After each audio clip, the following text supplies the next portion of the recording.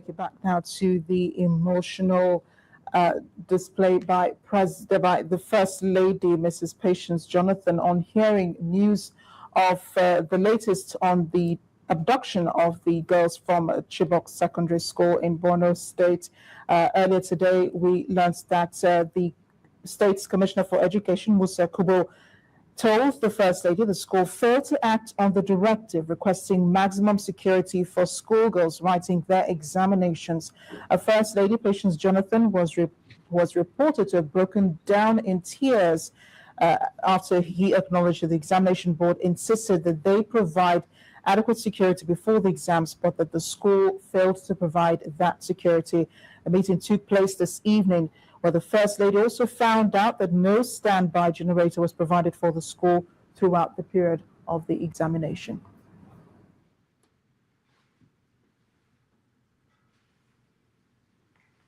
Do you come with two teachers? You were not informed too? Continue. No problem. God will see us. There is God. There is God in everything we are doing. Those bloods that are sharing in Bronu will answer. What of two teachers, what of two teachers that can tell us that they conducted that exam? Do you come with any? Principal? No, too. You waka come. Okay. Now the First Lady is calling you, come, I want to help you. Come to find your child, your missing child. Will you keep quiet? No. Child, there is God, oh. There is God, oh. The bloods we are sharing, there is God, oh. There is God, oh. There is God, oh. There is God, oh.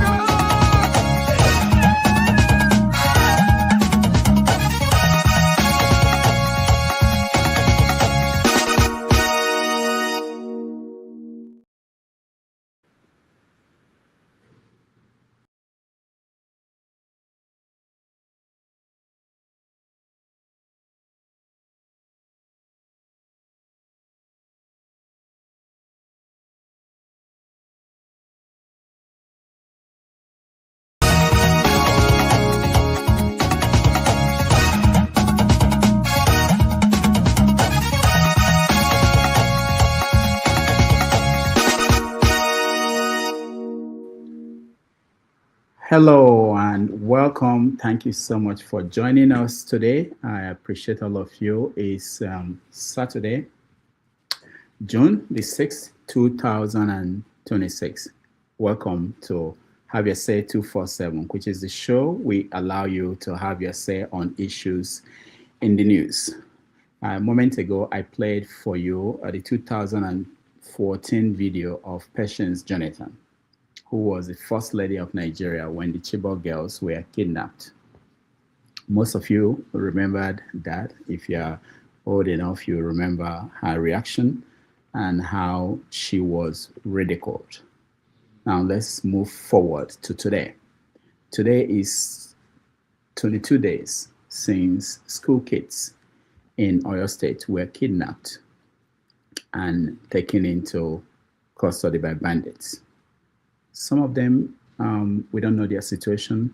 We're hearing that two or one of the teachers at least has been killed by the bandits.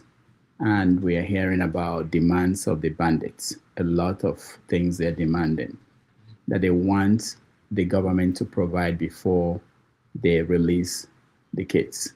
22 days in custody, school kids, some very young.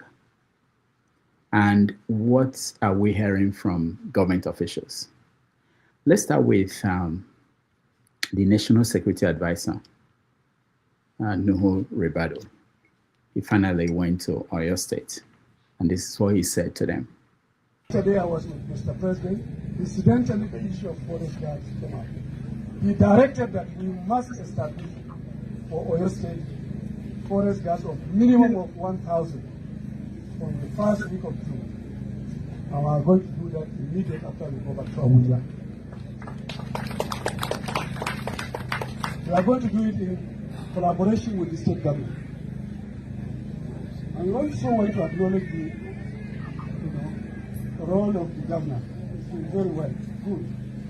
And at the same time, the local communities. These forest gas will come from you, and we are going to invite it. We'll start seeing action even more. The Minister of Defense is here, and I'm also sure you will talk about the possibility of having physical presence of our military in this community. And we will not leave this place without specific actions. We have listened to you, and we can tell you, we assure you, we are going to take action. God bless you, and may God continue to be with you. Thank you very much. That was a lot of reassurance from the National Security Advisor. At the key sign, the forest is talking about recruiting forest guards.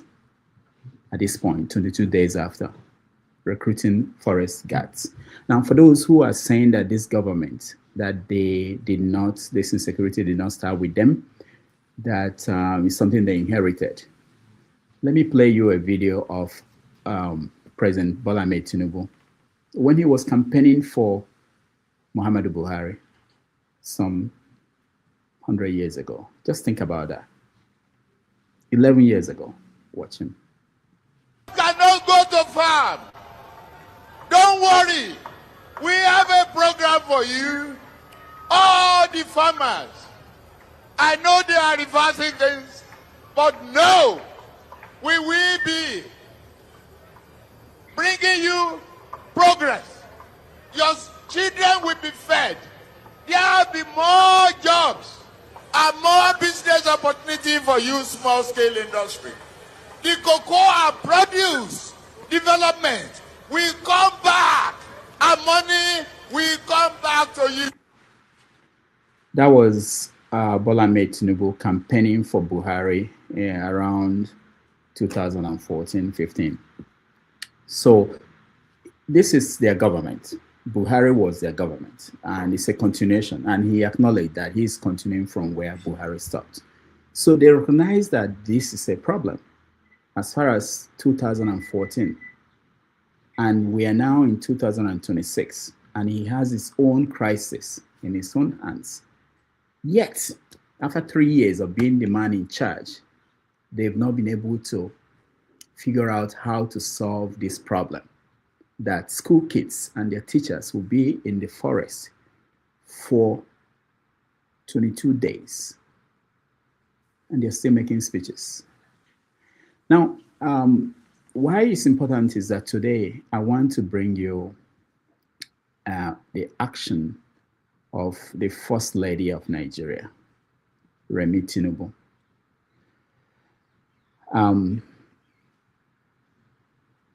She went out to campaign because that's all they are doing, campaigning for the husband's re-election. This is what she said at a campaign stop.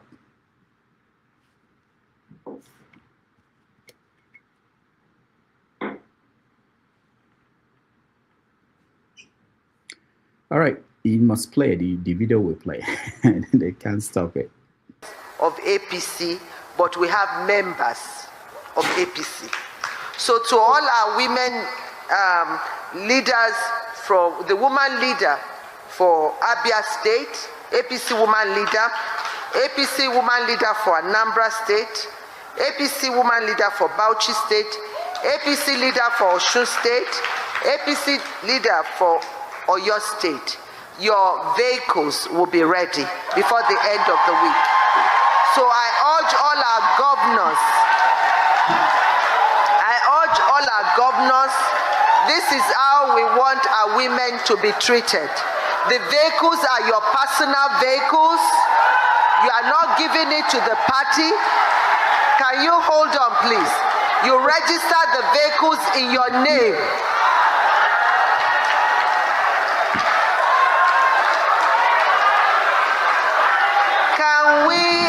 Quiet, please. Let me finish.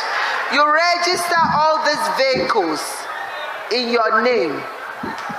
You have money to do that, which we won't talk about, but register these vehicles in your name. And our beloved state governors, the APC governors, buy your women leaders' vehicle.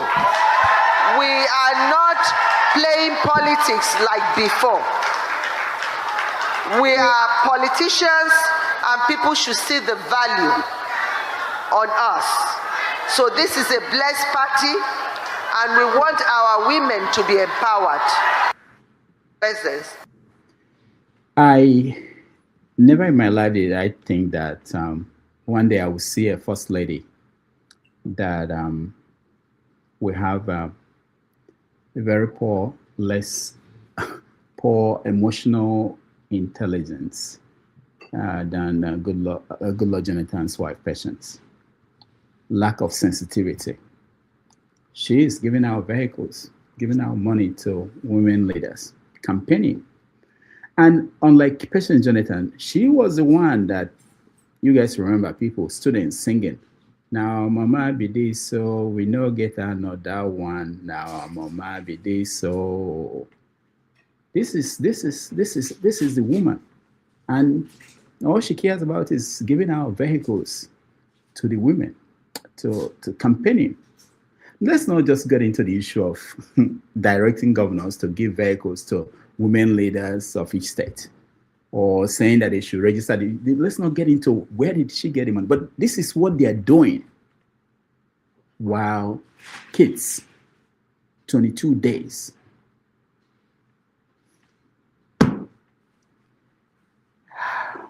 You know, some stories that are not yet confirmed about what the bandits are demanding, you know, talking about, you could see why, when they listen to people like this, behave this way, give out cars, behave as if everything is okay in the country. They think that the country will bow to them, give them whatever they were looking for. Now, you know, this woman, talking about the source of this money, we don't know. You ask people, they say that these were donated funds that people donated to the party, and she's going around sharing the fund.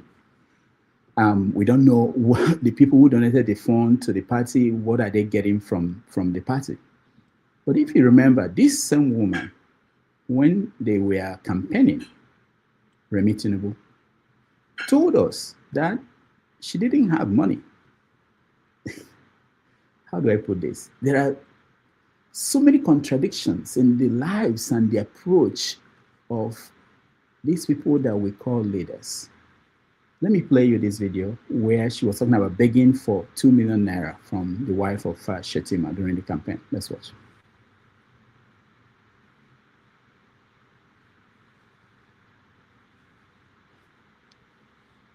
Continue to go in the trenches.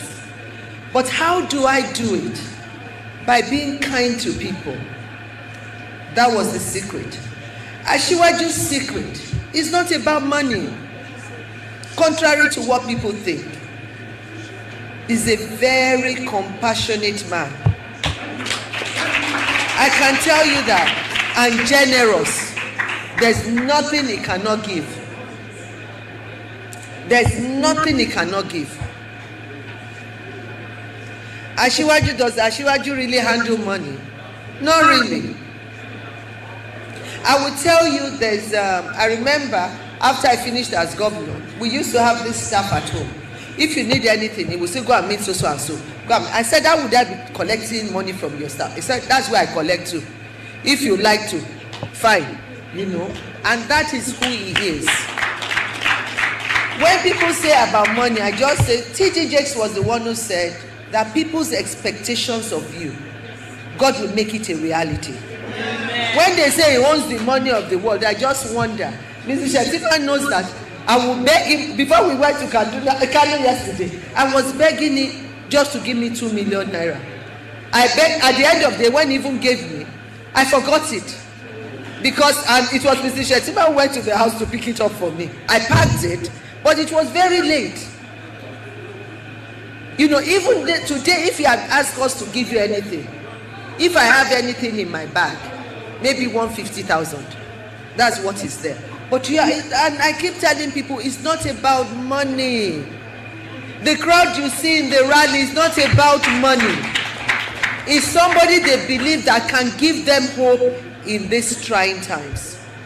Hope is, why do we hope at all?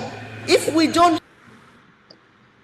That was Remi Tinubu talking about begging the wife of Shetima for 2 million naira during the campaign. But let's watch where she talked about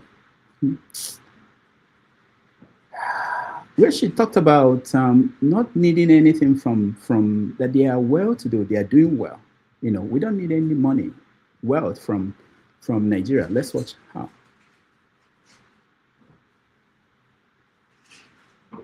Nigeria's wealth is the common wealth of all. It belongs to everyone. God has blessed my family.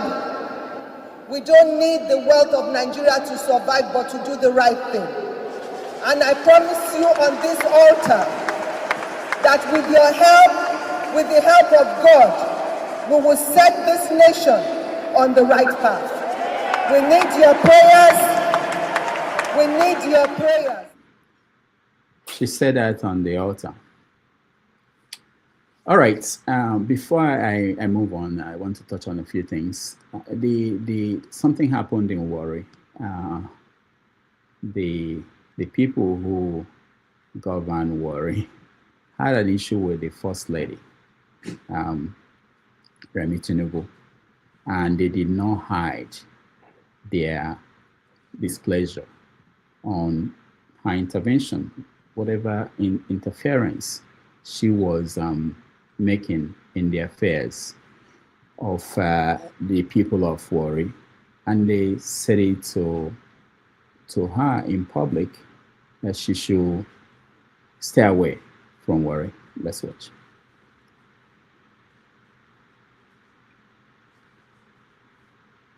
The First Lady, Remi Tinubu, is sitting in Abuja there. Instead of busy about taking care of her husband in the kitchen, interfering in Warri affairs.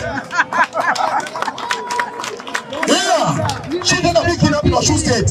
Children are kidnapped in northern Nigeria. As a mother, she has no feelings. Is that the woman who calls herself a mother? No. Is that what we call a mother? No. Is that what we call a mother? No. She take care of her responsibility by taking care of her husband and her children. Yeah. She has no place in the office of the presidency. Yeah. There's no constitutional provision for her. Yeah. We are not mixing words at this point. Our blood is not bleeding. We are tired of all this nonsense from the Shekiris. No matter who is it, we are prepared for it. Let the nation know that we are prepared. Thank you very much. God bless all of you.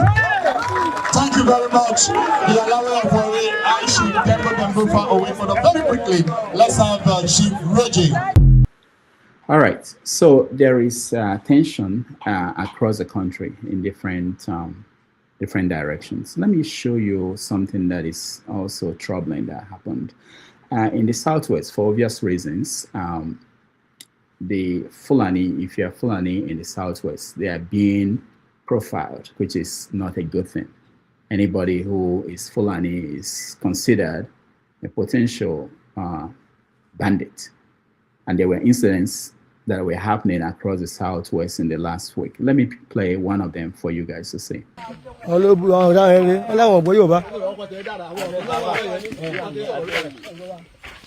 Okay, Joe. Má dárúkọ ẹni ẹ mọ́.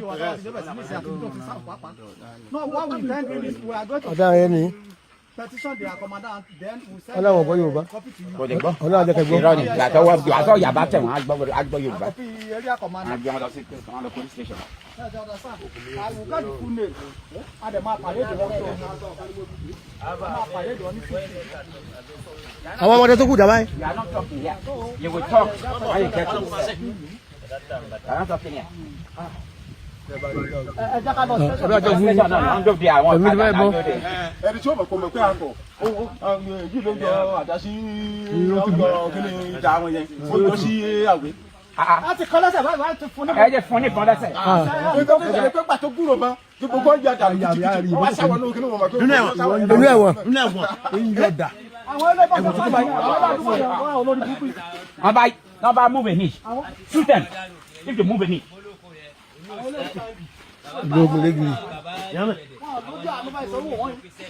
Ojú àánú kẹ́.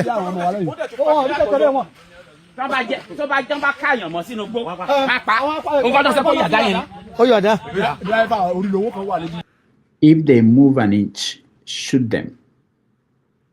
And for those who do not know the history of what happened in Rwanda, these are bad signs. They are bad signs.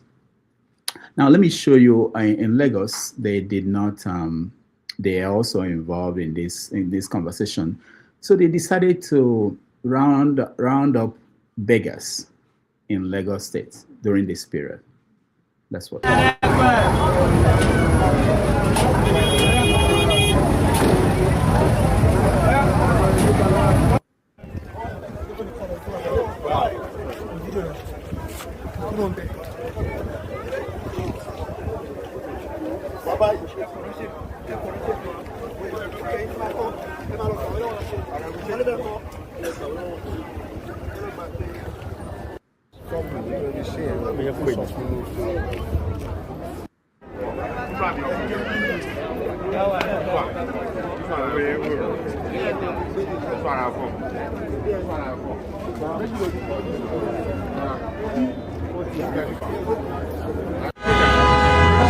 Uniform mú èèyàn dání uniform mú dání ó yá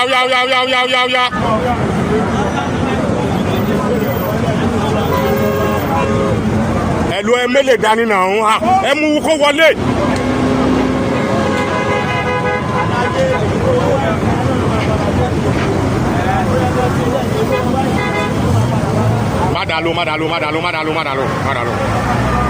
Madalo.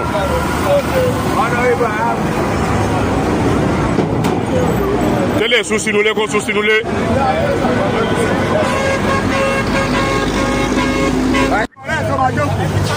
Ó yá wọ bọ́lẹ̀. ẹ mú fún mi méjì mẹ́ta ẹ kọ́ máa jókòó.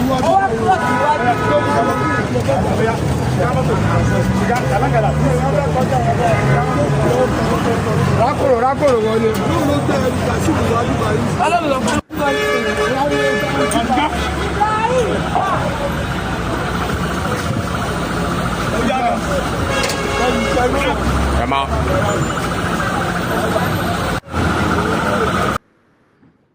In a statement issued by the Lagos State government, they said that they are taking care. This is an ongoing exercise committed to maintaining public order, ensuring environmental sanity, and safeguarding residents across the state. They did this operation on the island, various locations on the island, Ikorodu, Ikeja axis. So the children, they said they've handed over to people who will take care of them, and of course the adults will be processed. These are critical moments for Nigeria, and I hope that people are thinking about the wider implications of what they are watching. For those who have the time, you can go and read about what happened in Rwanda. It didn't start in one day. It was accumulation of things that over time, when it blew open, there was no way to contain what happened. So that's about that. Let me point out two more things before we open the show and let you come in and air your view on the topics for today. The election campaign is off, it's going on. We know that the candidates are set so far. We're hearing from people who are interested in what's going on. Let me play you a video of P2B's former VP candidates in the last election. Talking about why he signed up to be Peter Obi's deputy. It's unbelievable. Quote. They thought I'll follow Peter Obi. Now, people don't understand that between me and Obi, there's a great deal of sympathy. I have sympathy for him. And this sympathy was at the core of our relationship. People find it difficult to understand me. When he approached 3 other major politicians in 2022 and they avoided him, I would have been glad if in 2022 one of them went with Peter Obi. But they all avoided him. I felt bad for him. I felt bad for Nigeria as a nation. You know the reasons, I know the reasons. We don't have to say them now.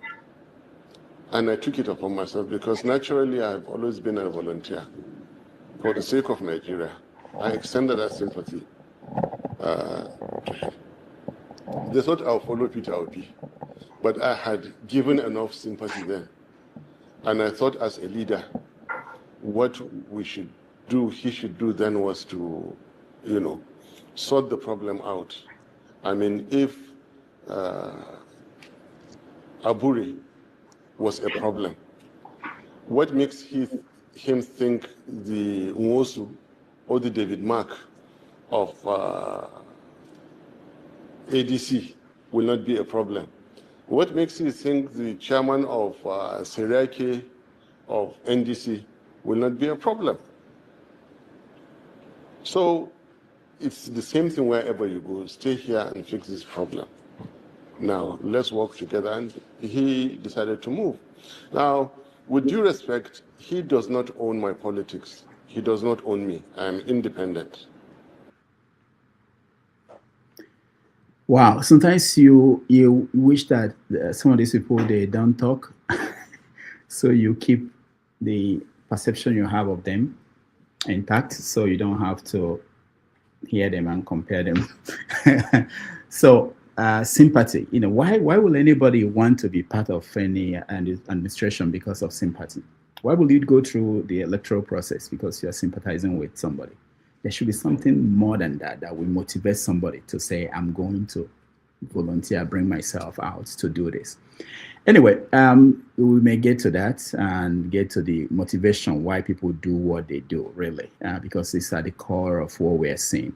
One last thing, and this is there are so many videos I wanted to share with you guys, but we don't have a lot of time. I want to get into the conversation properly. But there is this protesters were everywhere in the country, protesting, trying to force the government to do something about the kids that were kidnapped and their teachers. Let me play one of them. I'm an investigative journalist and a human rights activist from Ijebu-Ode, Ogun State. When this incident happened, I traveled down on Ileya Day, last week Wednesday. I went to Ogbomoso, Yawota, Alausa, and Esiele, where the attack happened. I visited all the victims' families. To get to that town, I was on bike. It is not mobile. You can only take back to that town. Now, they told me that they had beheaded a teacher. Yes. They killed a teacher while they attacked at the school. I visited that school too. Yes. Now, a pure water is a side of pure water is sold for 300 naira in that place. For you to know how wretchedness they are there. But they are contented. They are not complaining. They are not saying government should come. They don't have road. They don't have electricity. They don't have network. Yes. That's why they could not communicate. Police station is not working in that area. Yes. That's why they could not communicate with anybody. What are your demands now, sir? Our demand now is that the state government, the federal government, anybody, they should get those children released and those teachers. This is day 2 of the protest. We are. All right, that was the day I stopped being, if I ever was an investigative journalist, I stopped being one after watching that guy. But people are protesting across the country, trying to force the government to do more than just talk, more than just campaign, to make sure these kids are released. I saw a post or news story about Showore saying that Tinubu should resign if he is not able to get the kids released. It's not about if he's not able to. He has not been able to for 20-something days. So something has to be done. And there was a senator who was also speaking on the Senate floor, saying that the military should should call the military and ask them what they did with the money they've been getting for the past few years. Senator of the Federal Republic of Nigeria. It didn't occur to him that the Senate, can call the military to answer questions. We're doomed. All right, rounding up, I want to show you, this is a video of what happened in Enugu. You know, Enugu State Governor Mba has been going around bragging about smart schools that he's been building, and they're wonderful. This is what happened after rainfall in one of them. I think they said many of them are not in good shape, but this is what happened. Let's watch it. Almost our smart school. Look at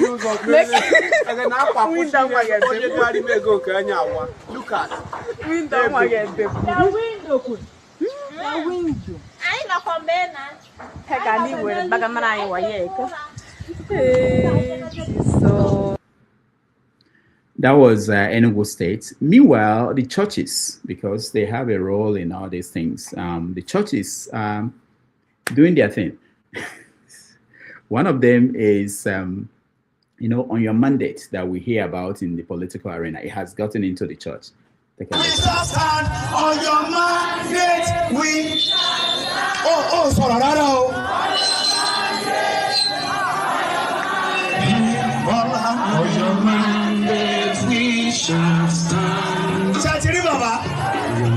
Baba Lele. And it's only a weapon, real. One was lying, one my daughter to sit dancing. On your mandate, on your mandate, on your mandate, we shall stand. We shall stand. We shall stand.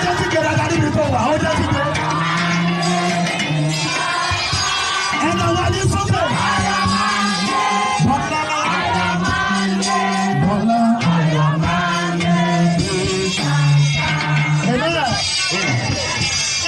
Bàbá jáde kí bàbá tó bá yín sọ̀rọ̀ torí bàbá ń kánjú wọ́n tètè padà change àbí progress ni àbí amen gbogbo yẹn di ọwọ́ lórí yín. All right, that was a church where the mandate infiltrated the church, and this is what we're seeing.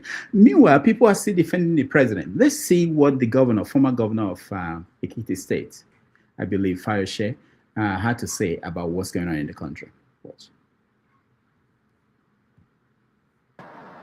I'm sure in his heart, took everything to heart and managed the damage done by to the country by the last administration. The president has shown focus. And I want to say to you, when Jonathan was to leave office, the same way he was blackmailed with insecurity, the same way they went to America, they made Obama to carry the placard of Chibok girls. Let me quickly branch to Oyo State, very quickly, by this. I want to say to you, before you get to the president in the hierarchy of leadership and governance, there is local government, there is states. States have security votes. They have people that are supposed to be working. They have Amotekun. They have all sorts of names. When you ask governors now, they will say, we are not chief security officers. That is incorrect. That was why I was giving an example of myself. And I want to say to you, in your state, I have strong belief, I may be wrong, that this sometimes can be orchestrated. The governor of your state had his nomination, the nomination of his candidate in the face of this abduction. He did not take any action. No steps were taken. It was after all those nominations that he went to the family to visit them, that he brought somebody out, started crying, the husband of one of the women. It is sad. I can sometimes believe that this was orchestrated in a way, I'm not saying totally, by the government of Oyo State to blackmail President Tinubu, in a way. At the same time, but that will be no, Governor Fayose, that's going to be. Fire share. So they are now throwing blames, telling you there are different levels of governance that is not the presidency. But when Jonathan was there, when the Chibok girls were kidnapped, all of them, including the current president, were pointing at Jonathan, saying that he should go, that he has failed the country. They did not point at the governor of Benue, Borno State. They did not point at the local government where Chibok was. They didn't say those were the people that failed. But now they change their tone. It's now the fault of the local government or the governor of the state. All right, I have to go. I didn't plan to stay more than 30 minutes to highlight some of these videos. There are so many, but we will get to that as we start. Let me just say that in America, we still have Donald Trump, our president, and he's still doing what he does well. This is another encounter he had this week with a reporter.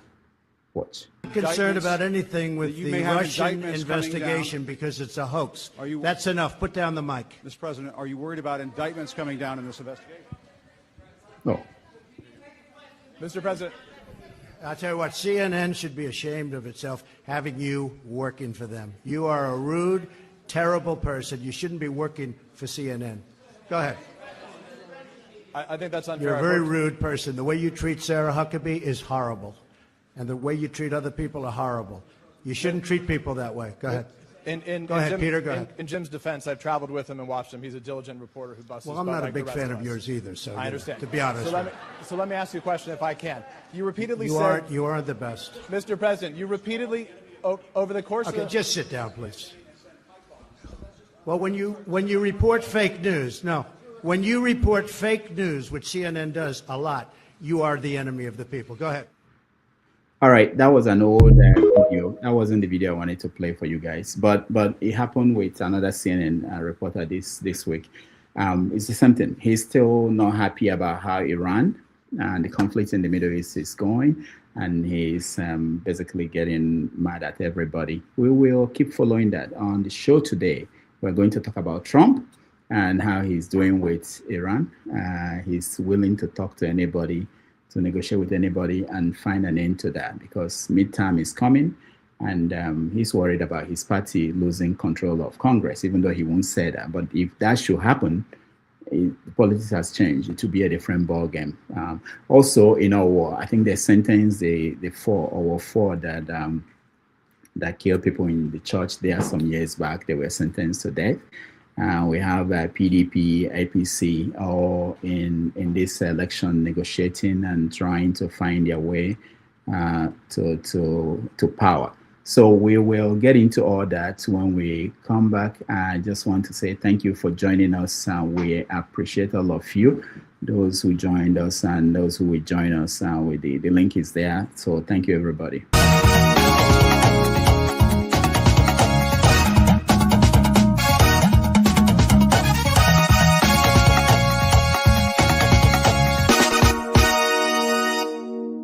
Uncle, right? I have the right to address Shirore the way I like. You don't know what Shirore did to me. So learn to control your emotion, right? That is the only thing that I'm going to tell you. But if you don't want to control your emotion and you insult me here, I'm going to insult you 100%. Okay. You understand? You cannot insult me on a normal ground. Fiscally, you can't insult me, right? I will treat you like a child. If you insult me physically, I will handle you like a child. I don't care your age. Do you understand? You are powerful over the camera, so you can say whatever you want to say, but you can't dare say it to me physically. You understand? I will handle you like a kid. Can we arrange the meeting ground? Can we arrange the meeting ground? So learn to control your emotion. You understand? Okay. Please don't take him out. I also have a right to respond because you mentioned my name. There's no need to take him out. All you have to do is to meet them or something. And you're taking too long to manage them. Comment. What did you say? Comment. I know, but he mentioned my name, so I'm asking to respond to him. When he gets your time, then you make up. No. He mentioned my name. If you want to make it rowdy, I will take you out. Take me out, you son of a bitch. Take me out. You think you're a big boy because you're moderating. Take him out, please. Hello, come on, don't use such word now. Dr. Damages, please, I want Soli to tell us who are the fools on this panel. I consider you a fool. Yeah. On this panel, yeah. Who are the fools? I will explain the foolish statement that you made. When you were talking about Sowore. I made a foolish statement. Yes, you did. You must be very stupid if you don't know how to respect your elder. You are very, very stupid. Are you crazy? You must be very stupid to use that word on your elders. Am I your mate? You're a very stupid boy. Can you learn how to talk? If you cannot handle it, don't ask me. Can you learn how to talk? Mute your mic. See, don't be fooled with the comment section hype. So excuse me. Okay, hold on, guys. I expected you to ask him to withdraw that word. Nobody is a fool on this panel. Okay, hold on. Be stupid. Can you call your? Okay, hold on.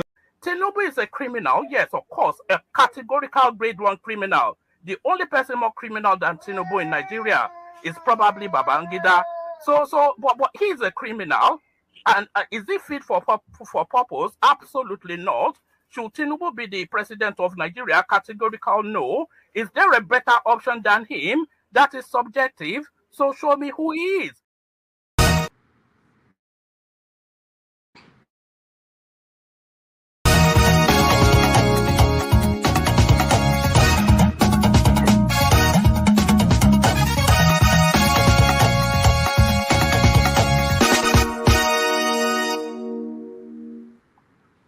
All right, welcome back, everybody. Thank you so much for joining us today. It's a beautiful day here in New York City. We are happy we won another game. The Knicks won another game in against the Spurs. So if you guys are paying attention, next week will be wonderful here in New York when we win the NBA championship for the first time in almost 50 years or so. So, forefathers, how are you doing? Yeah, greetings, Dr. Damages. I'm doing okay, managing in London here.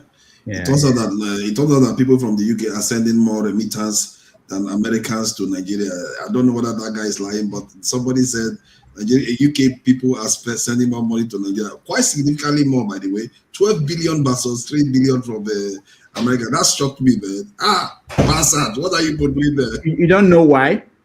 I don't know why. I thought we have more Nigerians in America. No. I don't know how many people we have in the US, and it's because you guys, the Reform Party, they are coming on board, and you guys are preparing to go home. So we're not preparing to go home yet. Oh, look at that! So you guys are preparing. ISIS is not driving you out. Okay. ISIS who? Nobody's driving us. That's why. So don't do a research to know why that is happening. But we appreciate you. Mr. James, thank you so much for joining us. How are you? I'm all right. Okay. How is the Gambia? Are you okay? I'm very okay. Okay. I just want to make sure it's not some people in your village that are calling your name. No. All right. Let's see. Pansat, nice to see you. Do you have? It looks like you're about to play music for us. I'm willing to listen. Can I choose something that you play for us? We can hear you, Pansat. Your audio is not good. Can you play Bob Marley's Stiff Naked Fools for us? We can hear you, Pansat. We can hear you. It's been a while I saw you here, so I want to hear you. Okay. If you play Stiff Naked Fools, I will sing. Yeah, but I'll make sure I can understand that. Okay, Pansat, we'll come back to you. We can't hear you. Your audio is not. Maybe you connected your mic. Not yet. We can't hear you. All right. So while we wait for Pansat to set up his stuff, let's go to Sola. Sola, welcome to the show. How are you doing? I'm good. Good day, everybody. I hope we all had a good week. Yeah, it's a good week for me. I hope everybody else. So what are you paying attention to, Sola? Any story? Yeah, I'm just paying attention to Nigeria, and it's always between Nigeria, UK, and US. But Nigeria and US majorly because of Donald Trump. Okay. All right. Thank you. Let's say hello to Femi. Femi, how are you? Good morning, Good morning, Doctor. And can you hear me? Yeah, I can hear you. Good morning, Doctor, and everyone. I'm good. How you doing? Good. You had a good week? Oh yeah, rainy week in Texas, but yeah. Okay, very good. All right, let's see. Pansat, can you hear me? Pansat. You may want to check your settings, your audio. Testing 1 2. Okay. Finally, we hear you. Yeah. You hear me? Yeah. There are so many people who are saying you should be removed, that you're a minority. Pansat, welcome back from hell. All right, thank you very much, Femi. I appreciate it. So what are you going to play for us? Well, there's only one song I normally like to play when I come here because it's appropriate, but let me change it up by practicing with a little mix here. Okay. Can you hear? Mm-hmm. The guitar?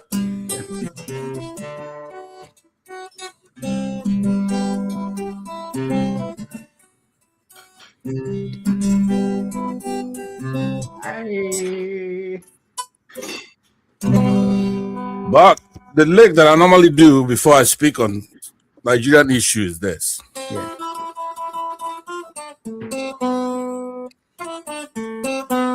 Are you sure you were not part of the Orientals? Huh? Were you part of the Orientals? No, I was not, but I wish I was. We're here now for a serious business, so let's get down to business. All right. I thank you for your dedication to doing this every weekend, right? Yeah, we try. Can you still hear me when I do this? Yeah. Can you hear me now? We can hear I don't you. have to wear this. I don't want to wear this. Can you hear me? Yeah, we can hear you. Yeah. Okay, very good.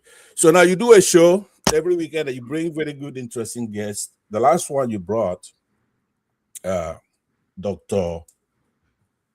Anakweze, what is Obunweze. Yeah. I'm gonna be very fast. I wanted to get in, but I was still up in the mountains. So I couldn't get This in. mountain, what do you go there to do? Do you pray, or is that a monastery? What do you go to do? So we could recover our country. We're gonna go there for 40 days and 40 nights. Okay. So now, it was not very clear to me that I don't agree with the doctor on anything, on anything at all. Now, I used to say, he's an intellectual. You don't want to, like when you're in high school, you have a calculator. You don't want to disagree with a calculator, right? When you do your math and it doesn't jive with the calculator, you don't want to say anything because people are going to think you're crazy, right? So now this doctor, he's come down here and I asked him one time, do you even believe that sometimes somebody has to fight a war? Right? So he dodged that by saying that, I forgot what he said. Sometimes we do have to fight. Sometimes we do have to fight. Nigerians have to know that war is nothing bad. It's just another means for politics. As a matter of fact, when I go into teach in a university, and let's say Niger goes in there to study, in his case, the first thing you're going to learn is that war is politics by other means. That's all it is. We have to fight a war sometimes. That is, it's time for that. So I'm trying to tell the doctor that he's coming in and just everything is going to be hunky-dory. No. If I'm a teenager today, one thing I want to be is a soldier. What's wrong with what's wrong with a war? During the war, you get to tell civilians what to do. If you're a soldier, you tell them what to do. If you're hurting, you don't have any money, you set up your own checkpoint and tell civilians how much to give you to put in your pocket. And if you really need a lot of money, they go to the banks. As a soldier, you get to smoke weed, you get to get it whenever you want it. You don't have to pay for it. What do you want? What do you have now? You see those police officers, as a soldier, you tell them what to do. You could make them do frog jump, 1 hour jump for you. As a soldier, what do you want? As a teenager. Hold on, Pasat. You were at the Biafran War. You said the last time that you fought during that war. Okigwe sector, yes. For how long were you there? Don't worry about that. Duration doesn't matter. No, I just want to know. Were you injured? Did you have a traumatic experience? No. I would say war that's unfinished. I want to go back to it. We're going to go back to it. That war, even if it's a day, it's like a year. So time is relative. How long I was in it, how old I was, doesn't matter. The point is that a lot of Nigerians think that the Biafran War was civil war where we're fighting our fellow Nigerians. No, that's not what it was. The Biafran War was a war against Britain, right? So it was a proxy war where they're using Nigerian tribes to fight us, who are the vanguard of Africa.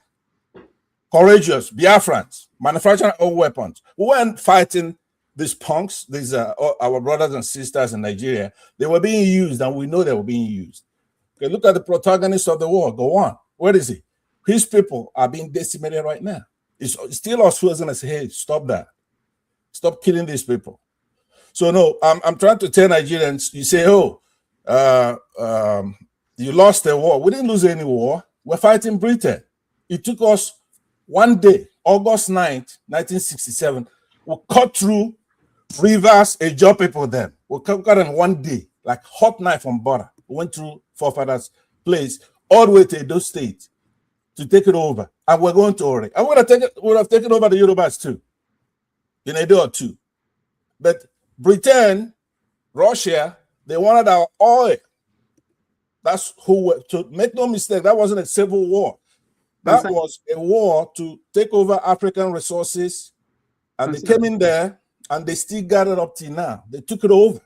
So now I'm gonna say this. I know you have a full panel. Because yeah. And I want to ask you a question. Just two questions.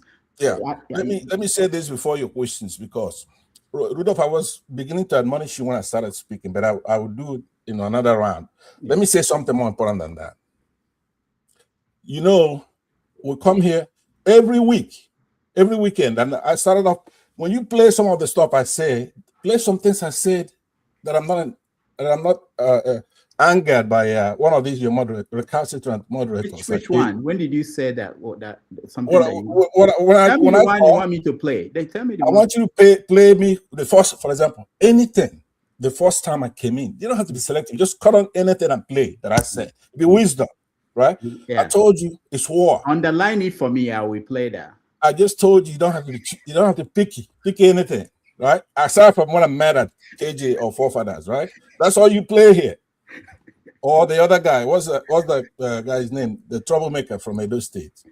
So what I'm saying to you is that I said to you when I first came here, and I said that it's war. Now, all these people, it takes other Nigerians 30 years, a generation before they figure out what Biafrans were doing. During the Biafran War, it's a genocide against Christians. We went to war over that. The other Nigerians didn't understand that. They fought on the other side, right? Now, 2 generations later, they're beginning to understand, hey, these people want to take over our country and Islamize Nigeria, right? So even the protagonists of the war, from Benue, Plateau, go on, his people are being decimated right now, right? And there's nothing he could do about it. So I'm trying to say to you that we have to fight. We have to know that it was not a civil war. We are all brothers and sisters. There's 2 traditions. We have the Islamic tradition, and then you have the Western tradition. We are the intersection of this, and that's what's going on. We have to face it. Have to take care of it. I want to do it violently. There's no other way to do it. The first day I came here, that's my message to you. And you say, oh no, I don't want to talk about war in my program. What the hell are you going to talk about if you're not going to talk about war? War is a beautiful thing. So yeah, Pansat, thank you. Yeah. Thank you so much. My 2 questions quickly so that we can move to other people and start the show properly is traumatic brain injury disorder. Have you checked that you didn't get that from the war? I'm just saying, I don't know. But the other question is the book by Go On. Did you read it? Have you read it? Now, look, those 2 questions, they intertwine somehow. Even at my youth, I had Ofonogu. When a Biafran goes to war, we have Ofonogu. Our cause was just. We have our ancestors to protect us, right? It's not Africans don't know what they have. There's a spiritual connection we have to our ancestors, right? I'm a Christian. Sometimes you talk like that, and they take maybe your Antichrist, that you're sliding, or Antichrist like you. Yeah, Rudolph, like you're going to the Lord. That's the difference between you and I. That's the difference between you and I. Aside from me being at least 2 inches taller than you, I'm 6'4". You're probably about 6'2". But listen to this. 6'4"? Yes, I am. You don't look like that. Can you stand up? Let's see, please. How am I gonna stand up? I'm a big guy. Wow. Yeah, I'm 6. I know you're about 6'2", but I'm 6'4". Wow. Not just 6'4". This is a Biafran 6'4", which is pure muscle. You see, let me for those watching at home. Watching at home, this is actually, I didn't know that Pansa was coming in today, but it was good that he came in, because what happened last week, we had one man, and I what I didn't mention is that the reason why we always welcome anybody, the reason why we have one man come in anytime he wants to come is that we want Pansa to be able to come in too. Because if we stop one man from coming in, we have to stop and start from coming in. Yeah, you're gonna compare me to that boy. That one man. That one man is a goofy character. You shouldn't have him here. That excuse doesn't fly. But anyway, in respect to my fellow panelists, which is Rudolph, another thing you try to do is to make it look like we're all equal here. We're not equal. I don't accept them as my equal. Well, fellow panelists, who are you not equal to? I don't accept them as my equals right here. I'm older than all of them here. Are you sure? Yes, I am. Positive. But anyway, are you older than Jagun? Are you sure you're older than Jagun?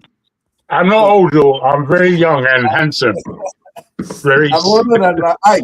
So if you're older than Ike, and Mr. James, are you sure you're older than Mr. James? That's the name you should call.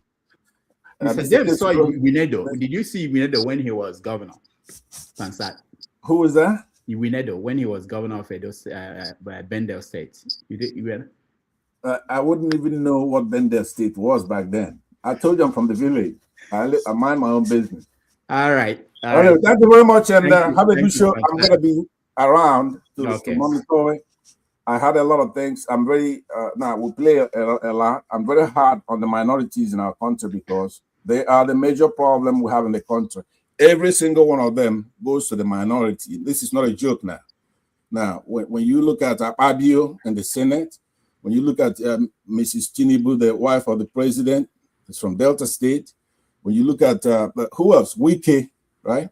All these people, they go and they corrupt the malleable Yorubas, right? Tinubu will be as bad as he is, except the minorities who go and then give him the tricks on how to do it, right? He wouldn't be as sophisticated as pulling anything off. So when the election comes right now, he's got them lined up. That these minorities are our problem because we keep looking at them as one of ours, which is a mistake Ojukwu made during the war and that I made at that time. But now, I'm not going to make that mistake again. When there's another war, one of the people we're going to capture and cut off their nuts are going to be these troublemakers who are supposed to be our brothers and sisters, like forefathers there. When I come through there like hot knife and butter, and I'm not going to look at you as one of ours because you don't want us to grow in that country. All right. Trump. I want the minorities play music for us and let's go. Use their heads. The minorities in the country need to use their heads. They can't be thinking it's Wazobia problem all the time. You know what I'm saying? The problem are the minorities. They're gonna have to behave themselves. Yeah. Thank you very much. Play music for us. Pansat is older than me, but I'm 6'5". Wow. I heard what you said about me last week, and it was very apt to tackle you on that. Okay, right, very good. Thank you. All right, sir. Take care. Thank you so much. Yeah, thank you. All right.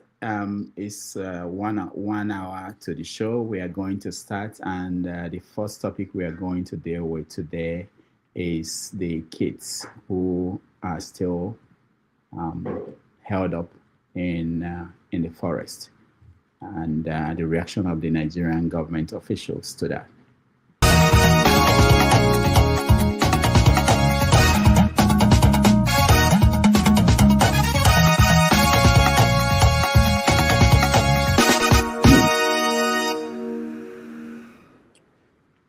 All right, welcome back, everybody. Thank you so much for being here.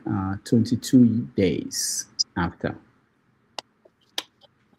in the Southwest. This is not in the This is not in the northeast, southwest. 22 kids, 22 days, 49 kids and their teachers held by bandits. And people are pointing fingers, blaming local government, blaming the governor of the state, and the national security advisor went there. They have no plan. Is anybody safe? All right, let's begin the conversation. I want to start with you, Mr. James.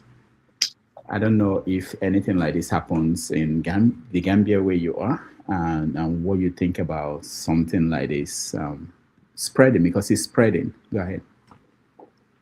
It does not happen in the Gambia, and it's not likely to happen. Because as I told you some time ago, they are all related, the whole of them, one way or the other. Anyway,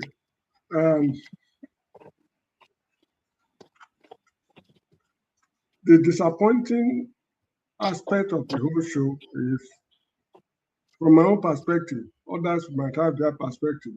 The disappointing aspect of the whole show is that since this problem started during the days of Shagari, the Maitasine uprising, till now, a lot of people have been killed, and all fingers are pointing at a particular direction. That is the Fulanis, Fulani cattle herdsmen, whatever it is. No other ethnic group has been associated with this act.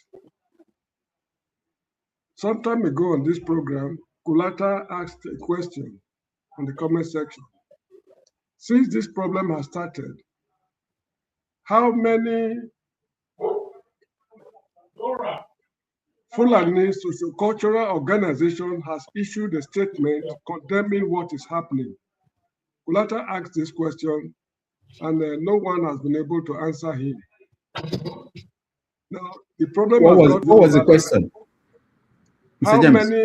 How many Fulani socio-cultural organization has issued a statement of condemnation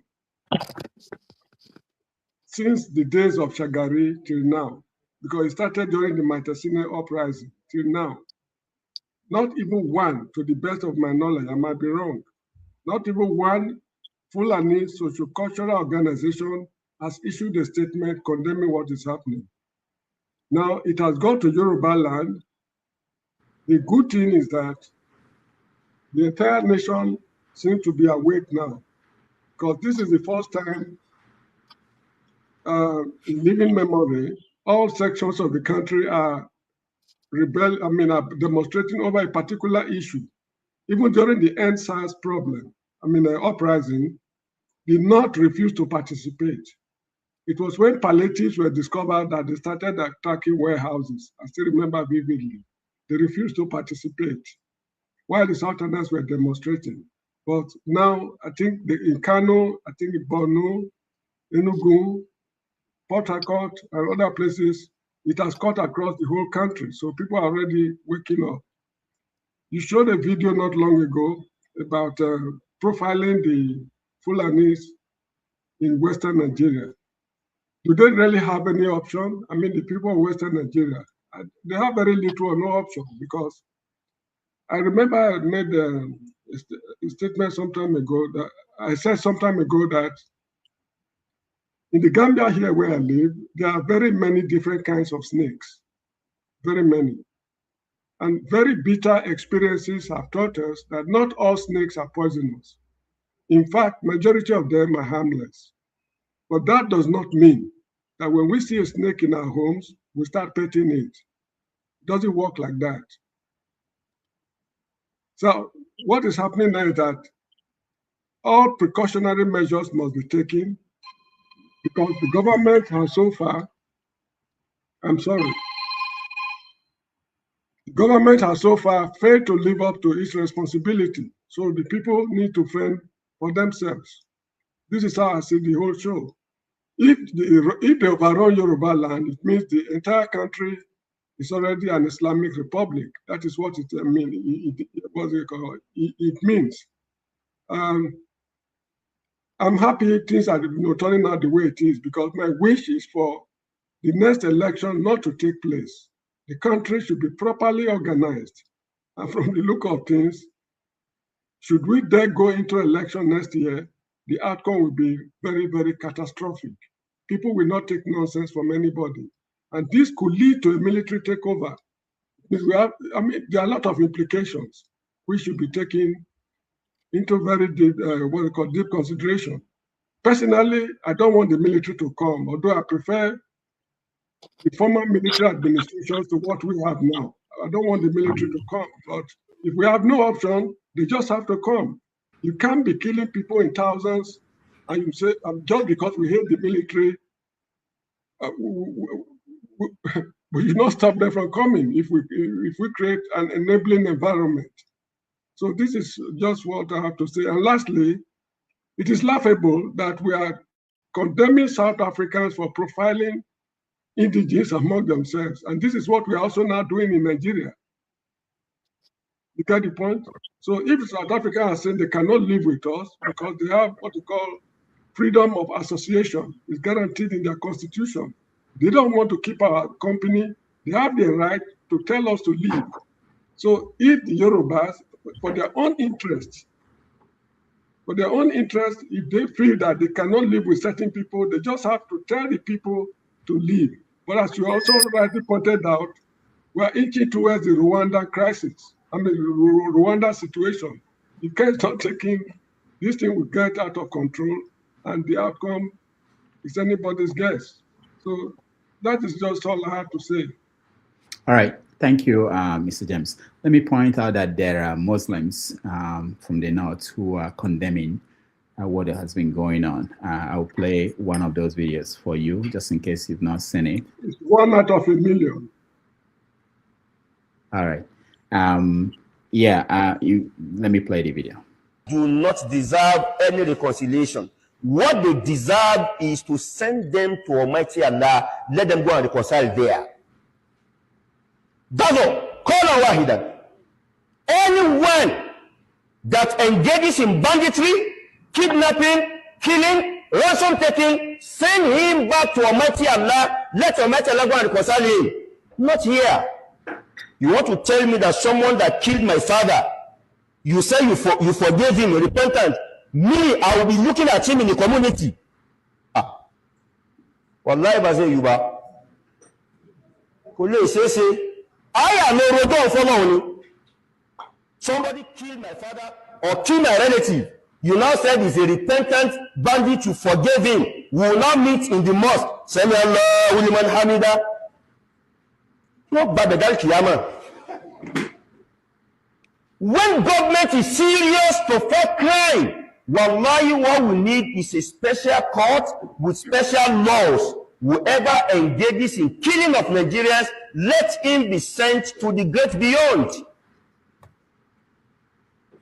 Almighty Allah mentioned in the Quran, إنما جزاء الذين يحاربون الله ورسوله ويسعون في الأرض فسادا أن يقتلوا أو يصلبوا أو تقتلوا. Doctor, are you sure that's a northerner? That's not a northerner. He sounds like one. Because he spoke Yoruba. He's a northerner. It sounds like a Yoruba. No, he's a northerner. All right. But I just want to say that people are speaking sometimes, you know, how the media space works. If it's not conducive to the narrative, it's not giving the exposure, publicity that it needs. All right, let me come to you, forefathers. We're talking about what's going on in the country concerning the school kids and their teachers, the wider implication, profiling, stereotyping of people from that region, the northern part of the country, in different parts of the country, as we battle with this insecurity. And we tie it up to the reaction of the government officials, which is something I'm interested in, how politicians have continued to do their politicking, and people are defending the government for the inability to do the basic thing, because the first thing we expect the government to do is really to defend citizens, make sure there's security for lives and property. Let me show you what Minister for Labor David Umahi said about this. President, what is the national discourse now is the issue of security and insecurity.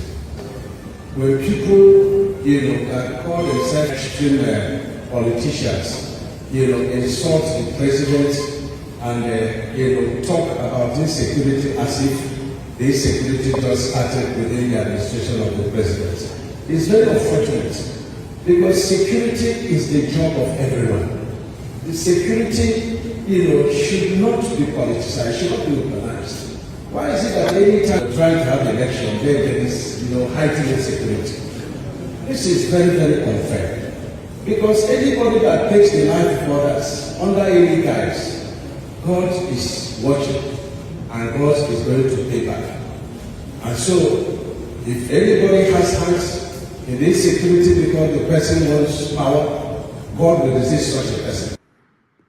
All right, it's now the problem for God to solve. Forefathers. Yeah, thank you, Dr. Damages. Greetings to all the panelists and the chat and to the viewers. This is one of those topics that really gets me raging. And anybody that I see supporting the government's action on insecurity, I don't even know where to start. And personally, I'm beginning to hold them accountable for all these problems that are occurring. Because what is your excuse to be backing a government that is behaving like this? That tomorrow you start acting as if you're crying for the people that are dying and all that.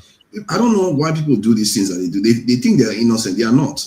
They're just as evil as the government because you are enabling them, and some of them even go out of their way to fight people that are saying they should put security forces on the ground. They fight you. There are many Nigerians. Most of the people that hate me here is partly because I strongly feel that they need to recruit people into the security forces because they don't listen. They are like deaf, dumb, stupid human beings that don't listen. And these people, they have security in their own houses. So how wicked are we? How wicked can we be? Every time you build a house, you put barbed wire, you put a gate man, you put all kinds of stuff around your house. But when they say you should protect your nation, you don't want to do it. And many of them are overseas. They will call police in another man's country. They will call police and they will come and protect them. But inside their own country, they don't want it. Some of them people say, "Oh, why should we recruit more into the security forces? Because they're going to recruit northerners in the security force." After a head teacher was just beheaded, somebody from that region was saying that to me, an old man. This is how we behave.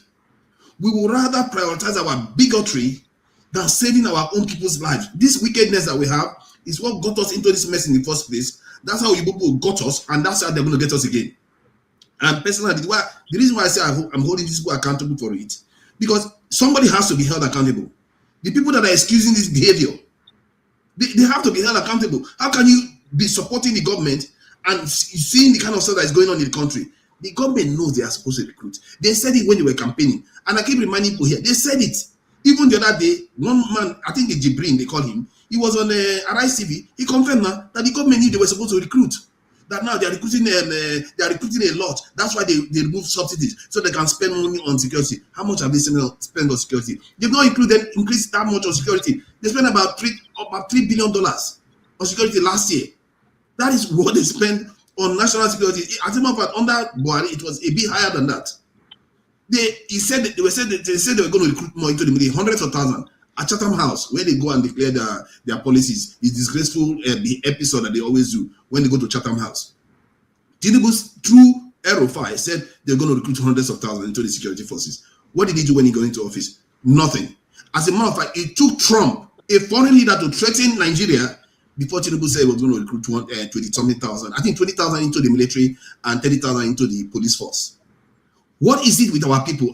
And look at Ribadu now. The moment he got there, what did he say? Did he say, I'm going to bring drones? He said he's going to get 1,000 men. What? This stuff really annoys me. It's like our people are so dumb that you can't see. How else are you going to solve the problem? You can't solve the problem with drones. You can't solve the problem with technology alone. You can't even solve the problem with intelligence. All of them fails. All the examples that you see around the world shows you that it will fail. Israel had Hamas in a territory that they know they are there. They couldn't get rid of Hamas. What does that tell you? Even when you have intelligence, it's not enough.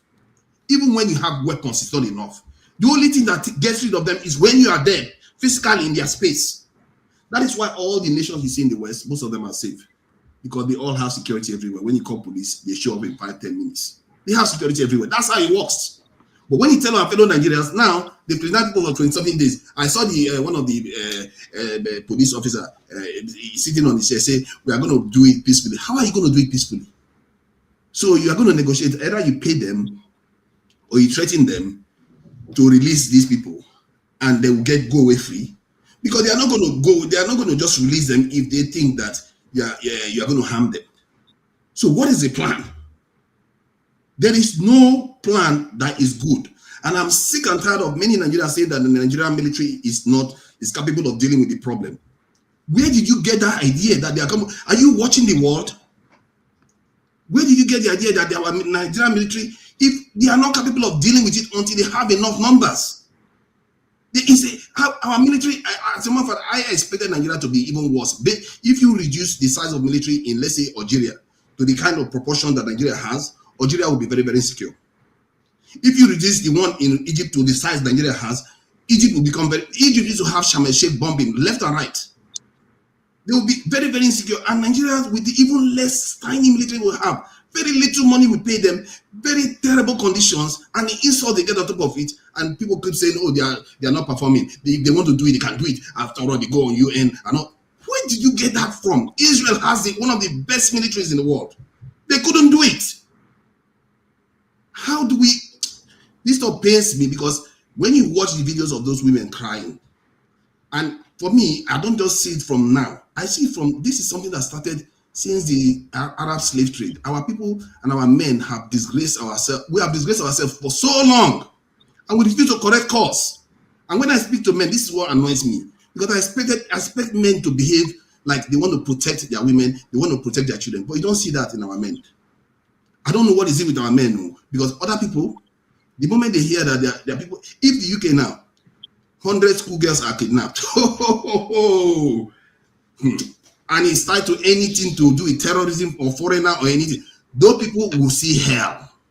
Today now the UK is shaking because one man got shot, and then he got stabbed, and by accident the man died. The UK is shaking because of that. Go and try that nonsense in the UK. You will not rest at all. When there was a bombing in the UK, this is underground, they were just arresting Muslims left and right. They didn't care whether they were prejudicing against them. They were just arresting them and going after them left and right. They don't play around. And I really feel like, why is it that we play around with our lives? This Tinubu that we played on video today, talking about how he's going to give female party members, not officials that are doing well in the country, party members cars. These are the same people that said our Nigerians that are being persecuted in South Africa should pay their own ticket first to return back home. You pretend as if you don't have money to pay for them. But for me, when I look at them, I feel like they are us. Why are we like this? I don't understand why we are so wicked. And yet, Nigeria has this very, very strange attitude whereby, contradicting image, where we are also known to be very generous people. We are also known as a nation to be very selfless, but at the same time to ourselves, there is this wickedness that I see that I don't understand why we do that. Maybe it comes down to just bigotry.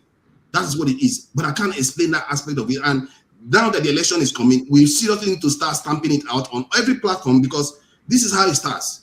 Because I noticed that before the last platform, before the last election, when I go to other platforms, they are so polarized that to the point where I was very, very furious with one of the hosts on one of the platform. And because after that period, we made up and things tamped down after the election. Now I see that trend going up again. Before you know, they will start persecuting this in Igbotic, and all that nonsense starts again. Calling people yam head and traders and all that stuff. Before, and like you said, Dr. Damages, and if some other person talked about potentially the kind of atmosphere you saw with this in Rwanda. We don't want that kind of situation in Nigeria at all, or DRC. We as a people seriously need to start taking zero tolerance from all these people that want to divide and actually push for solutions for the country. We know people are the solution. We have the people in Nigeria that are jobless. I'll leave it there. I don't want to rant on too long. Thank you. All right, thank you. Mr. James, you want to say something? Yeah, Mr. Forefathers, are you sure government do not know where these children are? I'm not sure, but I don't think they do. Because Hamas hid hostages inside the territory that the Israelis knew they couldn't get to them. No, the number, if you look at the number, a drone can pick up the information easily. But Israel, see, this is the thing. Why do I need to repeat this? Israel knew the territory of Gaza. They couldn't escape. They bombed the area for 2 years with the same explosive power as 6 Hiroshima bombs, and they still couldn't release their hostages. Riddle me that. It tells you that technology only goes as far, and even human presence only goes as far. You have to stamp space so that they cannot be able to operate. The moment they come, the only thing you are going to see is bomb blast, or they take hostages, they run into a building, and you send squad to go and wipe them up. That is the only thing they can get. That is what they do in the West, because they can't do. What else have you got to do? You don't have any space to operate. Not this one where they will carry 40, 50 children. It's like, do they hire Danfo or something? How did they take all these people and just charter them and take them into some wilderness and nobody can find them? It shows you that there are so many areas in Nigeria that is not secured at all. We don't have security officials there at all. Forefathers, we need to tackle the political wing of terrorism. The political wing of terrorism. I'm not against that. Tackle all of them, but put people on the ground, because those people, they need people to protect them. And I think one of them said it now, that in that area there is no police. There is nothing. Ribadu, what is the first thing he said when he went there? 1,000 men. If they were doing that in every community, do you think these bandits would have had a chance to take how many children just walk away like that? It will not happen. Because by the time you start operating, the security forces will surround the area. You're not going anywhere. It becomes a hostage situation where you have to negotiate with security officials. And before you know it, they send a squad team and they wipe everybody out. That's what they did in Algeria. I think, was it not you, Mr. Jim, that shared that information? That Algeria, when they took hostages, Algeria sent security forces and wiped almost everybody out, including the hostages. And that was the end of this terrorism. They were not taking it anymore. They used to have some, when I was growing up, I used to hear of horrendous attacks in Algeria, beheadings and all kinds of stuff. Today is story of the past, because they've secured their country, the manpower they have in their military. For a country that is about 30-something million, we are 230 million. They have about 600,000 to 700,000 soldiers to end this insecurity once and for all. That's what they have to do. Thank you. All right. Thank you, Forefathers. Thank you, Mr. James. Let's go to Sola. Good evening or good day, everyone. Forefathers, I mean, I share your enthusiasm and what you say. This is my own prediction.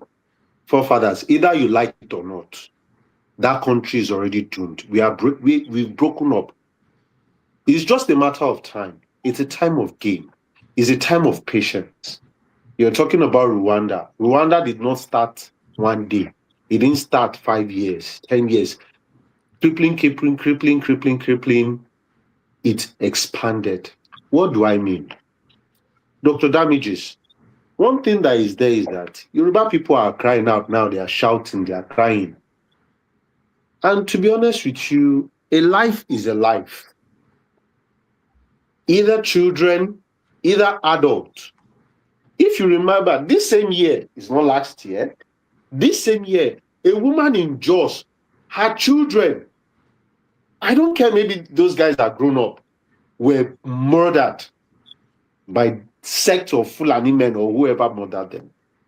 Did the whole world cry? Did the whole nation stand out? Did we see this kind of protest? Now it came to the Yoruba shore. The last time I checked, when I checked my own sentimental book, sarcastically, when it was happening in Jos, it happened in December. It happened in, I think, around April or March, or when did it happen again? That Tinubu went there and he said he was staying in the airport. How many people in the nation stood up? So because now it has come to the shores of Yoruba people now, it has become a problem. It is a Nigerian problem simply because of the fact that we Nigerians we always want to be selective. Oh, as far as happening in the north, it's not at my doorstep, so what do I care? I don't give a hoot what is going on in the north. Let them be killing themselves. But now it has come down. If we like it or not, if we don't stamp this thing out as one country, it is what is going to consume us. See, one thing, I'm not an Igbo person, but I'm very, very close to the Igbos. I mean, most of my friends are Igbos. One thing is, forefathers, they are prepared. They've had this thing before, they faced civil war before, so it will affect them, but it cannot affect them. They know how to defend themselves. You know who will suffer most? Yoruba people. You see, the Hausas, they've already accepted their fate because they are the minority. Fulani has been killing them for donkey of centuries, not even years. So they are used to it. The only way we can stem this thing out is, number one, the people sponsoring them. These governments know them. The past governments know them. The Israeli gave them. Saudi Arabia gave them names. How many of them have they prosecuted? Last week, they said, we are prosecuting the people of a massacre. Okay, out of 5 of them or 4 of them, 3 by hanging, 1 we let them go. Bro, kill all of them. I saw a few ones on Instagram this week. Oh, we saw them. Oh, this jungle justice. Just tell them, it was fire for fire, we kill them. See the way they did in Edo State. Let them try it again in Edo State. Edo people will, in a very, very systematic way, kill them too. They will say, they are exchanging fires. Before you know, they know that these are places that we will not go to. If we don't come together as a country, in which we are not, because the politicians are using these people against us. Go and fact check it. I've just checked it now. Forefathers, I'm not more or less pointing out to you, but because I know that you like one Nigeria. Out of school children in Nigeria is between 18 to 20 million. By UNESCO, forefathers, out of school children. In the Northwest is 3.49 million children. Do you know 3.49 million? We are not talking about 5,000 people. We are not talking about 10,000 people. If you have lived in the North, traveled down part of the eastern part of South, and also the western states. I don't see, when I wake up in the morning, I've not seen a Yoruba person carrying plates to early in the morning looking for who's going to feed them. I served in the North, I served in Jos, I served in Kaduna. I can say these are the 2 places that I know. I have seen them with my 2 koro eyes. There will be like 3 or 4. So what are we talking about? These guys are not going to school. So when they see someone who is radical, that can give them money, that can tell them that, you know what, if you kidnap people and you behead them, number 1, your reward is in heaven. Number 2, you can make more money from rustling cows. What do you think is going to take? So I think basically on this matter, there are 2 things, and I'm still saying it, Dr. Damages, and whoever likes to hear it. You may hate me or say anything for what you like. Nigerians have not yet suffered. If this strength that they are coming out to speak against the government or against this kidnapping, if it is the same strength they always used to come out to speak against bad governance, by telling Tinubu, who we all knew, we saw it, that said, if I don't give you electricity in 4 years, vote me out. It is all over the news. Why can't we all carry placard and say, no electricity in 4 years, we are voting you out. And come next year, we vote him out. I can tell you, all our politicians will sit up. If we say that we need to know the names of these sponsors, or like what they are doing in the US, name the people in Epstein file, or you will not come in again. If we can do that in Nigeria, come as a group, as a nation, then we will stem this issue. If we continue to be doing sentiment Yoruba, it is affecting the Igbos tomorrow, it is not my problem, it is affecting the North Central, it is not my issue, it's not in my doorstep, this war will consume us. And the way I'm saying it, it has consumed us already. Thank you. Great, thank you, Sola, for that. Let's go to Femi. Femi, What's your take? Are you surprised by Remi's reaction to what's going on? Her decision to go campaigning. Did she react? No, her decision to go campaigning when it's rhetorical. Okay, so I was trying to go over insecurity starting from almost immediately after the 1967 to 70 war, just to have some kind of like foolproof historical perspective to how we got to where we got to.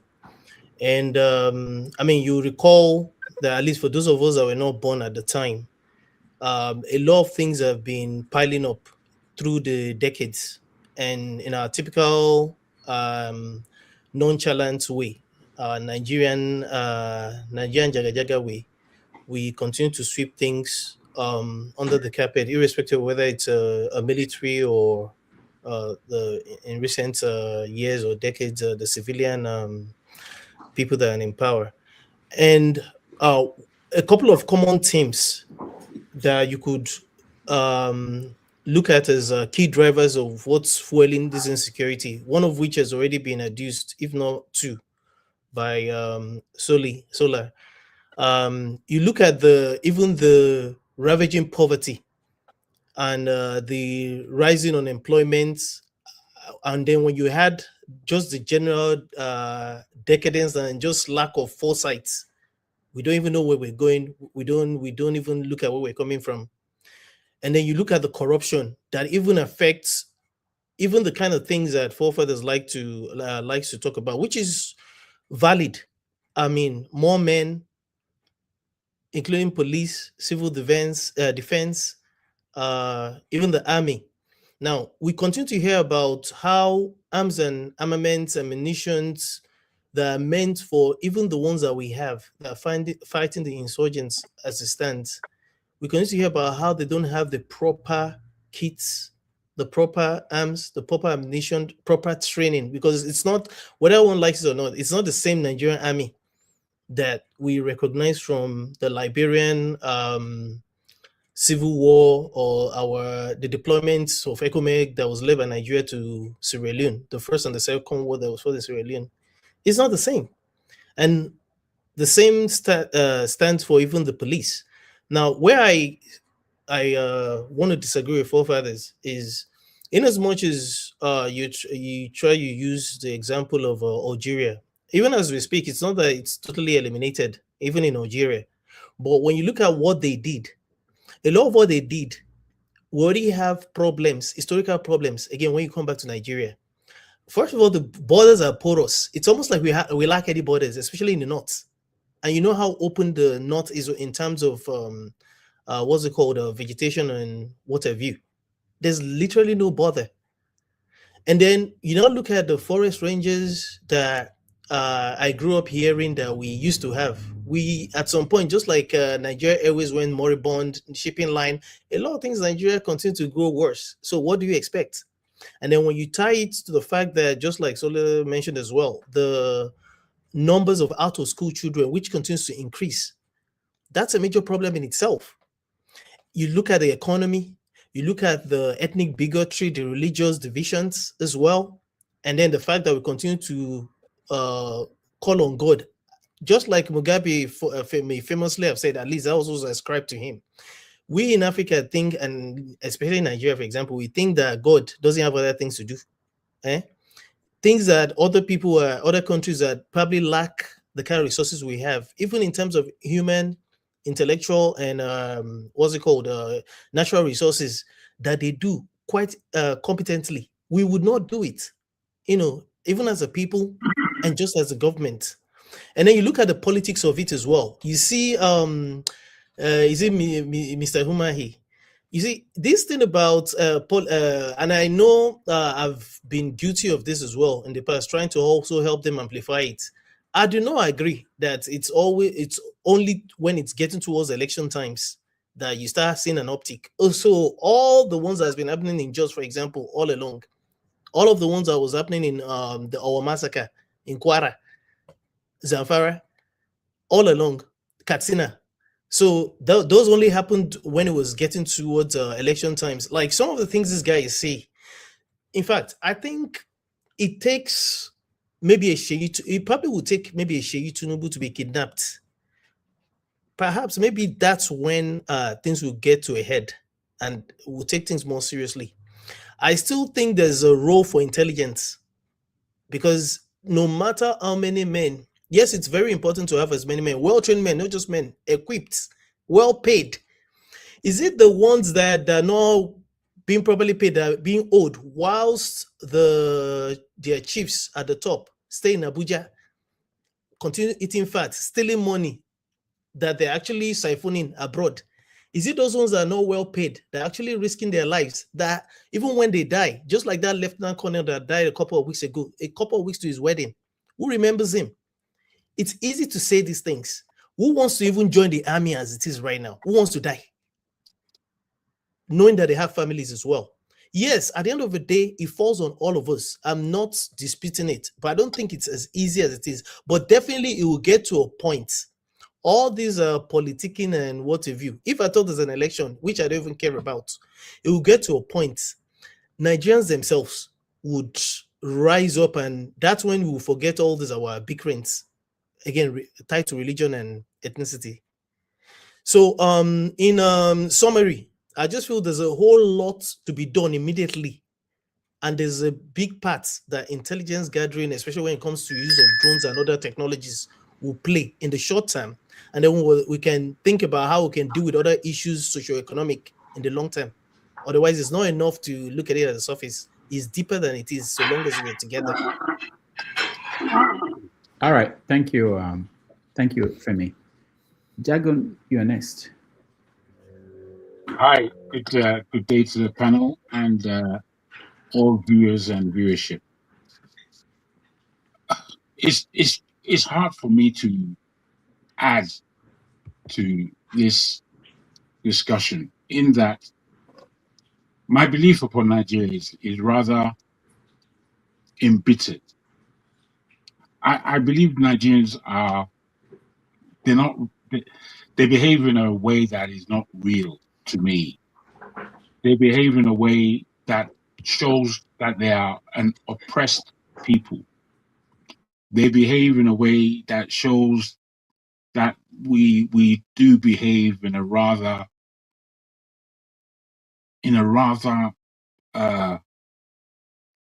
bombastic way of no diligence. We also are very animalistic. We are an animalistic kind of people. To cut somebody's head off is not a joke. For you as an individual, just think of yourself. You're annoyed or angry. When it comes to cutting somebody's head off, that means that you've changed. You've turned into another species entirely.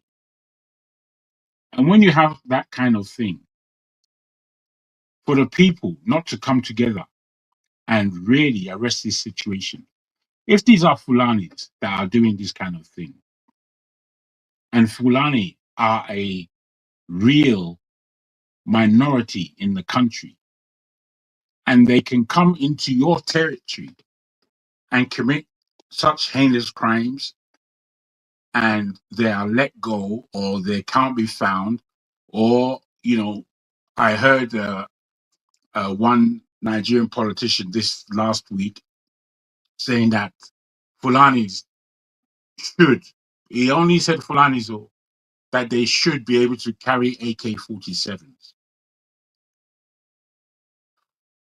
For me, if I'm in that country, there's no way I'm going there unarmed. No way. I am armed because I'm living in a country that is wild. It's a wild place where people can just do as they please if they're so pleased. Because generally, I think me and you would agree that Nigerians, again, are rather, and they're not really violent, especially in the South. I'll speak for the South particularly.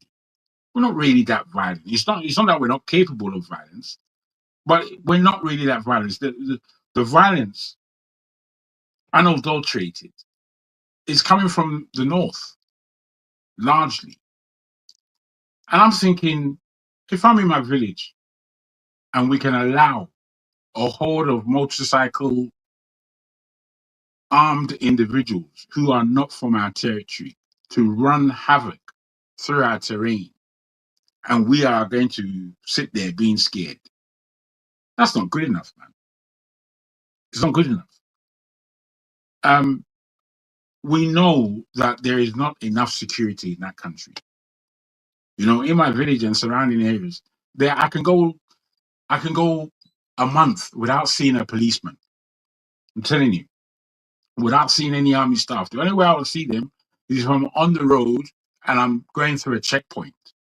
Otherwise, I don't see police or don't see them. So if anything was to happen, it will just happen. And there's nothing to stop it. Nothing. The so-called bandits or terrorists, they have more intelligence than we have or than the police have. As I said, they came into my village and they were looking for my cousin because he was the only individual who owns a gun. So they wanted to get rid of him because he has a bit of a saying or sway. They aimed at him, or he had to hide underground. He had to hide underground in a forest. And there were armed bandits looking for him because they knew who he was. I mean, what kind of place is this? I think that really Nigerians need, it's already a lawless society, but Nigerians, they need to take it upon themselves. My indication is far different from forefather, who believes that he needs to be listened to, that the authorities are going to listen. He's talking about us who can't do anything. We can't do anything for all these utterances that largely make no sense as far as I'm concerned. You can't do shit. The only thing to do is for the people to take the power back. That's where we're at. But nobody believes that that's where we're at. We're at the point where we're going to vote next year. For what? Why are you going to vote next year? So that the same thing can happen for another 4 years? And then we'll be quibbling all these 4 years. Rubbish. The only thing to do is for the people themselves to take the power back. So that means that we have to arm ourselves. It means that we don't listen to idiotic, stupid. There's not one politician right now that I can think of that I can put to the helm and say, this is the man that can really take us through the transition point of a country at desperate scenarios to a country that should perform very well. There's no individual that I can tell you who can make these transitions take place. It is only for people to get common sense and understand what country that they are in, understand what time it is, and know that as an individual, I'm going to arm myself. As a collective, we need to protect ourselves. As a collective, we need to say no more to this level of insecurity in our lives. If we're not talking like that, I'm afraid we're not saying anything. Because, as I say again, for all forefathers' rhetoric, it just falls into it. Go and tell Tinubu about you're telling me or the next person. I can't do shit about it. Go and tell your people. Who are you telling? If they don't listen. They don't listen. Listen to who? You? Why should I listen to you? What experience do you have? You're just a non-entity stuck in North London somewhere, shouting at yourself. Rubbish. I don't know why we enjoy our own rubbish, but it is rubbish. The fact of the matter is, the country is almost at a standstill, politically, economically, socially. And with that, the people themselves have to rise up. There is no politician that can do anything. I thank you. So, Jagan, before you go, people, they have to rise up. Where in the world go back in history and tell us where they did and how they were able to be convinced to rise up? Because it doesn't happen without some work. Who did that, and how did they do it, and why is it that people I can tell you.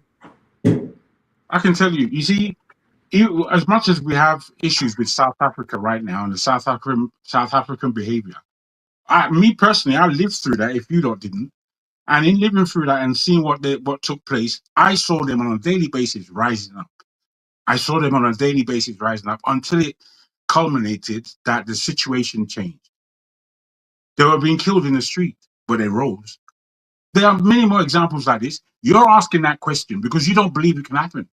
You're even afraid of the concept of ordinary people taking back power. You're afraid of it, just like any Nigerian. They're afraid. I don't want to die, or don't bring my pick in there, or all that shit. That's going to bring you anywhere. That doesn't bring you anywhere.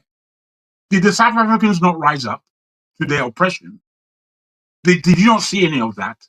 That you're asking me such a question?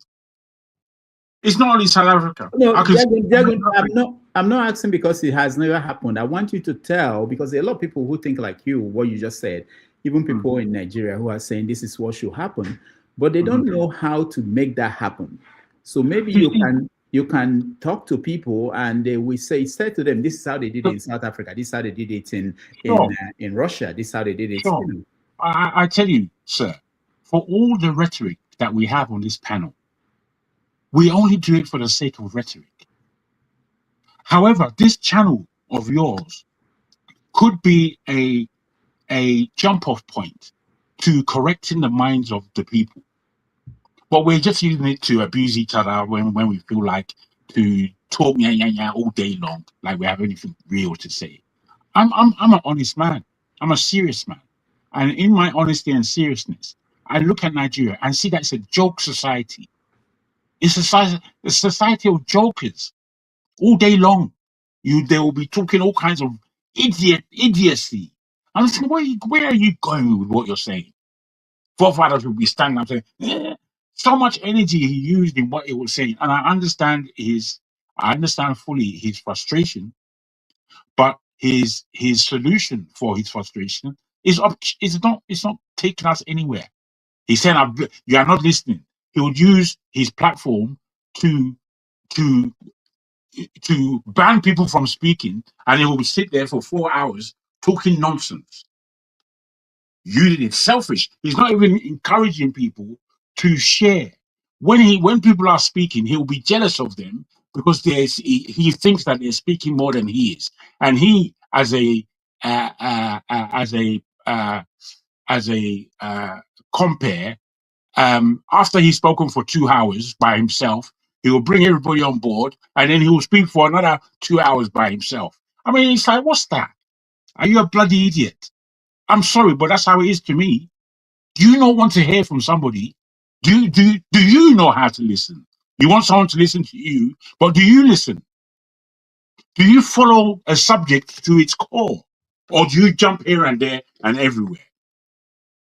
The other day we had a conversation, and the most important things that he was speaking about, because he had about 10 different subjects. Then we went to the subject of femalehood for the next hours. I was like, what are we talking about? Are we going to galvanize our minds? Are we going to make sure that the way, the whole idea of a debate or a conversation or brainstorming is to build upon our intelligences, to make sure that what is intellectually viable is built upon. So if somebody comes with one building block, somebody else who knows how to read a room and knows how to read a conversation would come with the other building block. And then we come with the other until we are powerful. This is how things happen. They don't happen. They do not happen in light of the way we have discussions in that idiotic place called Nigeria. And we are idiotic people. Nigeria is idiotic. Idiotic. The country is a mess. It looks a mess. It stinks in our major cities. It stinks. We don't know how to look after ourselves. We live like, I don't know what to call it. A man could be a billionaire and he put his house there, surrounded by crooks and thieves all around them. All I'm saying to us guys, as men, I've been saying these things for, one day, not to blow my own trumpet, but I know I speak differently from every other person on this platform. There are those who have a lot of intelligence, don't get me wrong, I'm not saying that. But if you bring up everything I've deposited here on this channel, you'll see it makes a straight line sense. It makes sense. It makes sense. Just, anyway, thank you very much for giving me the time. Thank you. Thank you so much, Jagun. Why I'm saying that, why I asked Jagun to explain, is that there are people who are looking for answers, and it could come from anybody. And I know that we've talked about this on this platform, that we should go to providing answers sometimes, not just complaining. And I got this from Kulata. He took time to marshal out National Security Stabilization and Transformation Plan for Nigeria. It's a 9-page document. I got it today. I've not read it. And maybe down the road, sometime in the weeks to come, we will look at his ideas. And I think, Doctor, sorry to cut you. You see, Nigeria is well known for coming out with very nice blueprints, blue papers. All this one is just paper. Copy and paste. It's not the first time. You know this better than we do. I would like a copy of it. Yeah, but at least you look at it first before it's like Gowon's book. People are criticizing, which is okay, but at least read it first, have an idea what is in there. So it's not the first time. We keep seeing this. It's not the first time. No, this is from Kulata. The Kulata, I'm not talking about government ideas. Forget Kulata, beg. I'm just saying that it can come from anybody. It doesn't have to be from the solution can come from anywhere. It doesn't have to be from. It's June 2026. What have they done with the paper? Is it paper we go chop? All right. Thank you. Thank you, Jagan. Thank you, Femi. AY, welcome to the show. Oh, I thought you want to give Fofada some time to respond. Oh, okay. He has to respond. Okay, Fofada, I'll come back to you next. Go ahead, AY. Yeah. Good morning. Good afternoon, everyone from here.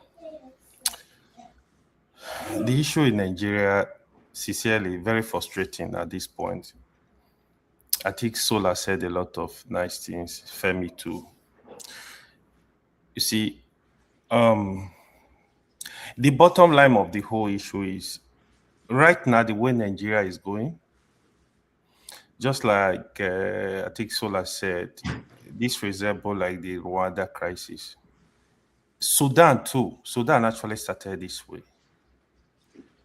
And what is most unfortunate is the parliament, they are not taking this issue seriously. They think it's a joke. They are just moving on. Sincerely, it's not a joke. If you talk to people in Nigeria, there is a pressure everywhere. People are scared to travel on the road now. People are scared. The kidnapping going on all over the country is not funny anymore. The Fulani herdsmen doing their thing. Yesterday they were giving, was it yesterday or the first day? They were giving out, they were doing giveaway on TikTok. I even learned they rape a woman. They share the video. I mean, the pictures are everywhere. It's getting more crazy. Kidnap a former general. I don't know where we're going at this point. Now the government, their response, even with the kidnapping in Oyo State, is they want to employ 1,000 forest guard. Forest guard to do what exactly? These forest guard don't take their train. I don't know how they were able to garner them to think they can stop the madness going on. I would have thought they even recruit more military, give more support to the military. I don't know what happened. Jago, mute. I don't know what happened to drones to really monitor this environment. I don't know why they are not using it enough. Except it's me that don't understand the working of drones. You see, El-Rufai said one thing when they interviewed him a long time ago before this government come on board. He said the solution to this problem is Bob this idiot in the bush. There is no any other solution, because here is it. What we don't know, some of these governors, they're actually paying bandits, especially the northern governor. This is the truth. Each time you hand over billions to bandits, to terrorists, you are just empowering them. You are just empowering them. How do you give 2 billion naira to bandits? What do you expect them to do? Now they'll now understand, oh, there is money in this business. They get more weapons and try to fight. So we have to nip this in the bud at once. You have to strike. I don't know what we are not getting. The bandits, the one they attack church in war, that we are sentenced to death, I'm sure maybe the next 1 year they will still be there. What are you? Eliminate them. If I were the judge, I'm going to, in no more than 48 hours, make sure they are gone. If you have all the evidence, why are you keeping them? So, like somebody said, if you even have evidence, you get these people in the bush, they with AK-47, fire them. You have to buy them and tell them, oh, there was a gun door. Simple. I don't know why you are waiting to bring them into the police station to do what exactly. Some of these police, I'm telling you, when they get there, they look for a way at the back corner, lawyer coming to defend them. Hold on. I know people are angry and people say the kind of things you are saying. But we have videos, pictures of encounter with the military where most of them were killed. So many videos. If you look for them, it hasn't stopped them from joining. So is that really the, will you say that's the solution? And it is a solution. So what is going on? What is going on now? This insecurity is taking a different dimension. There are people now feel like, oh, there is a lot of money in this business. That's why they are in it. It's not because they want to just kill people. So what do you do to this kind of people? Because, like I said, the Senate, they want to push Nigeria into civil war. I'm telling you this for free. Because it's either you will see like ethnic cleansing. I pray it doesn't happen, because even if you are calling the Fulani herdsmen bandit, there are a lot of innocent Fulani doing their business, moving freely. There are a lot of innocent outside. There are a lot of innocent Nigeria, that are doing their thing, doing their business. My fear is if they keep going and everybody have identified majority of people doing the kidnapping in Nigeria now, they are Fulani herdsmen. What are you going to expect? Because it's going to get to a point that you see innocent Fulani, people are just going to carry them and start beating them up. So we pray it doesn't get there. I think even the cows moving around, the Senate and the rep, I don't know what they are doing. They need to take this matter seriously. They need to take it seriously and look for solution. Make some law, make some amendment that will make either they should stop this movement of cows, because now it's getting really bad. People cannot go to farm. That has been happening for the past 2 years. Now we have more trouble of people cannot even travel on the road. You are scared, so you don't be kidnapped. How do you just stop a car, stop a bus, you move everybody inside the bush? So the government, they are not also serious. Both the executive and the legislature, they are not serious. All of them, I think they are just playing with people's life, They don't understand the urgency of this matter. It's very urgent, because if nothing is done, I don't know. On the issue of election, one other thing we can do, you see, now we have a lot of certain candidates, presidential candidates. Not to let Tinubu. Peter Obi is there. Donald Duke is there. Adebayo is there. We have people in the South. Sincerely, it is the turn of the South. I think you see, the other problem we're having in the South is this tribal that is really disturbing us. We should look for one person. Let the Southerner say, oh, we support this person. In a way, they want to get that, at least let push the agenda. So the Northerner, I'm sure they will not have option to support the person. I wish we can actually achieve that. Unfortunately, the opposition, they are all divided. If we can really listen to these people, they are not even talking enough. Apart from Peter Obi that is actually asking questions at all, talking at all. Tinubu will never show up on the national TV to grant interview. He's not going to do that. So you're not expecting that from him. So I hope we can get it right. It's very urgent. Things are really, really bad at this point. Thank you. All right, thank you, AY. Let me play this video of cows on the road just to illustrate what you were talking about. And I have a question for you, really, if I can get. Okay, yeah. Blocking our vehicles. What's your problem? What's your problem? What's your problem? You say what? Why the video my car? I shouldn't video. Show me the video. I shouldn't video. Am I scared of you? Or am I scared of That's you? like, so why are you asking me? Okay, why are you videoing my car? That's what I'm asking. Why are you asking me? Don't video my car. You are very silly. What do you mean don't video your car? What do you mean that I shouldn't video? Like I don't know what I'm doing. That's what I'm telling you now. You are doing the right thing. Video what you are going to do. That's what I'm telling you. Yes, Why are you bothered? Video myself. Why are you bothered? I tell you, don't video my car on this time. That's what I'm telling you. Why are you bothered? See, even though that you are videoing, you cannot do anything to me. That's what I'm saying now. So why are you bothered? Keep videoing. So why are you bothered? I'm so bothered because of my car that you are videoing. Yeah, I'm using your car. Your car is in the town. What is the reason? What is the reason? So you tell me why I cannot video. What is the reason? Tell me why I cannot video. No, that's what I'm asking you.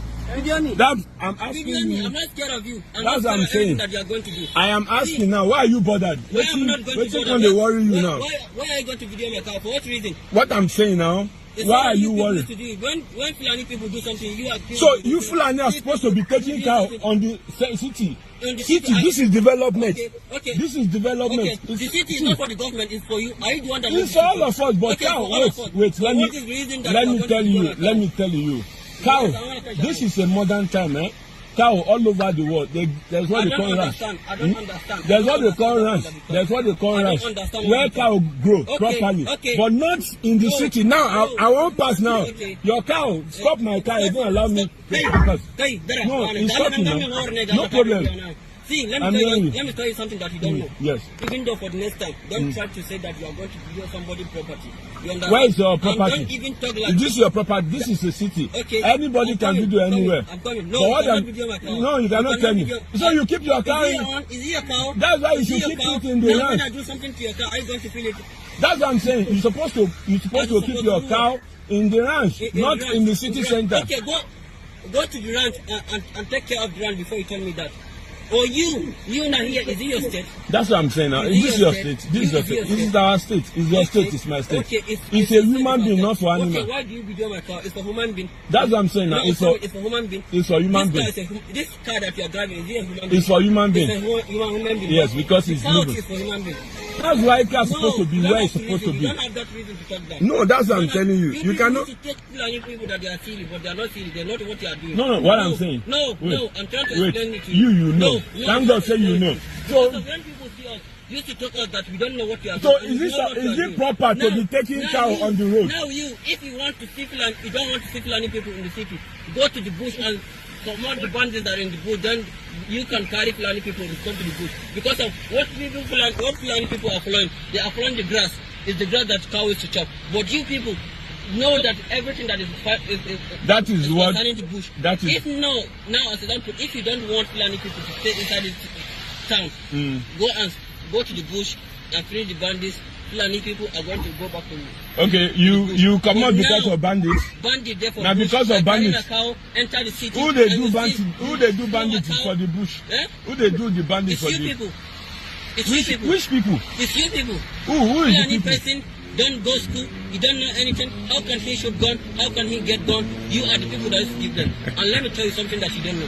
Okay. From today, don't video my cow again. Don't tell me no, I shouldn't video your don't video cow. my cow again. Reason why that I follow you, sir, because I don't want any issue to say that now small thing that is going to happen. It's Fulani people that just did that.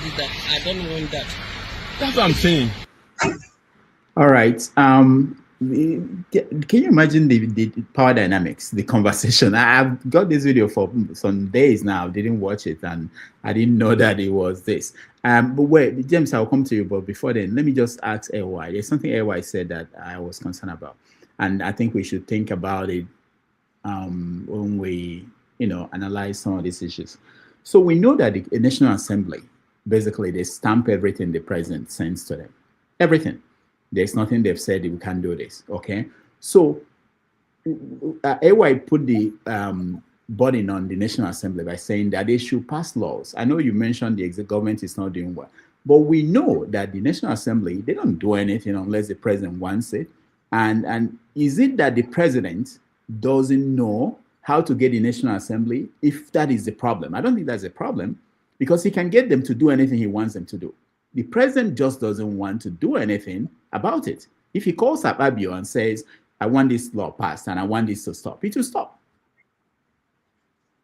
So we have to put it back to where, this idea of the new thing they are pushing now, that is the fault of the governors, the fault of the local government. I know there are levels of governance, but the power, the actual control of Rudolph, why do you think he doesn't want to do it?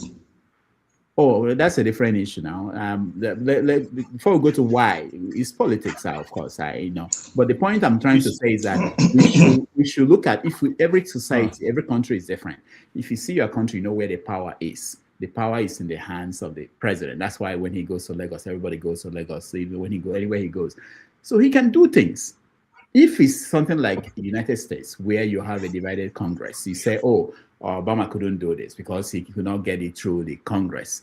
Or Trump couldn't do this because he didn't have two-thirds vote in the U.S. Supreme Court or wherever. But in the case of Nigeria, if Tinubu wants anything done today in Nigeria, he will get it done.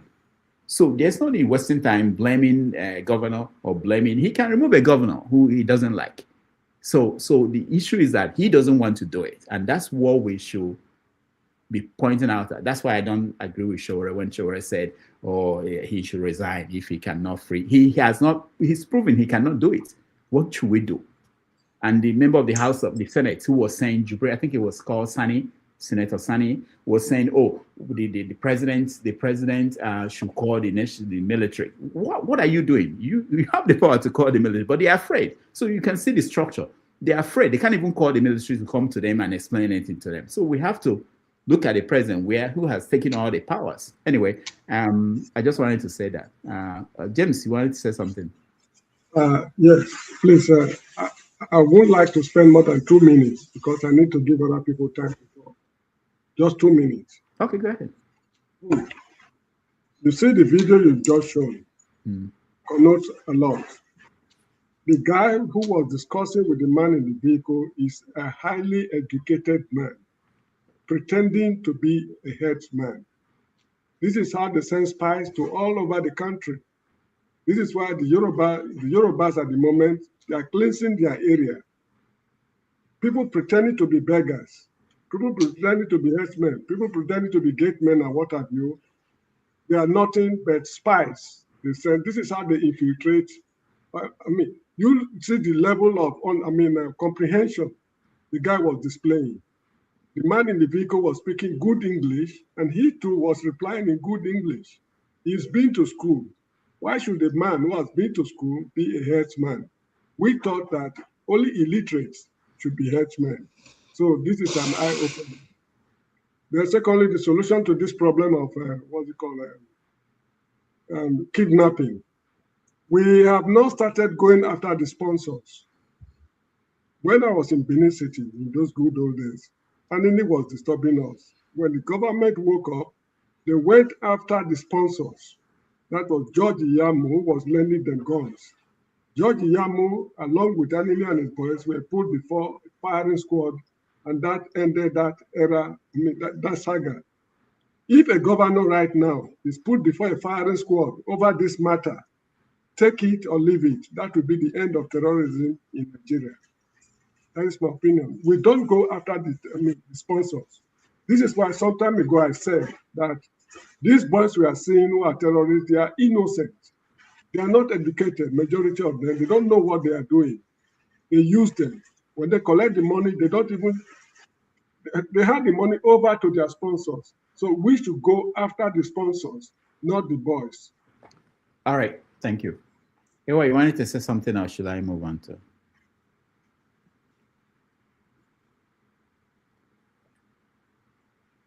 You're muted. Yeah, like what you said, I understand. I hear you. You see, my fear about Nigeria is you don't politicize everything. You have to know when an issue is of national interest. I think the solution is just like in America when there is mass shooting, the president will be dancing around the gun control issue. That is the solution.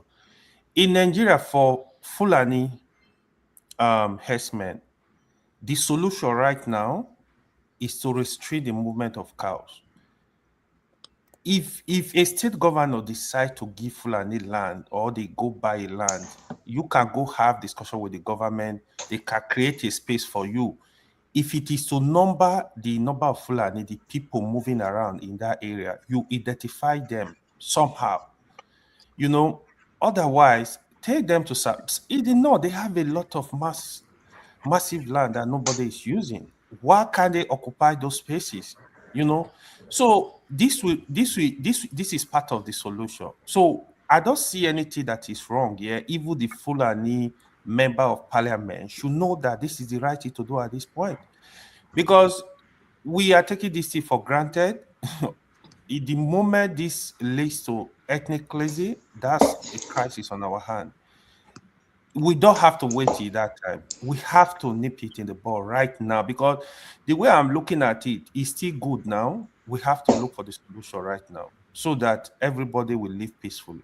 Thank you. Right. Doctor, let me just say something real quick. AY, you forget that they tried this in Kano, and Mietiala specifically, they refused.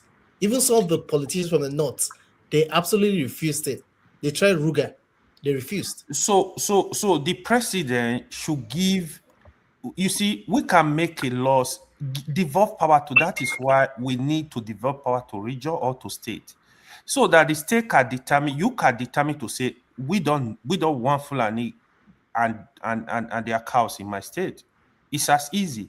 It's not something you need to fight over. If they must come with cows to your state, you give them. You make rules. You have to. Otherwise, this issue is getting out of hand, though. You know, so we just have to do the right thing. This is not about ethnic, tribe, or whatever.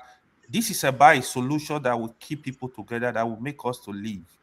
Otherwise, people cannot go to farm. Now it's getting really bad. And the kidnapping going on when they carry your Percy. These people, they're talking in terms of 50 million, 100 million. They are going to go, people are selling their properties to get people out of their den. So we can't continue. It's not going to work. Thank you. All right, thank you. I've been lax with time because there were not a lot of people, but now we have so many people who want to weigh in. So let me just quickly reinstitute the time in Saxonia. You are next. So, like, what, I get like 2 hours to speak or what? You have 4 minutes. All right. Listen, there's something I'm noticing everybody on here is doing. And well, not everybody, I think most people are, or some people.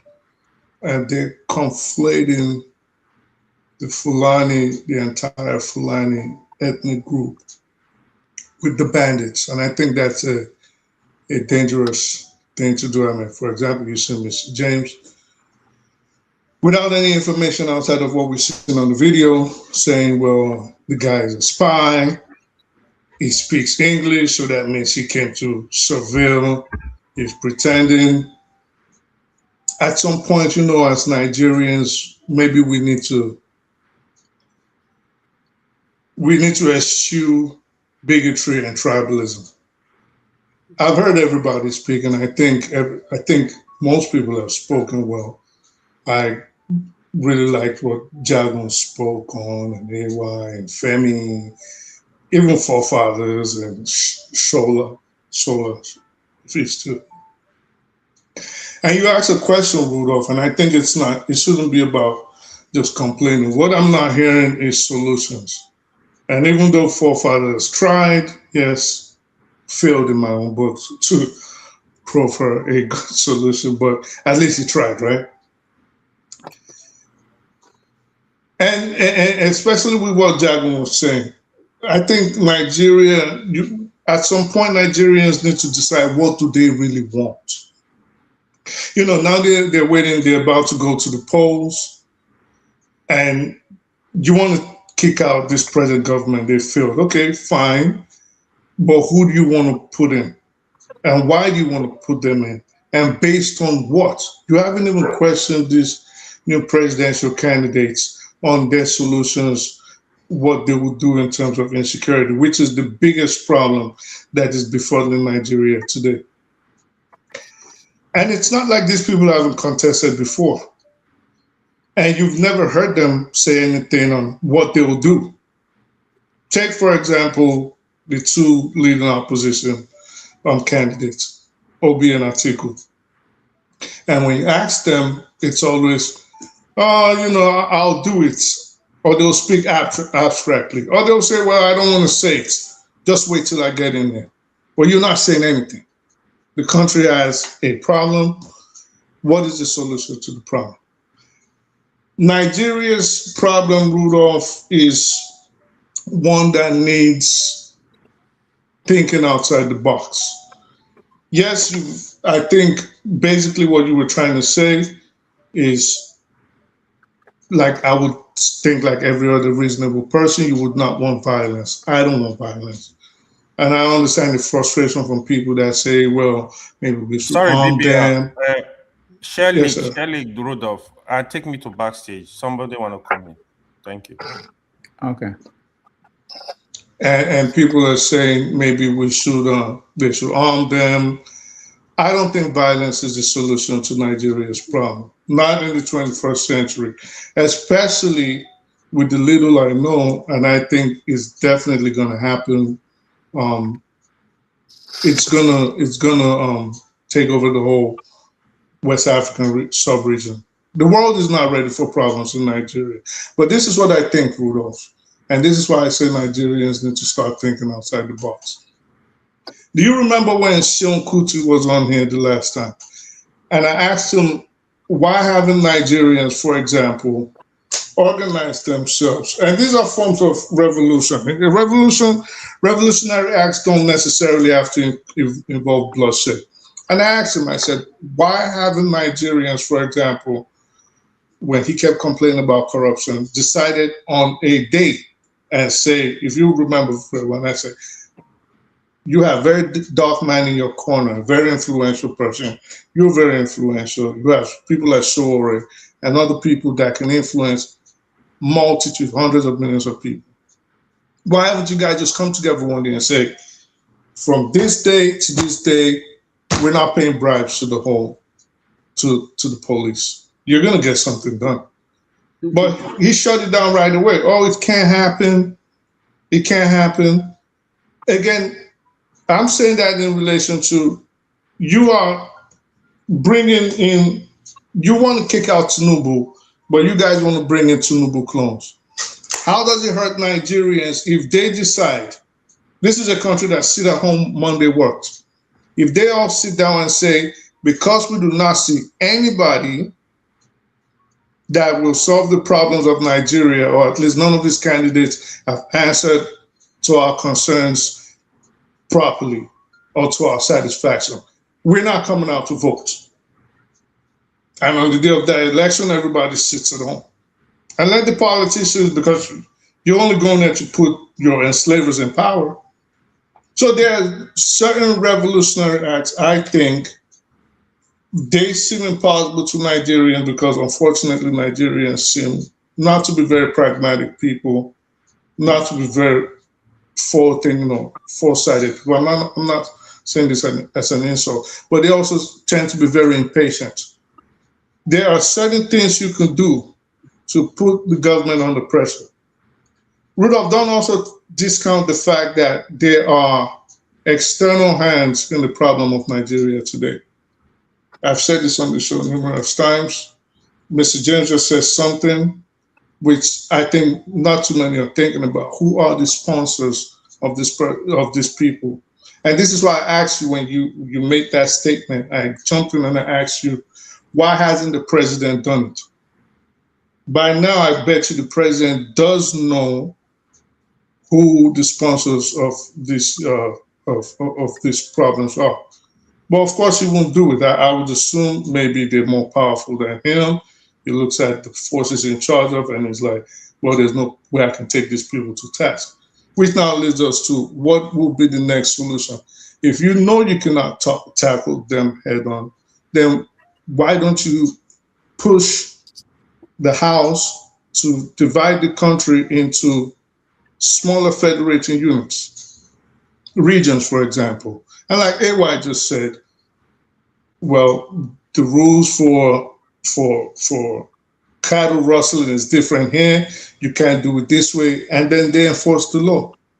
And you know the funny thing, Rudolph, let me end like this. It's so sad because this issue of the cows, I remember this issue of the cows roaming the streets. You know, Nigeria was a properly run country. This could have been a tourist attraction. This is something, as a child, I used to see in encyclopedias. There was no problem. Cows walking on the street, you see it in encyclopedias. In Nigeria, you see it in documentaries. There was no problem. But of course now, because it's a security issue. So yeah, basically I just think Nigeria, Rudolph, we have to think outside the box. And for what you said, where have these things happened? Nazi Germany did it. The French Revolution during Louis XIV and Marie Antoinette, it happened. The Bolshevik Revolution, it happened. Although most of those, again, bloodshed was involved. And this is what, in my own opinion, I just think should be the main thing Nigeria should try to avoid. Because believe it or not, if Nigeria should go into sectarian violence, I do not see it ending in the next 30 years. Yeah, but those ones were not sectarian, were they? Which ones? The Soviet revolution. No. The French Revolution was. No. Yeah. Okay. No. All right.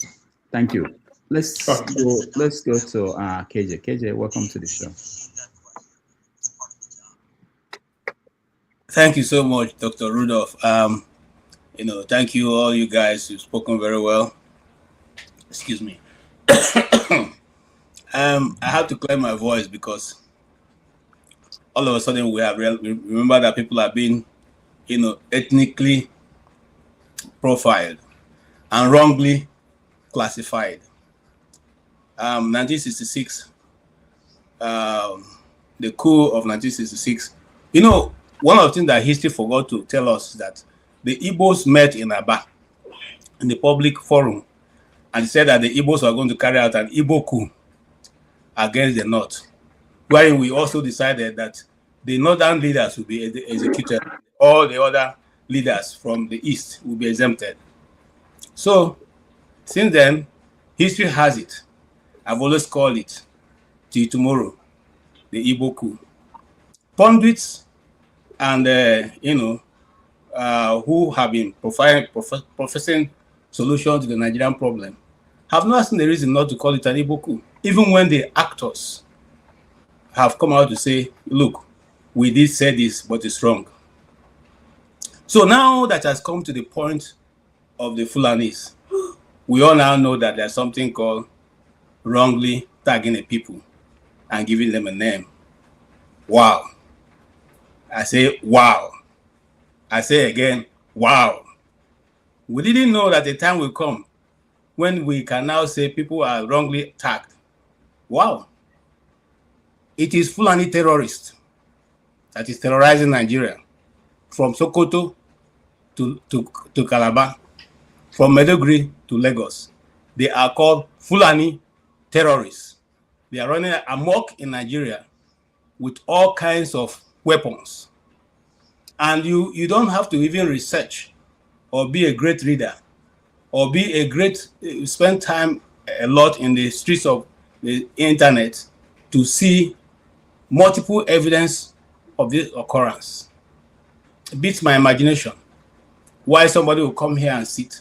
These are the same people who see till tomorrow say Nnamdi Kanu was a terrorist or whatever they call him, even though all that he has said have been more accurate than any pastor that we have seen in Nigeria so far in my last small years. Whatever he has said has all played out before our very eyes, and they are still playing out. Yet, these same people who now realize that there's something called wrongly tagging an ethnic group with a wrong tag have not even still seen that what the position they took were wrong and have to publicly reverse their positions and apologize. So people come here and sit and say, Nigeria is a complex. How complex is Nigeria? When you refuse to do the right thing, you want to continuously to cajole yourself by saying to yourself, Nigeria is very complex. What is the complicity? The Idoma person have been saying since the creation of Benue State since 1976 that they don't have the opportunity to be governors of Benue State. And yet you say it's complex.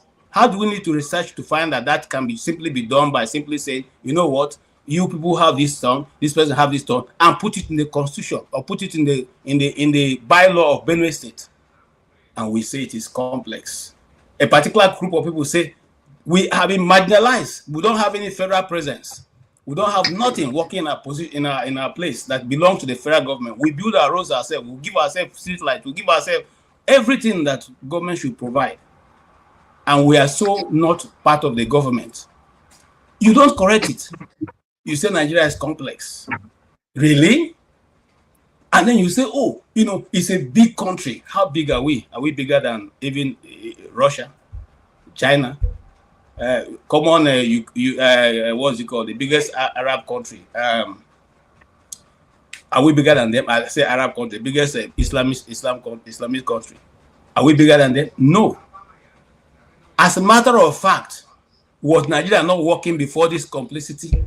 And I asked someone the other day, if we are complaining, if you most of us here are married, you are in a marriage and it's not working the way you want, what do? You call your spouse. Sometimes you call your children who are ready to, who are of age, and you say to them, look, this is going on in this house. How do we solve it? Everybody bring their suggestion. You as the leader of the house, we say, okay, this is how we should go forward. Is that not how everybody run their family? At least that's how I run mine. All right? So if in a complex, multilingual society, as we have found ourselves, a small ethnic group says, we are not being felt. We don't feel the energy in the country. What do? Do we say to them, you know what? Why are you always complaining? After all, the rest of people are not complaining. They're not complaining because they're getting a better part of the pie. Hello? So I'm totally, tired of hearing this complexity way how to do with certain people asking for the right things to be done. What is it difficult? Why is it so difficult to sit down and have a discussion on the way forward? What's so difficult to have a discussion on the constitution? What's so difficult to have a constitution or a discussion on the mineral resources in the land? The mineral resources in the north belong to the northerners. The one in the south belong to the government for all of us to share. What is difficult there? So I get irritated when I hear people say Nigeria is a complex country and it cannot. What is difficult? For donkey years, you guys have been using the oil from the south to develop the whole country. And now we have seen gold in the north. You will not bring it to the center. It belongs to the states. It belongs to those people who have found it in their land. And they are mining it and using it for themselves. Then you come sit down and tell me Nigeria is a complex country. Is that how other nations run and become successful? The other day I was talking to somebody, I said, what is you can say Americans have the American dream. The British have their own dream. what's the life expectancy, or what's the dream of a young Nigerian growing up? What is he looking at to say, this is what my country has presented before me, that if I hit these milestones, I'll become somebody in Nigeria? What is that? What is that? Because I know that in America, they tell you if you work hard, you can be anybody without anybody knowing anybody. And if you come to their system, it works that way, at least for the one I know. All right? What is our own? What is the thing that you say, okay, a Nigerian now in the university, young man, promising, doing all the things, hitting all the milestones, that when he becomes 30, he'll be able to own a house in Nigeria, have a good car, and live a good life. Where is that written? And Nigeria who doesn't know anybody. So, my brother, I'm just going to end here. There's nothing complex about what we have. We have decided to make it complex because we lie to ourselves. Holland produces more milk than any other country. Are cows running around the street of Holland? Why should cows run around the street of Abuja? And we see it as normal because our people, they are nomadic. So why don't the Igbo man set up his wares and his business in the Federal Secretariat, in the Aso Rock, set it up around the National Assembly? Because it's his personal business and he's a trader by nature. So he should set up his shop anywhere he likes. No. You won't allow that. But you allow cows to be everywhere, including the face of the nation, which is the three-arm zone of Abuja, where the presidency is there, the National Assembly, and the Supreme Court. They go there and see grace why court session is going on, why the National Assembly is going on, why the people are going to the presidency and coming out. In fact, cows enter the presidency into the Aso Rock to go and graze. And you don't see anything wrong with it. I don't think we're serious, and I don't think we want to make progress. I'm sorry to say, and I don't think we're ever going to be a nation going this way, because a people, and now I'll end on this word, Dr. Rudolph, a people who lie to themselves can never amount to anything. The lie you tell yourself, the delusional lies you tell yourself, is what will keep you bound to where you are. And the Bible puts it this way in 2 Thessalonians. It says, when you continue to lie to yourself, God himself will begin to send you delusion. The spirit of delusion will follow you. And now it's no longer you. It is God helping you to lie to yourself.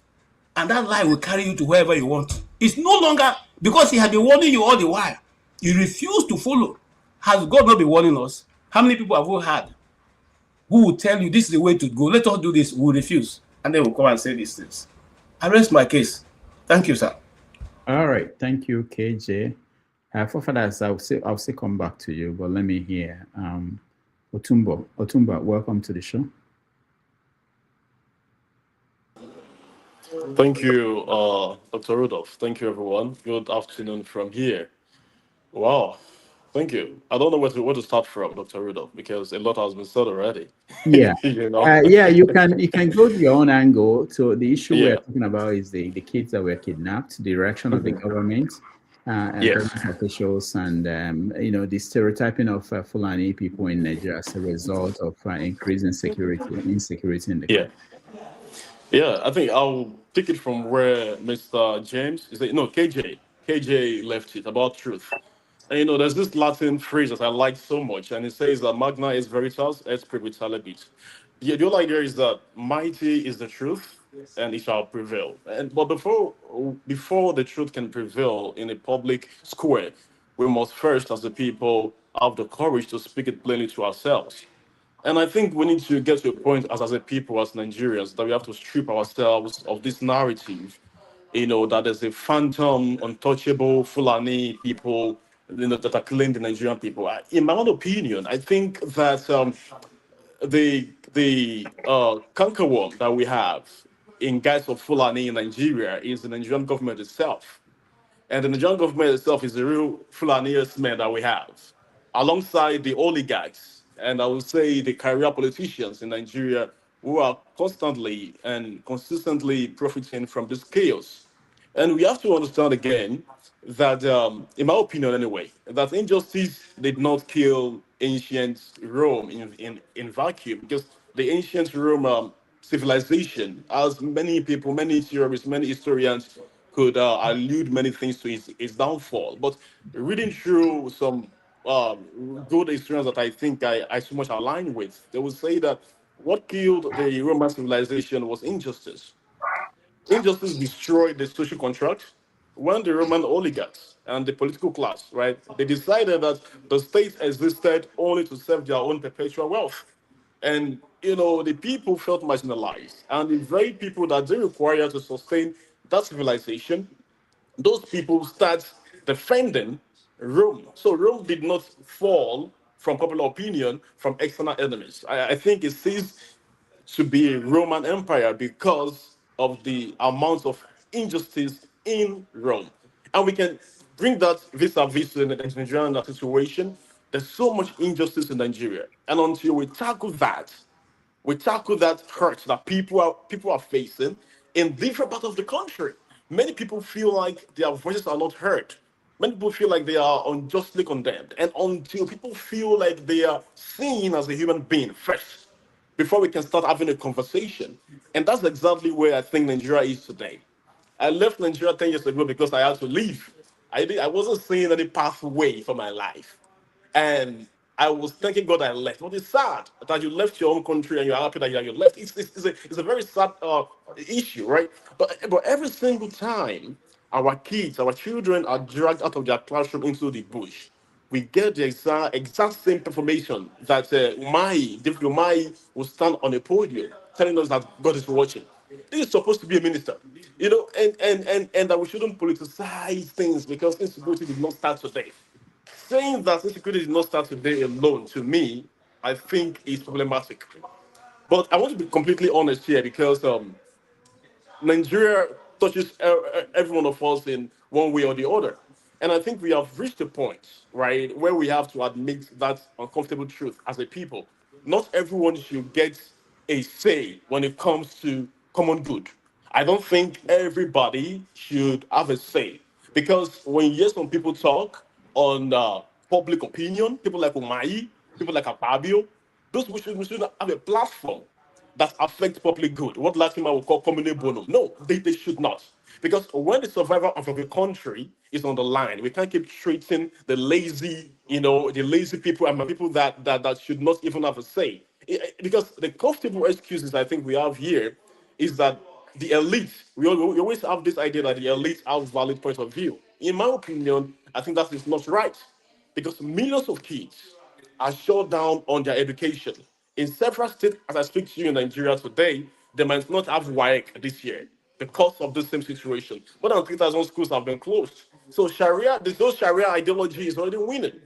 They don't need to do much because they've already established more than what they even, I think they even bargained for. So, and where is the real pushback? Where is the real pushback from within? In a broader community, in a very serious community, I think that even the Muslim community should be speaking out loud now more than ever. But for some reasons, I might be wrong, we have seen some kind of unprecedented silence from the Muslim community. If they say that these people are not part of their religion, I'm not trying to blackmail the religion, but let's just face the fact here, very tough. If they think that people are not part of that, they should be the one vehemently and substantially attacking these people's ideology. But what do we have in Nigeria? There seems to be some silence in some religious aspects. And people are not trying to bring the physical act into this whole thing. And I think that we cannot achieve things like this. And when people say that, insecurity in Nigeria is complex, you can't achieve it. You can't achieve security. I think that's the blunted lie. Nigeria is not the only country that have faced internal crises and have succeeded. I always like to use the example of El Salvador. Nahib. How did Nahib tackle insecurity in his own country?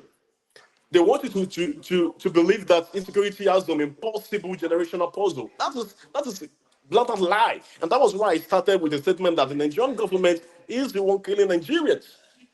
Because when we look at how El Salvador was able to tackle two most violent, brutal gangs in the world in his time, that is genius. This guy didn't go out borrowing loans to tackle insecurity.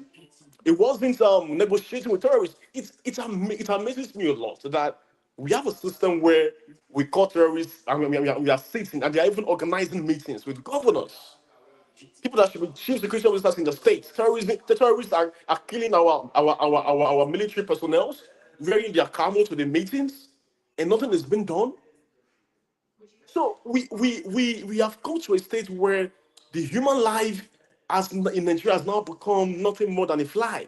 It amuses me a lot. And I always say that if Nayib Bukele of El Salvador in 2015 can turn its country that was known as the murder capital of the world to the safest country in Latin America, it is achievable anywhere if the country is serious. What did he do? He declared what's it called, a state of emergency in that country. In fact, he would say on one of his interviews that he had to lock down neighborhoods so he can fish out these people. He built a 90,000 capacity prison in the middle of nowhere. So the only way out of this nightmare that we're in is Nigeria is to break out of this, what I call the Pharisaic, this performative politics. You know, because if we want to save this civilization in Nigeria that we have, we must completely unravel ourselves of this nonsense that we do. And a minister can stand and say that God is watching. What God is watching? You have been appointed to do a job. You are part of an administration that has been that has been unproductive. How can we have a nation where more than 40 people have been taken away? And it took social media brouhaha to force the president to give a comment after 20 days. That alone should worry us as a people. That alone should. How can we have a nation that more than 20 million children are out of school, 3,000 schools closed because of Boko Haram? It's appalling. And then we have the wife of the so-called president giving cars in the middle of this tension. It worries me a lot, and it comes to mind to me. What exactly are we leaving behind? And I think this whole system needs a total overhauling, because it's appalling to see our mothers cry in the bush. When you look at the faces of these Fulani guys, they don't look like human beings. These are animals. They are blood-sucking demons. These guys don't understand civility. And someone is saying here that non-violence. When you have unusual situation, you have to tackle it unusually. You can't talk about civility to a Fulani. He doesn't understand that. You only understand guns are blazing. You can't negotiate with a Fulani bandit. Someone that goes into a school, kill people, unalive people, and come to TikTok, and it's just a lot that we can talk about. But what is the way forward? Something has to be done, and something revolutionary has to be done. People need to sacrifice their well-being to make sure that we get to point A. If not, we'll keep complaining about this whole thing, and it's never going to stop. And I'm happy because people will say, "Oh, that I'm a bastard because I'm a bad person," and I'm speaking about the Tinubu administration. I don't fucking care, because when this whole thing started in Lagos, we knew that the Tinubu administration would be a total calamity. We knew if you stayed in Lagos, I mean, proper born and bred in Lagos, we knew that Tinubu did nothing. Last Jaconde gave a blueprint to what we have in Lagos, but this guy came inside he built Lagos. We knew that this guy will fail woefully because there's nothing he has done in Lagos. The Lagos is already built. What hospital do we have there? Nothing. Nothing is working. So when we have a brewing situation that leads to calamity, and we see the signs that we clear from onset, that we are putting ourselves into a very critical and corrosive situation in Nigeria, and we allowed ourselves to plunge it into that depth, we are gone. And the Tinubu that I know does not let go easily. He's a tax collector. Doesn't let go easily. So all this Peter Obi and co, I really want to change, but this guy is a handler. He doesn't let go. And I pray, I hope that something radical would happen and we can save ourselves from these blood-sucking demons. But again, I will say that there's no Fulani men. The Fulani men is this current administration. I yield my mic here for now. Thank you, Dr. Rudolph. Thank you so much, Otumba, for joining us. If this is your first time, I don't know what they do in my church. They used to sing a song. You are welcome in the name of the Lord. But anyway, thank you for coming, and we hope you will keep joining us. All right, we have to round up on this topic. We have Ife and Ike. I think they are the two remaining. Before they speak, let me bring back Forefathers before he forgets what he wanted to say. Forefathers, go ahead before. Yeah, thanks for giving me a chance to respond. I did say that they will start attacking me for saying that we should secure our country by recruiting people. I think the last speaker mentioned El Salvador. While he was doing that, I checked the country security posture. And when the president came into office, Chinda, I think, or something he mentioned. When he came into office, he said he wanted to take over control of his territory. And the first thing he did was to increase the size of the military. He more than doubled the size of the military from 2021 to now. This is a country of 6 million people, and they have 50,000 soldiers. By that standard, if Nigeria wants to have that, times 6 million divided by this in 30 million, then you multiply the number of soldiers we have now. So you will see that we'll be looking at millions of soldiers if Nigeria did what he did. And I'm not even asking for that, yet Nigerians are attacking me. But that is what we do. When somebody suggests a solution, you start shutting him down, insulting him, and telling him that you think you are so smart and all the rest. What does it matter? What does it matter who I am? It doesn't even if I'm correct, what is wrong with agreeing with me? Am I such an evil person that did I wish your family member dead? I want them to live. Are you the enemy of your own family? What is your problem? I don't know. Sometimes I don't understand our people. Why are you fighting me? If I hear what I agree with, I will go with you. That's why, what did they say? I said I wanted to see what Kulata is writing.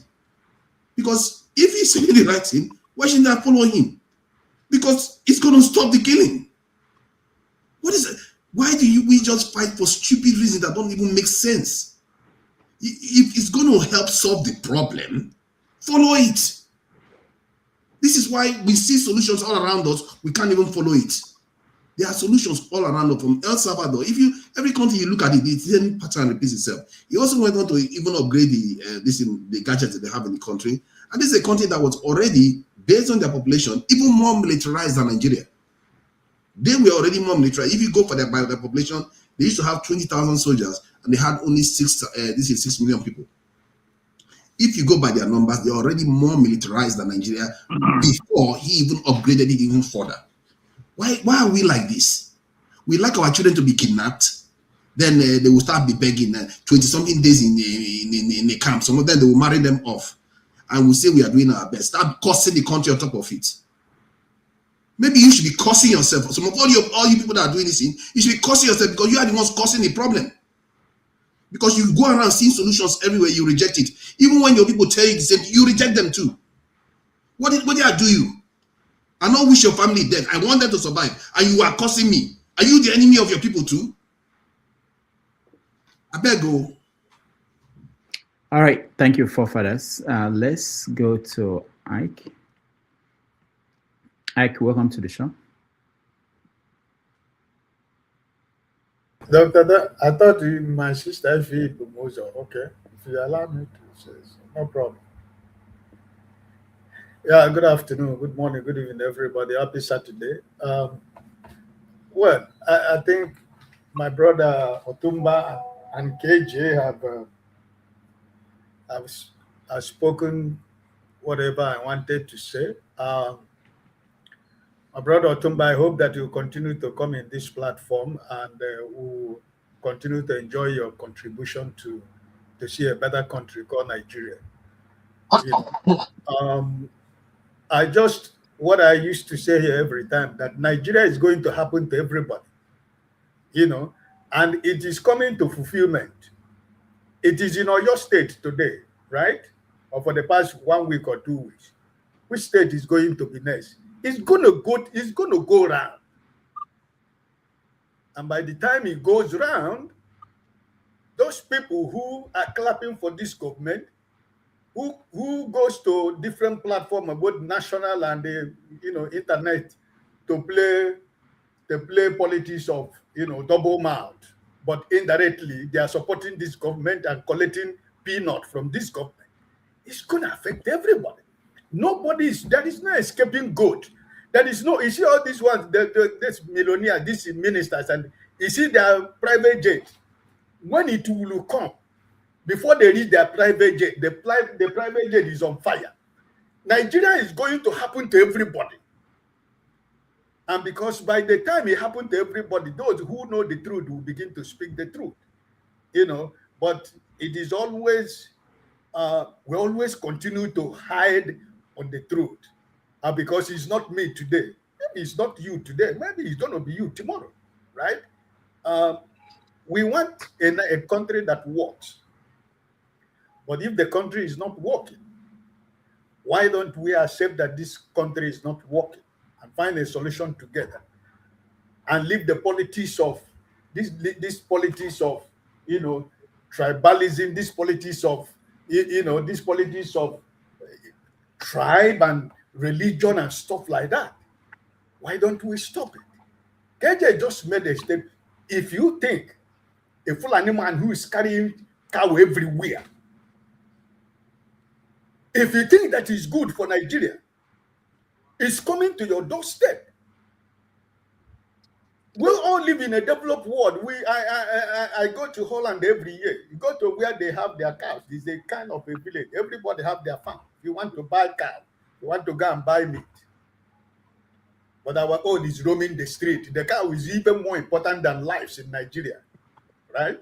So I don't have much to say. I just want to thank my brother. And also Omai, who said that the Igbos, that the Biafra we have been looking for, that we have found it in Tunumbu, right? And you see, everybody's going to drink the water. You understand what I mean? Everybody going to chop the breakfast.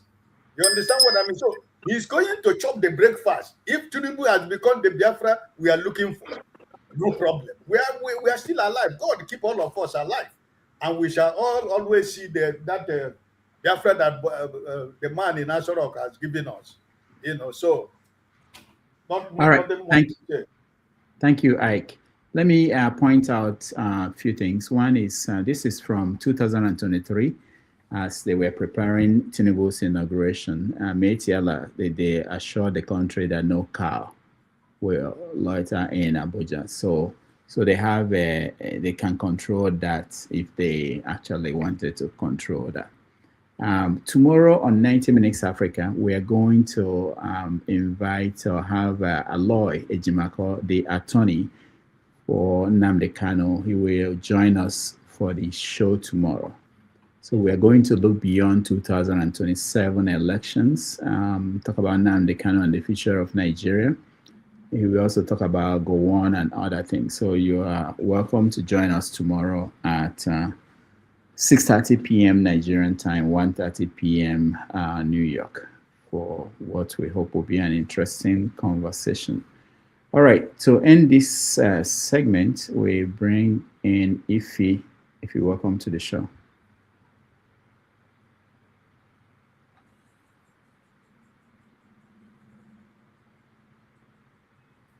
Okay.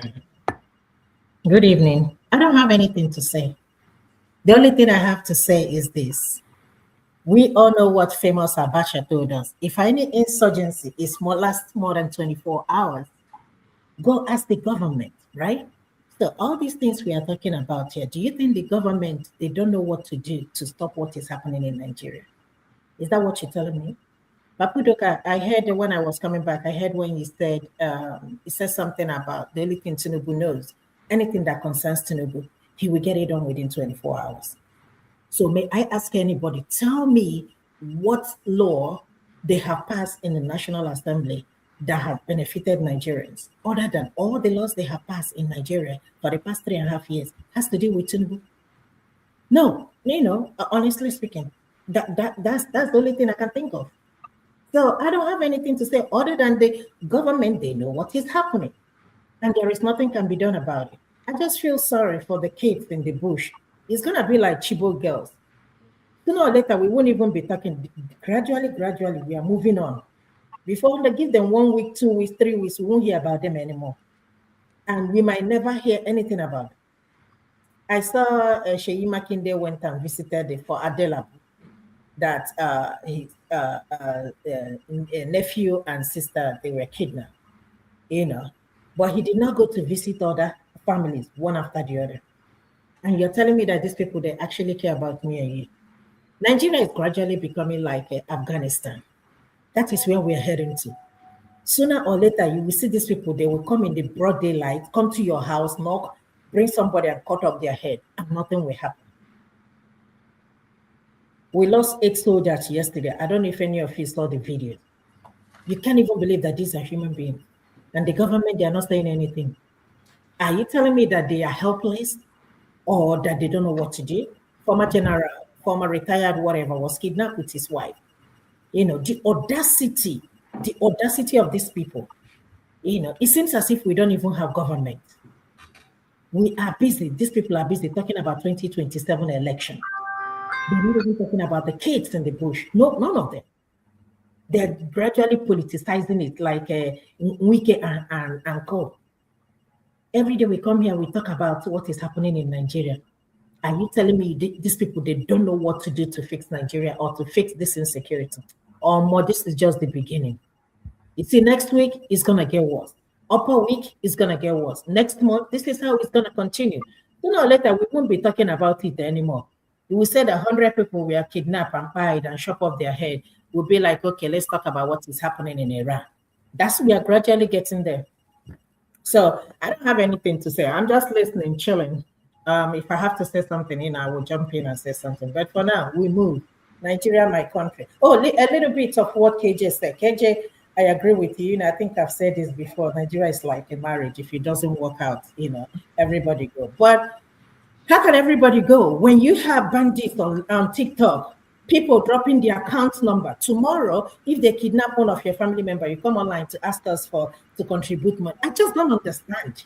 We are just the citizens. There is no difference between the citizens and the politicians. There is no difference. The only 2 jobs that pays in Nigeria now is either you're a politician or you're a bandit. That is it. If they give some of these youths, promise them 2 million or 1 million, you will see them join them. So I'm not going to come here anymore and criticize the politicians because the youth are worse than the politicians themselves. How can somebody that is a thief, is a bandit, is this and that, they boldly come on TikTok asking you people to put your account numbers, doing giveaway. And Nigerians are busy. Even some of them I heard, I'm not on TikTok, we're gifting them. And you're telling me that this is the country that we're going to rescue this youth? Or more. I'm listening. I don't have anything. We move. Dr. Davidi, sorry. Breaking news, they rescued the power minister's sister and 2 sons. So if you go on Arise... They did not rescue them. They paid ransom. When you say rescued, it's like... that's what... I'm only reading the news for you. They paid ransom. I'm only reading it on Arise. I know, my brother. I know what you mean. So I'm just putting it out there.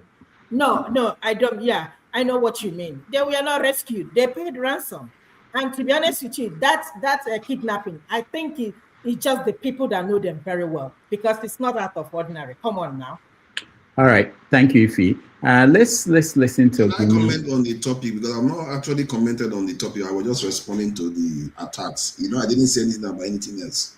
Okay, hold on. I'll come to you. Every terrorist by name and by location.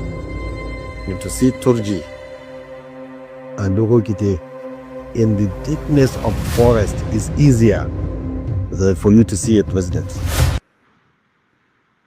That was Gumi talking about, he's always insisted that the government knows who are the bandits and where they are. And just to reinforce that quote from Abacha, I wish that we have videos of Abacha saying some of the things that are attributed to him. But let's look at...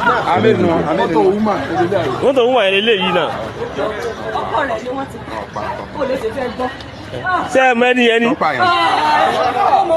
ẹ pè wọ́n láti mọ̀ ẹ pè wọ́n ẹ pọ́pẹ́ lọ́wọ́ mọ́pẹ́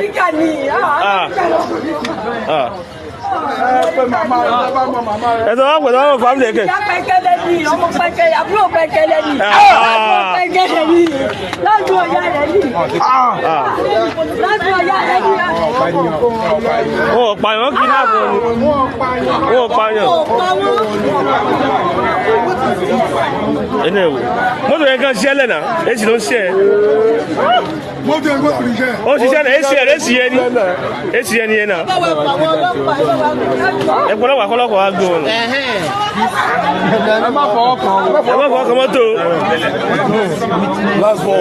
pẹ̀kẹ́lẹ́ bá a sọ báyọ̀ ni. wọ́n ní wọ́n ń lo àwọn ọmọ yẹn fún wọn láwọn ọmọ wọ́n náà bá tẹ̀kẹ̀ báyìí. lọ́wọ́ kí kíláàbù ní eléwúrà ní ìsinmi o.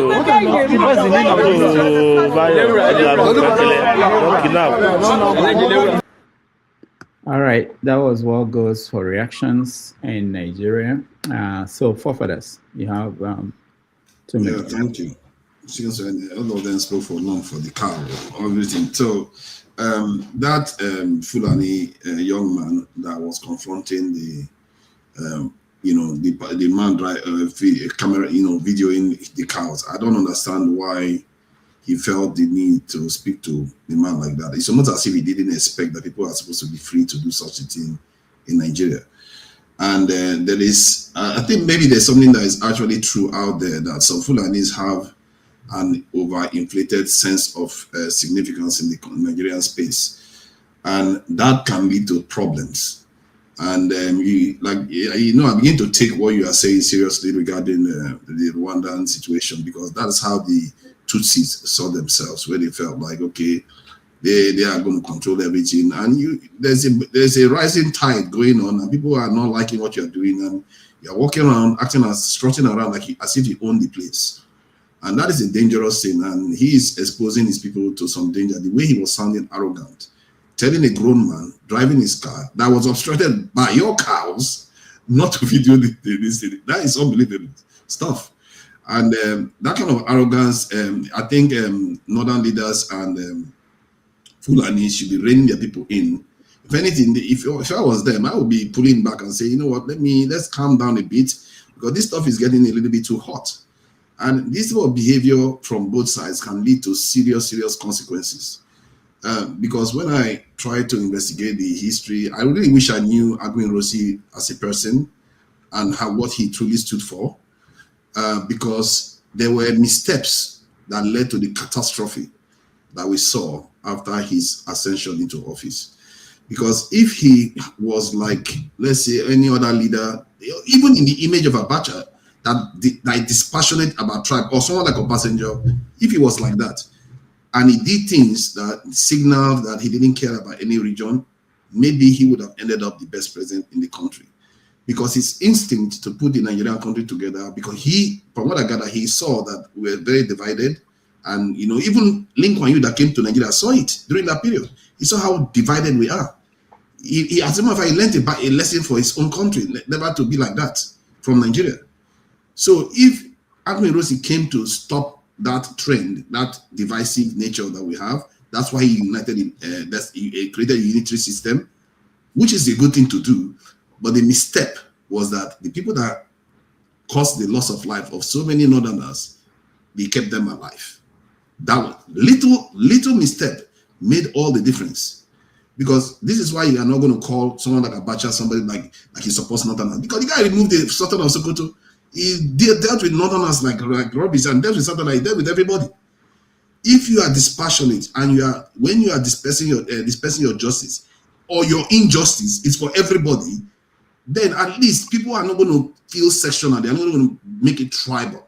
And I fear that some of the things going on in Nigeria today that these Muslims are doing right now, if their leaders make a misstep like that, like the kind of catastrophic misstep that Agwin Rossi made, it could lead to serious consequences. Because in the Southwest, I can see that anytime they see a shadow, is a Fulani bandit now. And in the South, the same thing. So you can see that there's a lot of tension going on, and this thing could spill out of control very easily. And I'm really, really saddened to see that Nigerian leaders are silent about some of all these things. And our church members, imams, all of them, these are people we trust. that are supposed to be advocating for the preservation of life and stability, but they don't make that their priority. What else is more important than peace in the realm that you operate? But this is the Nigeria that we live in, where people that are supposed to be advocating for stability and things that bring us together so that we can actually work to build ourselves up, they are not doing anything for it. If anything, the only person that I've seen in Nigeria that has actually done something to actually help Nigeria is only Dangote so far. The rest are just shouting and talking nonsense left and right. And many of us on this panel, we're even sounding a little bit bigoted towards other groups. How are we going to fix the country? Any injustice is a problem for everybody. The war that the Nigerians fought against the South, how did that help Nigeria? If we fight against them, it's not going to help us. If you want to fight bandits here, there's bandits in Niger, there's bandits in Mali, there's bandits everywhere in Africa now. Because we are such a weak people, we don't defend ourselves. You don't see that in the North, like North Africa said, apart from Libya that was decimated. You have to make your country strong. And if Nigeria is strong, I'm telling you, if Nigeria is strong, all other African countries will take heart from it. They will become more energized. We have to make ourselves strong. We have to make sure that our lives are protected, our borders are protected, and our people are protected everywhere in this world. But until we start doing that, you have to admit we don't even value our lives. And those Fulanis that are doing some of the things that they are doing, they really need to check themselves. Because some of the things that are going on in this country that I even see them doing too. That's not because all of them, when Southerners complain, it's not because they are just being tribalistic or being, they have animosity towards Muslims or Fulanis. Because some of the Fulanis are behaving like that. They are acting entitled. You can't be crossing the road, blocking people's ways. And some of them, okay, how about the praying one too? You are praying, you block everybody's road. Why do you do that? Why do people behave like that?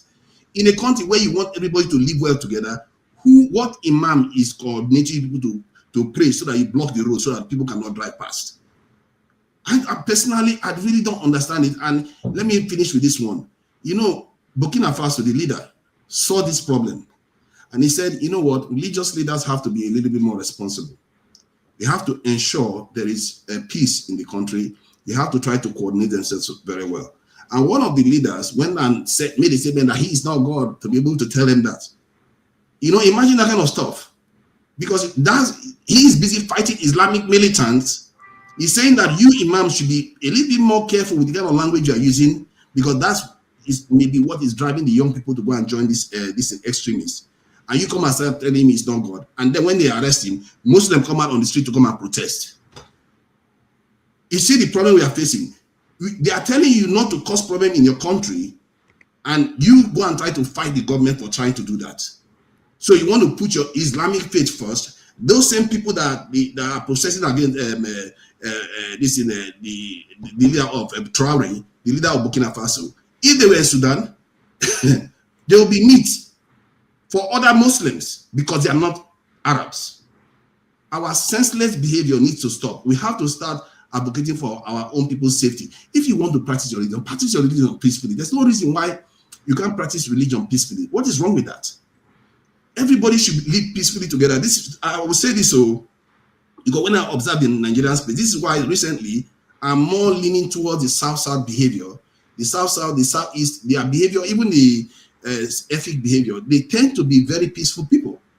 They don't start wars unnecessarily, or they don't start fighting people unnecessarily. They prefer to interact peacefully with people. I'm saying this based on the way they carry themselves. The way some of these Northerners carry themselves is not good. You can't say because somebody attacked you, they stole your car and everything, start going to massacre a village. And they keep excusing your behavior. And I really wish that more Muslims come out and challenge some of this behavior. I must say the young man too also said it. I have to admit that the young man said he's not going to go back into the bush because bandits are in the bush. So I don't know what he means by that, by saying that bandits are in the bush. Then the driver told him, but those bandits are Fulanis too. But he didn't want to engage in that conversation. You see that kind of attitude, that the bandits are Fulanis, but he didn't want to engage in that conversation. But I'll leave it there. Our people, we need to do better. That's all I can say. Because if you don't, we are all going to pay for it. Thank you. All right. Thank you, forefathers. You brought up the issue of people praying on the street. I think we'll go on break with that video. And when we come back, we will do the rants, and we will also talk about international affairs. Thank you.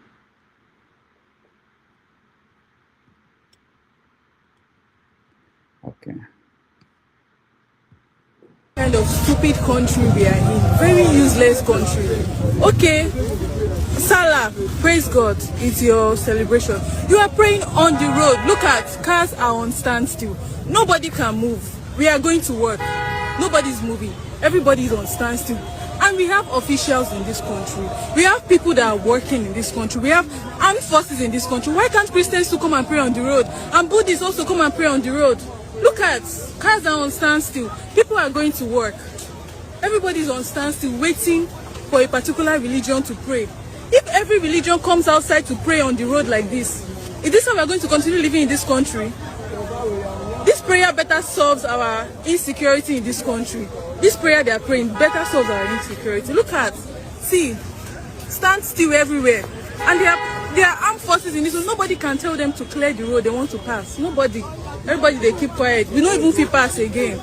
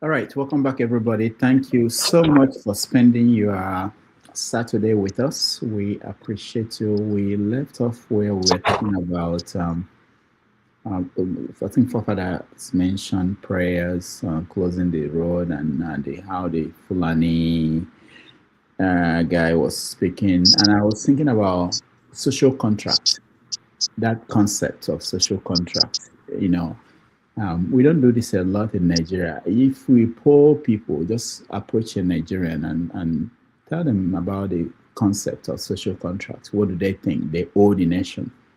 What kind of relationship do they owe each other? I don't think we have things like that. People essentially live in their own world and do their own thing. They don't understand the fact that we have said, or that maybe somebody signed on behalf of us, Nigerians, that we have something in common. We have to share this space, and we have to and live together in that space. And there are things we have to give and take as a result of that. I don't think we have discussed that to the level where regular people will understand that. Even the government, they don't show the sign that they too understand that. When you round up people because they are Fulani, because they are beggars, and you threaten to take them back to the north, it may not be a popular opinion, but if you say you are a country, that you've signed up, that you're going to be a country, you have to figure out a different way to handle those situations. Anyway, we are moving on. We want to talk about international politics. I know a lot of people are interested in Iran. Rudolph, before you move, can I address this issue Fafada just raised? That's what actually joins you. What issue? The issue of people pray on the road, the issue of AY gone for real. Okay, hold on. Have you prayed on the road before? No, I don't pray on the road. I just wanted to actually, I think there is, just give me 1 minute. So, okay, all right, go ahead. Yeah, basically, Fulani, Fafada, don't call Fulani herdsmen, you call it Islam with that. First of all, this is problem number one. You see, the Muslim population in Nigeria is over 100 million. Sometimes when I try to correct your taste, you think I'm supporting Muslims. No, this is not the issue. It's just like when IPOB and ESN were disturbing in the East. You did call them Christian. The Niger Delta militant, you did call them Christian. You refer them as Niger Delta militant. You see, if you know anybody that know Fulani very well, they don't care about religion. Investigate, have friends in the north. Fulani met people in the bush, all these Fulani herdsmen, they don't care about religion. Fact check me on this issue. You see, when you keep calling them, attaching them to Islam, you are empowering them. They feel a power. And Muslims feel insulted. Sometimes you say, oh, Muslims should denounce them. I'll be speaking here, I'll be lashing out at them. These people are animals. There is no basis in religion that support their foolishness. There is none. No Muslim. That's why nothing you're saying is these guys are not going to listen to you, my man. Like they got their mind made up. Ignore them. Just ignore them. No. It's good for us to still address it, right? So the other thing of I want to say, you see, Muslims that pray on the road, it's not a deliberate thing, and no imam or no Muslim mosque leadership that permit them to pray on the road. Here is what happened. These are latecomer to the mosque. Usually, mosques that are close to the road, before, say, for example, they want to pray by 2, the mosque is full, the side of the mosque is full. When they get there, with that rush, instead of them probably to wait or look for another mosque, they will not do that. They occupy, there is road nearby, they just occupy it. With the mind, oh, it's just going to be 5 minutes, we'll be done. I'm not saying it's right, it's not right. A lot of imam actually condemn all this action, but they will not list it. It's not that Muslims support them. Oh, you know what? If you don't have anywhere to pray on the road. So this is what usually happens. If you talk to other people doing this, I will not even, because of fear, I will not even have that mind to go pray on the road. What if a car lose a brake and just go out by people? So it's not a deliberate thing, but they just do it with the mind, oh, it's gonna be few minutes, let me just do it and just run away. This is why you see them doing it. It's not deliberate. Thank you. Then you should agree with me. The imams are condemning them, and I'm saying that behavior is not acceptable. Yeah, it's bad. I agree with you on let me just finish about the Fulani. When it appears as if I conflated it with Islam, it was because I was talking about the things that are leading to animosity between tribes and groups in Nigeria. I was talking about the ways in which Fulanis have an inflated sense of importance, and then you see people that are inconsiderate blocking the road. Those sort of things is what rubs people off the wrong way. It creates bad atmosphere. Yeah, on the roads, I agree with you. You see, when people talk of Christian genocide, that's why I tell them it's not. Father, this thing is easy to verify. When you go to the north, you go take statistics of the people, both the Boko Haram and Fulani have, but they kill way more Muslims. You don't even need data from US to verify this. If you go to US website, it will still be verified, but you don't need that data. If you go to Femi have a lot of. No, I agree with you. That is not the point. I'm just saying that we have to learn to respect each other. Like Dr. Damage was saying. Completely. That is why the issue in Nigeria about the insecurity is the failure of the government. We need to, all of us, if you keep politicizing this matter, we're not going to get anywhere. Both the Muslim, Christian, wherever, both the church, we need to condemn it. We need to go after the government. They need to do the right thing to nip this in the bud. So it's not going to help anybody. We are all suffering. They pick people from the board. Do they ask you if you are a Muslim or Christian? They are, look at what they do to people, both in the north, in the south, everywhere. So it is time for us to come together and unite, push this government to the wall, let them do the right thing. Because this one we are blaming ourselves. It's not going to help us anywhere. Thank you. All right. Thank you, AY. Thank you, forefathers. So let's move a little bit to international affairs. Ebola is still going on in Democratic Republic of Congo, Uganda, and other places in Africa. There's fear, and the Kenyans are still kicking against the US, trying to build a hospital there. In America, we have the World Cup coming to the US, Canada, and Mexico. If you are close to a place where they're playing the game, you may go and watch it. Nigeria is not participating. That's something going on, and people are excited about that. At the beginning, I mentioned about our Knicks. We are in New York. The Knicks are the NBA Finals, and we are happy over here. But I want us to talk about Iran, where things stand, all the geopolitics people, and the whole calculations about what we're expecting now in the next few days. Let me start with you, Mr. James. It's been a while we heard from you.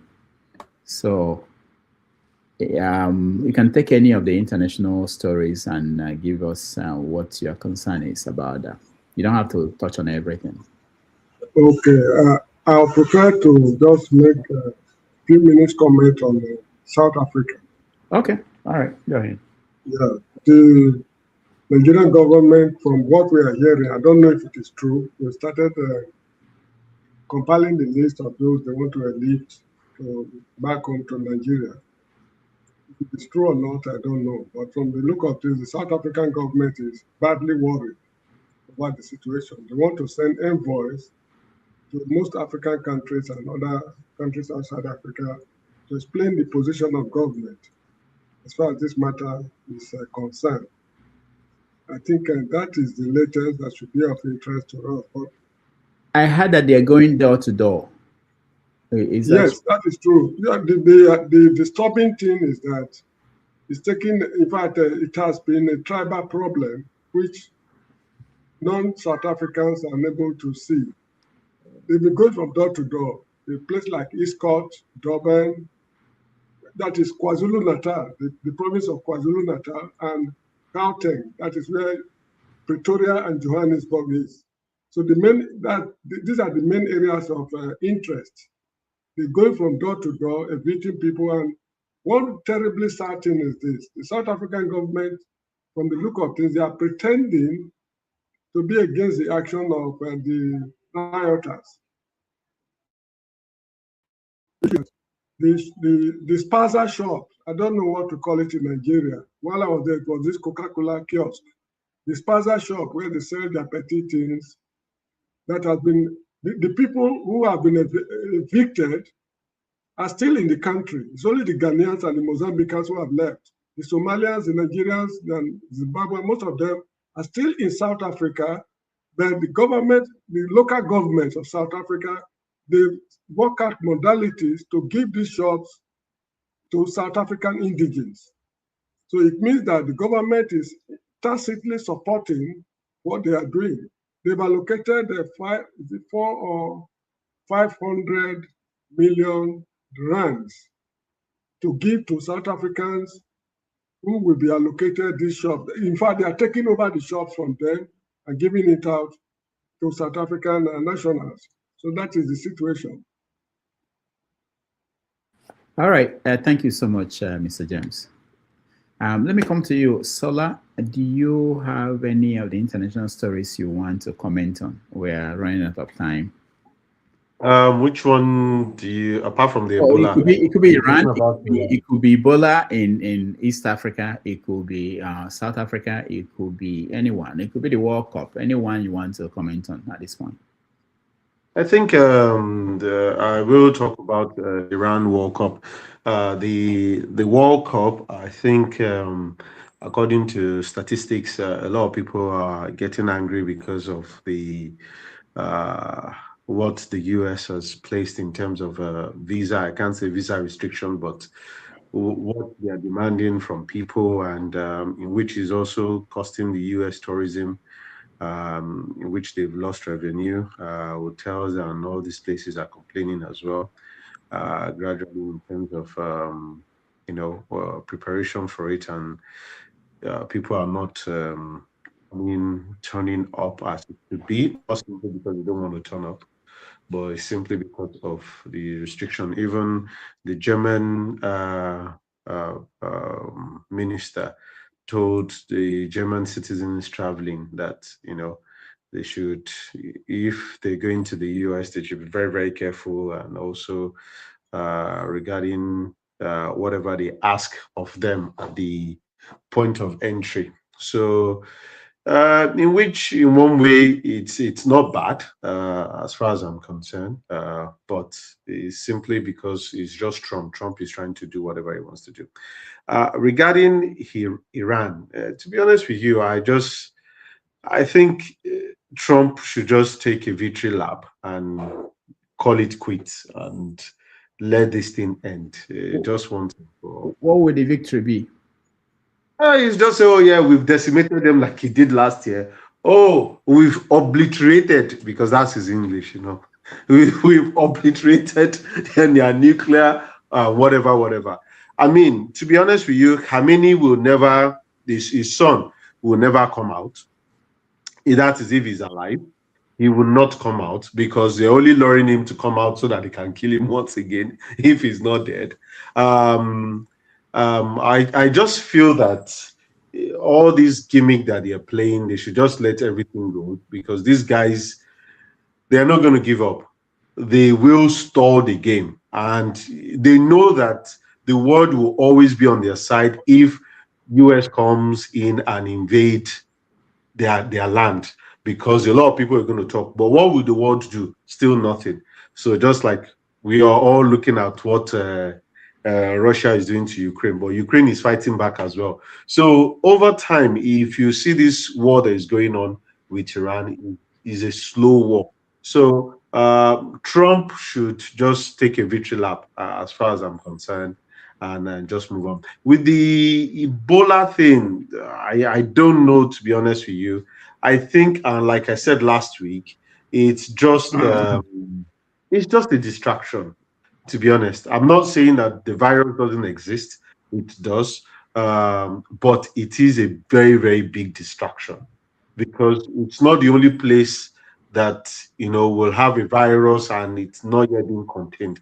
Like I did research, the area that this Ebola is more prominent it is the area where they are mining a lot of their minerals. Why is it that it's always happening in where they are mining minerals? Why is it not happening somewhere else? So sometimes don't look at what they are selling to you at the front. Look at the back to understand exactly what is going on. So the Ebola is just there just to cover people's face and do whatever they want to do. But that is not exactly what is going on. So that's just what I think regarding the world and the rest of it. Thank you. All right, thank you so much. Jagon, it's a chance. You don't have to comment on everything. We want to prepare and rant. But if you can, Jagon, I like the people in the UK. They've not told us enough about what's going on with the Reform Party. I heard that one guy wanted Nigerians to be used at to fill in the potholes. You guys don't tell us what's going on there. Are you okay? Is everything okay for? Well, regarding that subject, I mean, it's difficult to know what to speak about given the plethora of subjects that are on hand.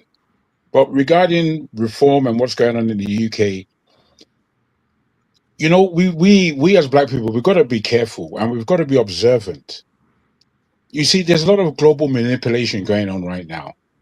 The West is in trouble, and they are manipulating the news. They are reframing subjects that, if you're Black like me, then you bulk at a lot of their positioning, their suggestions.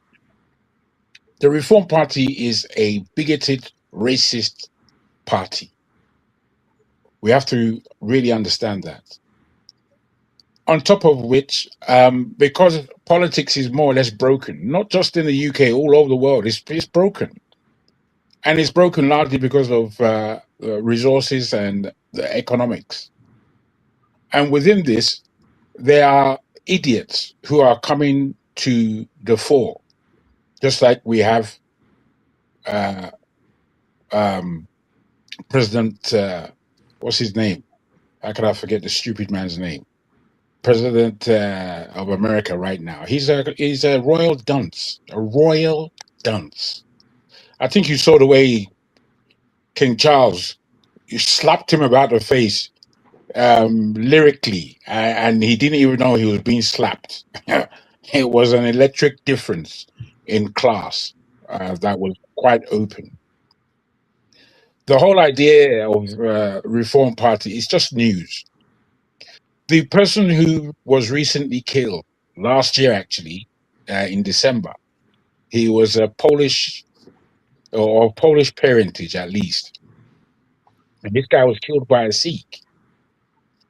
And the way they framed it, they were comparing what happened to him to what happened to George Floyd. Once again, please. George Floyd. Thank you very much. To George Floyd.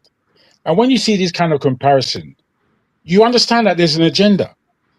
There is an agenda. They are calling themselves now those who are suffering racism because the police didn't believe the white person and the police believed the brown person, as they are putting it. So there are idiots in the media who are now speaking of reverse racism. You and I know that white people generally don't understand racism because they haven't suffered under it. However, me and you can't do anything about racism, or don't be put in a position where you and I feel as though we can do anything about racism. The only people that can do anything about racism are the people who set up the whole ideology of racism. The whole ideology of racism was set up a good 500-600 years ago. And we, as Black people, have been the ones who have suffered under it the most. So with this imagery of what is called racism, you know that they are trying to set something up. We are a minority, a great minority in this country as Black people. And we have been fighting, and they have this new phrase called double justice or double policing, something silly like that, which is to say that There's one rule for them and another rule for us, depicting that white people are suffering under this regime, this repositioning of police. And I have to put it to you, since I've been growing up in this country, there's always been this aspect of double policing, whereby we as black people have received a different level of policing than every other ethnicity in the country. Now, given that, we have learned and we have pushed, we have advised, we have tried to let the authorities understand that this can't go on. We are being treated differently. They ignored good 20, 30 years of our racism, and now they're coming to say that they are being the ones who have been looked at as the ones who are victimized, that we never believed the white man. The white man is suffering. Rubbish, man, rubbish. And we have to really understand that it's rubbish. We have to understand what's coming out of the news on a daily basis, because they're trying to reposition themselves as the victims. Meanwhile, they're the ones who have all the guns, all the ammunition, and they're the ones who can oppress. A black man can't oppress anyone apart from themselves, which, unfortunately, is what we are positioning ourselves to do. It's quite sad. It's quite sad what's going on. And it's quite sad the level of blatant bullshitness of the European setting themselves up as the victim. I mean, it's like you need a slap in the face. It's talking rubbish in my presence. I personally don't like it. I bulk at it. I did want to just go on a little bit and say, look, you see, between what they call FBA in America and the xenophobia that is taking place in South Africa and the general idiocy of our people who don't like to pronounce honesty. We don't really like honesty. We are doing the job of CIA or whoever's behind all this idiotic rhetoric that is coming out of the mouths of black people, that is largely setting us against each other, as opposed to bringing us together. It is very wearing and tiring for me when I listen to some of these horrible ways of thinking. I'm thinking, are we going forward? Are we going forward? You know, again, I'll just land on this. The issues that we have as black people are mounting. They're becoming more and more. And unfortunately, we're going the wrong way. Our issues between ourselves should be becoming less and less. But because there are idiots in this planet, idiots on platforms as our one here, idiots, people that don't know how to speak properly, people that speak because they're offended, people that speak rubbish because they feel, I don't know, bro. But what comes out of their mouth, it's like useless. It doesn't assist anyone. It's like, if I was running the show, there'll be people that will never come back to this platform again. Thank you, anyway. All right, thank you, Jagon. We appreciate you. Femi, you're next. So, thank you. A couple of bullet points, and my first bullet point: full disclosure. I wrote on Lassa fever in my previous life as a microbiology virology student. Lassa fever is related to Ebola. I wasn't going to talk about this, but only because this is only in reaction to what Sola said earlier. And it may have been inadvertent, but sometimes when we do not know, we do not know. It's an existential threat in itself. It's been like that since 1976, just about the same time Lassa, the Lassa virus was discovered in a village called Lassa in Jos. So I would not necessarily count it as something that's been, I mean, it's possible, but I would not necessarily just wave it aside as easily as he has. It's a serious, I mean, it's one of the very few, there's another one called Marburg. These are all related in a way to even yellow fever as well. It's just that they're more severe. They fall under what they call about safety level 4 virus that requires containment. It's extreme. It's not something that should be taken lightly.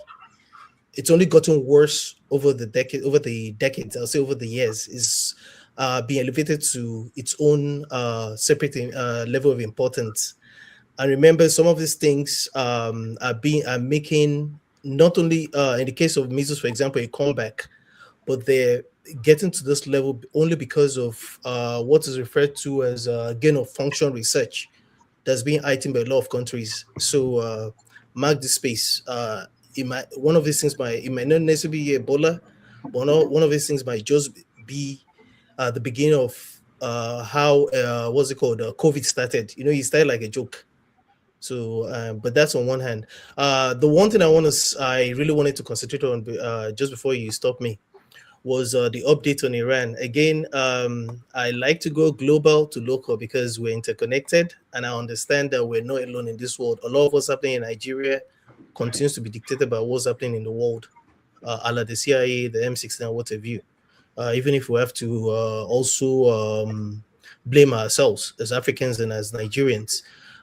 Some of us we're continuously labeled as being conspiracy theorists. But you know, today we are here. We see what's happening. Iran is showing us the way. Aid them or loathe them, they're showing us the way. And for those of us who have gone to, like I typically would say, we may not have known better in the past, but we know exactly what's happening now. So nobody can fool us anymore, you know. But for those that are yet to join our camp to understand the dynamics of how the world actually works versus what we're told, welcome. Because again, someone amongst, I don't know if it was John Mearsheimer that famously said, Persia, that's the graveyard of empires. Welcome to 2026. Thank you. All right. Thank you, Femi. Rudolph, I beg your pardon. I just wanted to add to what Femi has said about Ebola. It is important to note that the chemicals used in oil, in gold mining, the properties, they are like cyanide. In fact, they have cyanide in them. Cyanide poisoning is very similar to Ebola in terms of what the factors that are there. And they are using the cyanide poisoning within the DRC to suggest Ebola is taking place. There is a lot going on behind the. What we hear on TV is secondary to what's going on. Thank you. All right, thank you. Saxonia. Yes, sir. So what are we talking about? Well, looking at international stories, just give us your take on any story that's important. Well, I sent you some. I sent you some in the chat. I told you I was trying to get you to look at them. This was a while back. I was. Mention them because we have like 15 minutes left for the whole show. So. All right. Well, you know, I mean, where do we start? The S&P dropping there. I could talk to you guys better about that. We were talking about in the chat the refusal for entry for SpaceX, for OpenAI, and Anthropic. So those are things people should go look at. And also look at, I told you to look at Section 224 that they're pushing in Congress now, trying to link the United States military and the Israeli military and make them one fighting unit. So if that doesn't bother you, being from the United States, I don't know what else will. What else is in the news lately? I guess that's it, you know. Also, cash-proof yourself. I think a recession is coming. I think AY will agree with me. Maybe not, I don't know, because AY is making all the money. But yeah, I think cash-proof yourself. It's looking really, really crazy out there. And also, this is for people like forefathers that rely on AI so much. You should look at what the S&R companies are doing. They're pulling back on R&D right now. Like everybody's seeing that the cost outweighs the benefit. And anyway, did you see what was the guy's name? I don't remember. The one that was talking about how it's affecting people's development. He was talking about it this past week. I'm going to check it when I get off now. So, there's a lot of interesting things in the news. And yeah, Section 224, people go check it out. Check out Anthropic. Check out what's going on with the S&P. Check out what's going on with AI. Check out what's going on with SpaceX, the refusal to let it into the S&P if more funding. And that's it. Since we have only 15 minutes, I guess if we go on 4-5 the show and it lets us talk, then we'll have something to say. Thank you. We're still going to rant, so I just want us to give everybody a chance to talk about international stories before we rant. Anyway, go ahead. Yeah, thank you again, Rodolphe. The South Africa crisis, it is a shame, actually. You see, now people are forefathers that like to distribute the country across tribal and religious line, which I have really warned him. What will be your excuse now, South Africa killing fellow black people? What would be anyone's excuse? Why are you killing people? I mean, if you know any black person, Nigeria or whoever, that committed a crime, you take his case up. So why are you after every black African living in South Africa? Not even the white people there, black people. It shows we have serious problem. We don't want to tell ourselves the truth. When they favor us, we can divide ourselves across tribal religious line. Black man, there is problem. There is problem we need to face. The Dr. Ogbu Wednesday said last week that part of the crisis going on in South Africa is sponsored by the Israeli. And I kind of agree. I think there is something going on we don't know, but I will leave that for everybody to think. The Iran crisis, like Mr. Sola said, honestly, there is no way out. I think Trump should just pretend. He should just pretend that he won and just leave, because right now it's not really favoring evil America.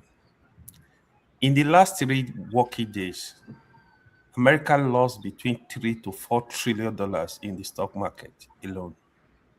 You can fact check me. You see, even the people defending Trump on this channel, they are all tired. Everybody is tired. Trump core supporters are tired. Even this week, the Congress, they actually passed a vote to take the war power from him. So that passed through to Congress. Some of the Republicans supported the Democrat. So I think the bill, they've passed through that to the Senate now. So, and one other news you actually forgot, Dr. Damages. So the judge blocked Trump, the 39 country ban. So he said it's illegal. So that gives hope to countries like Nigeria and some other countries, mostly black countries. It shows the level of hate this man have for of black people, mostly black country and Muslim countries. I really don't know why people support this man foolishness. If you live in America, you know what is going on. That one, I say I will not even talk about this. When you go to the a gas station, you know what's going on. Go to grocery, you know what's going on. I think they don't have a way out in Iran. Iran are ready to fight till the last man drop dead, except he want to nuke Iran. They don't have a way out. Strait of Hormuz is fully in control of Iran. Even when you hear Trump blabbing, we've eliminated all the Navy, all the Air Force, all the right. Who is protecting the Strait of Hormuz? Is it Mami Water that is protecting it? He just lied uncontrollably. He doesn't care. He said, how can a president say 100 things? It's only one that is correct. So for me, I think there is no way out, because if you keep going to that war, Iran are ready to go all out and fight. So I think they are even ready to go on with that fight. So the solution is for them to withdraw and let the world be at peace. Otherwise, all of us are going to pay for it. Thank you. Thank you, AY. Let's hear Fofadas. Yeah, thanks for that. Regarding this global situation with Iran and the US at the moment, I think it's all, from the way it appears, the US has lost, but I worry that this situation may be more dangerous than it appears, because some people are just looking at it from the point of view that because Iran controls the Strait of Hormuz and America is in a very, very precarious situation. So, and because of the election that's coming up, Trump doesn't have much of a choice than to give up. And but there are too many disturbing factors that are surrounding it. Israel is one of them, has a very, very strong drive to want to destroy Iran.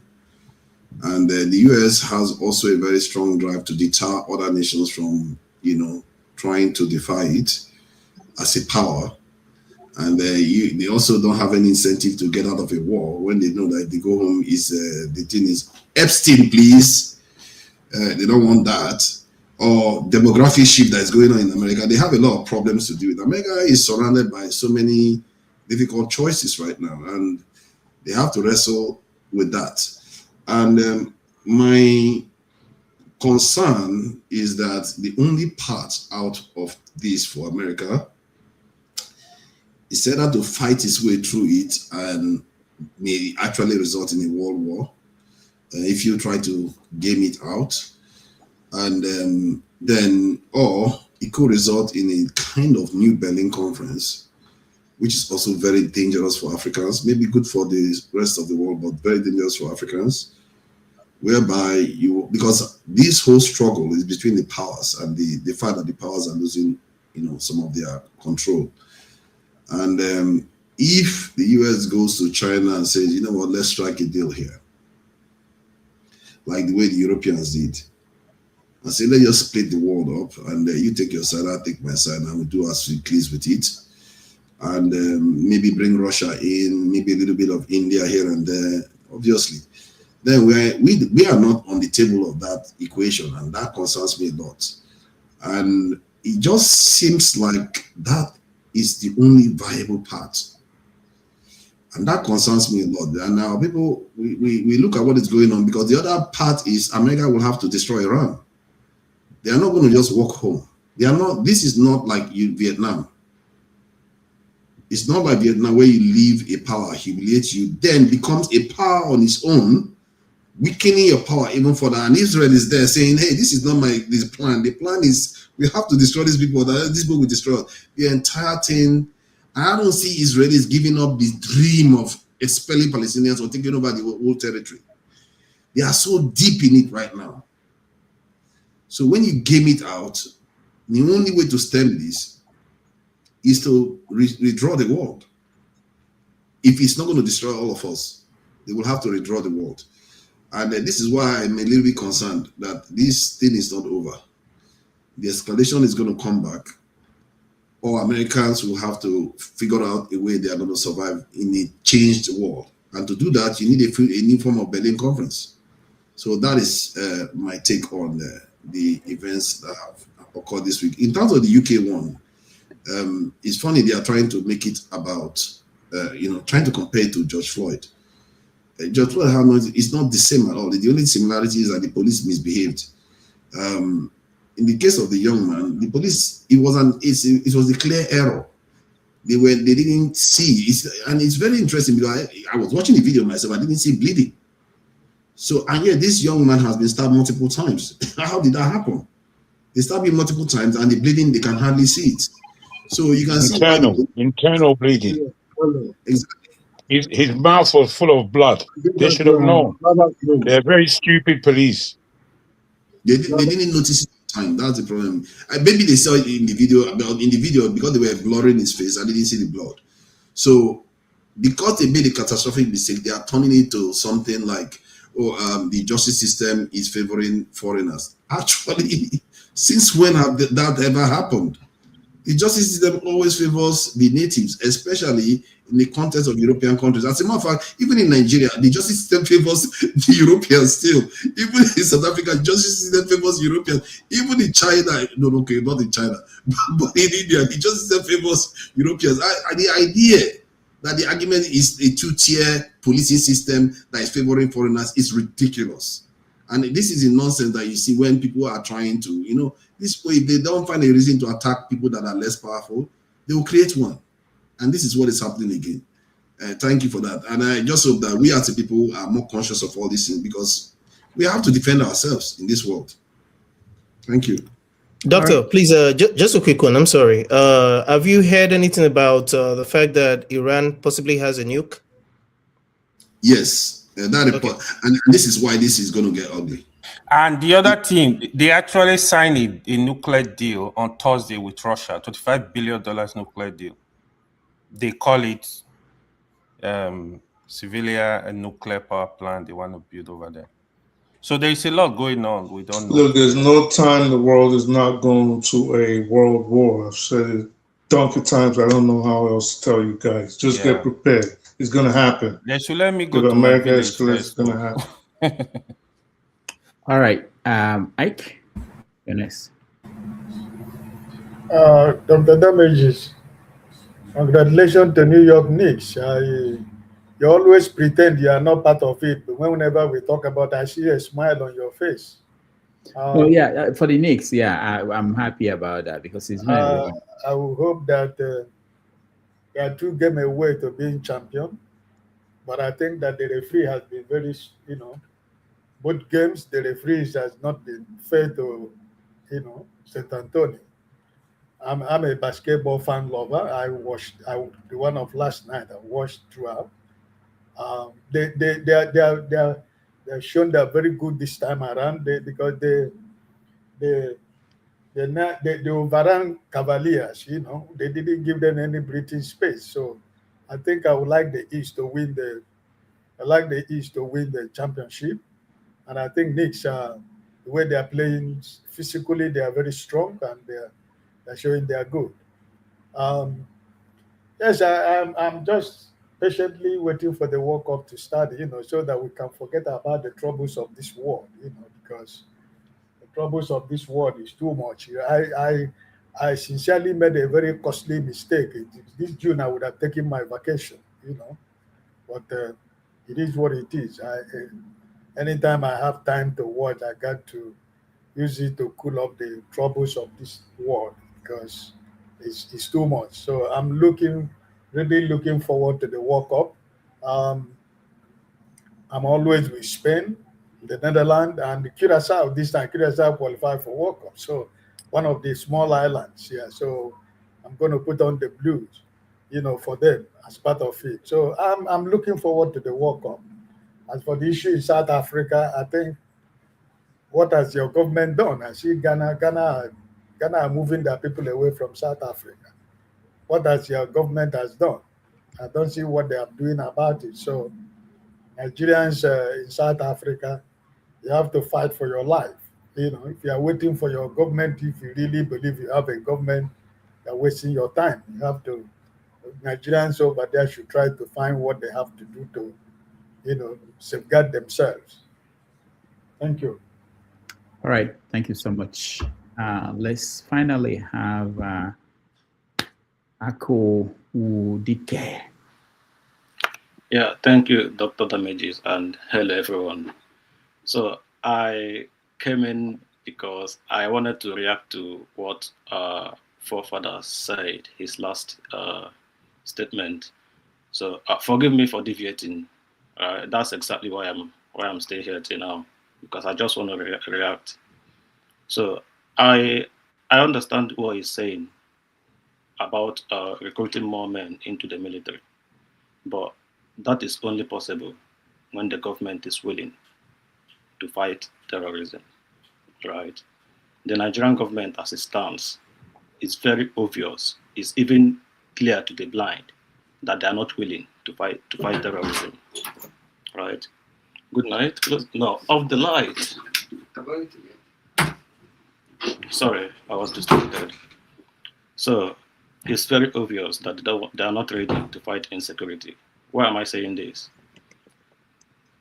There have been a proposal for state policing, and on the 12th of December 2024, we Nigerians were told that there has been a unanimous consensus by the governors forum, right, to backing state policing. The only group in Nigeria that opposed that very unified consensus is Mojtaba. That is the only group in Nigeria that opposed it. It was Mojtaba. Everybody is aware of that, right? They opposed it. They don't want it, and it's a Fulani group. Kunle Olaomi, right? He spent 35 years as a strategic intelligence officer in Nigeria. He came on national television and told every Nigerian that there is an active and ongoing plan to Islamize Nigeria. He spent 35 years as a strategic intelligence officer in Nigeria. He's not stupid. He's aware of what he's saying. Lieutenant General Theophilus Yakubu Danjuma, right? Yeah. He also told us, everybody is aware that he's a top military official in Nigeria, right? And a strategist too. He told us that the Nigerian government and the terrorists are colluding to kill Nigerians. We all are aware of it. Don't let anybody tell you otherwise. Anybody coming here to tell you that it's not what it seems, is either a terrorist or a sponsor, or what will I say, like, or their sympathizer. We are not stupid in Nigeria. Look at the kind of rampant killings going on, and they do it with impunity. They post it on their social media handles. And you want to tell me that the Nigerian government can't trace these people? It's a fucking big lie, man. Stop. It doesn't make any sense. We are aware of us, as in it's happening before our eyes, and some people will come here and try to paint. Come on, it's not gonna work. Till as we speak, the person that made the call to withdraw the military from the scene of a terror or kidnap, from the scene of a kidnap, of a terror attack and kidnap. Till as we speak, nobody has named the person that made the call to withdraw the military from the scene shortly before a terror attack. Till as we speak, nobody has told us who made that call. And is it that same government you want to employ more? As in, even if you like, take 50 million youths into the military, they're not going to do anything because the government is not willing. From every angle, every hand. Kunle Olaomi told us that they investigated terrorists, and then they found out that their sponsors were in the military, were part of the Nigerian government, and they were never investigated. He said this on national television. So my message to Nigerians are: if you're a Nigerian, look for any possible means to defend yourself. If you don't do it, you will die. No military is going to save you. Because the recent, I don't know how true this is, but the recent information we got is that terrorists were communicating with the military during the time of the attack. I don't know how true this is. It's still being alleged. But once I find out if it's true, I will still come here and let everybody know. So don't ever believe that any military man or Nigerian government is going to save you. It's either you save yourself or you wait in your house and die. Thank you. All right. Thank you so much. I think everyone is done. We are going to go straight. We're not taking a break. Go straight to ranting.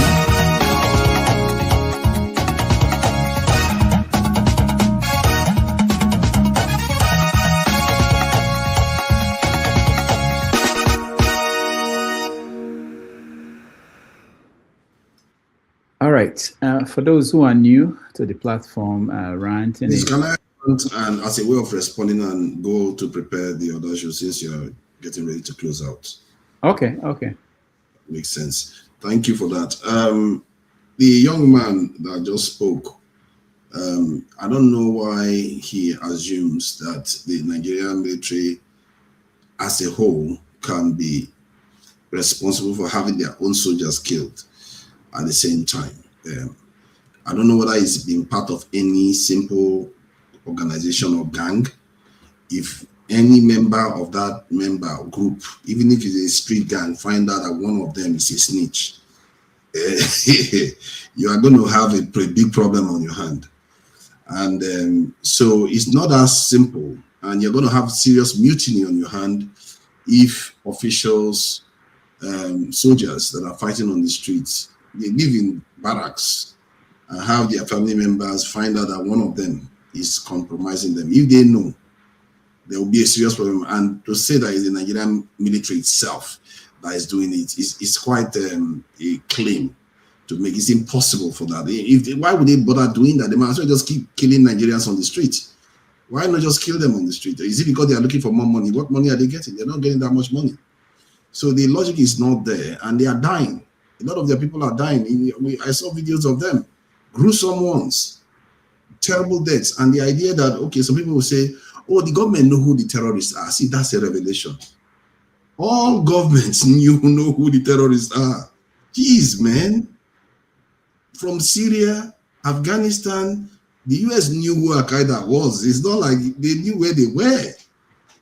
You know where they were. Take them now. Why are we acting as if we are breaking news? And they keep using that Abacha quote like as if it's a revelation. It's not a revelation that government know who the terrorists are. Israelis knew who Hamas was. They can't take Hamas. Hamas is there. The problem is, how do you deal with them? The way you deal with them, the examples are out there. I've said it multiple times. This is not rocket science. Just copy what other people have done, and the problem will go away, and we'll not be hearing our women begging for their lives, and our farmers not being able to go to farm. Nigeria losing almost $50 billion of potential GDP growth every year. It totaled almost 1.5 billion in 10 years. 1.5 trillion, I mean, Nigeria has lost. So I don't understand why this is so difficult for us to understand. That said, regarding the American and the world politics, how it is going, I think Guber said there's going to be a world war. I fear that a world war is out of the cards, and that's why my own thinking goes in the direction of a potential agreement between the powers. They might reach an agreement that may not be good for us, because they know a world war will be too costly for both sides, and it can easily spin out of control, and one country might decide that let me experiment with my nuclear weapon. And all simulations they've done in the world, they simulated that, according to the reports, that whenever one nuclear weapon is used, that eventually all of them will be used. So they see the danger, and I feel like they all know that. So because of that reason, they will want to go a different route. But let's watch his space. Maybe he's right. I don't know. So I'll leave it at that. Thank you. All right. Thank you so much for that. Let me say something before we continue. I just want to add my voice to something. I'll play a video of one of my producers sent it to me. Let's watch. Oh, there's a setting in this new setup that you can't even play video automatically. Okay.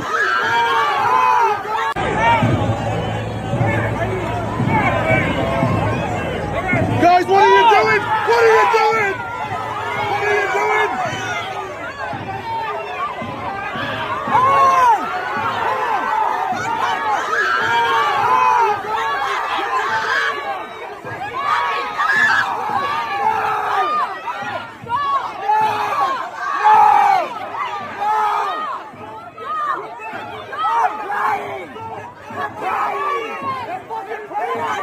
you doing?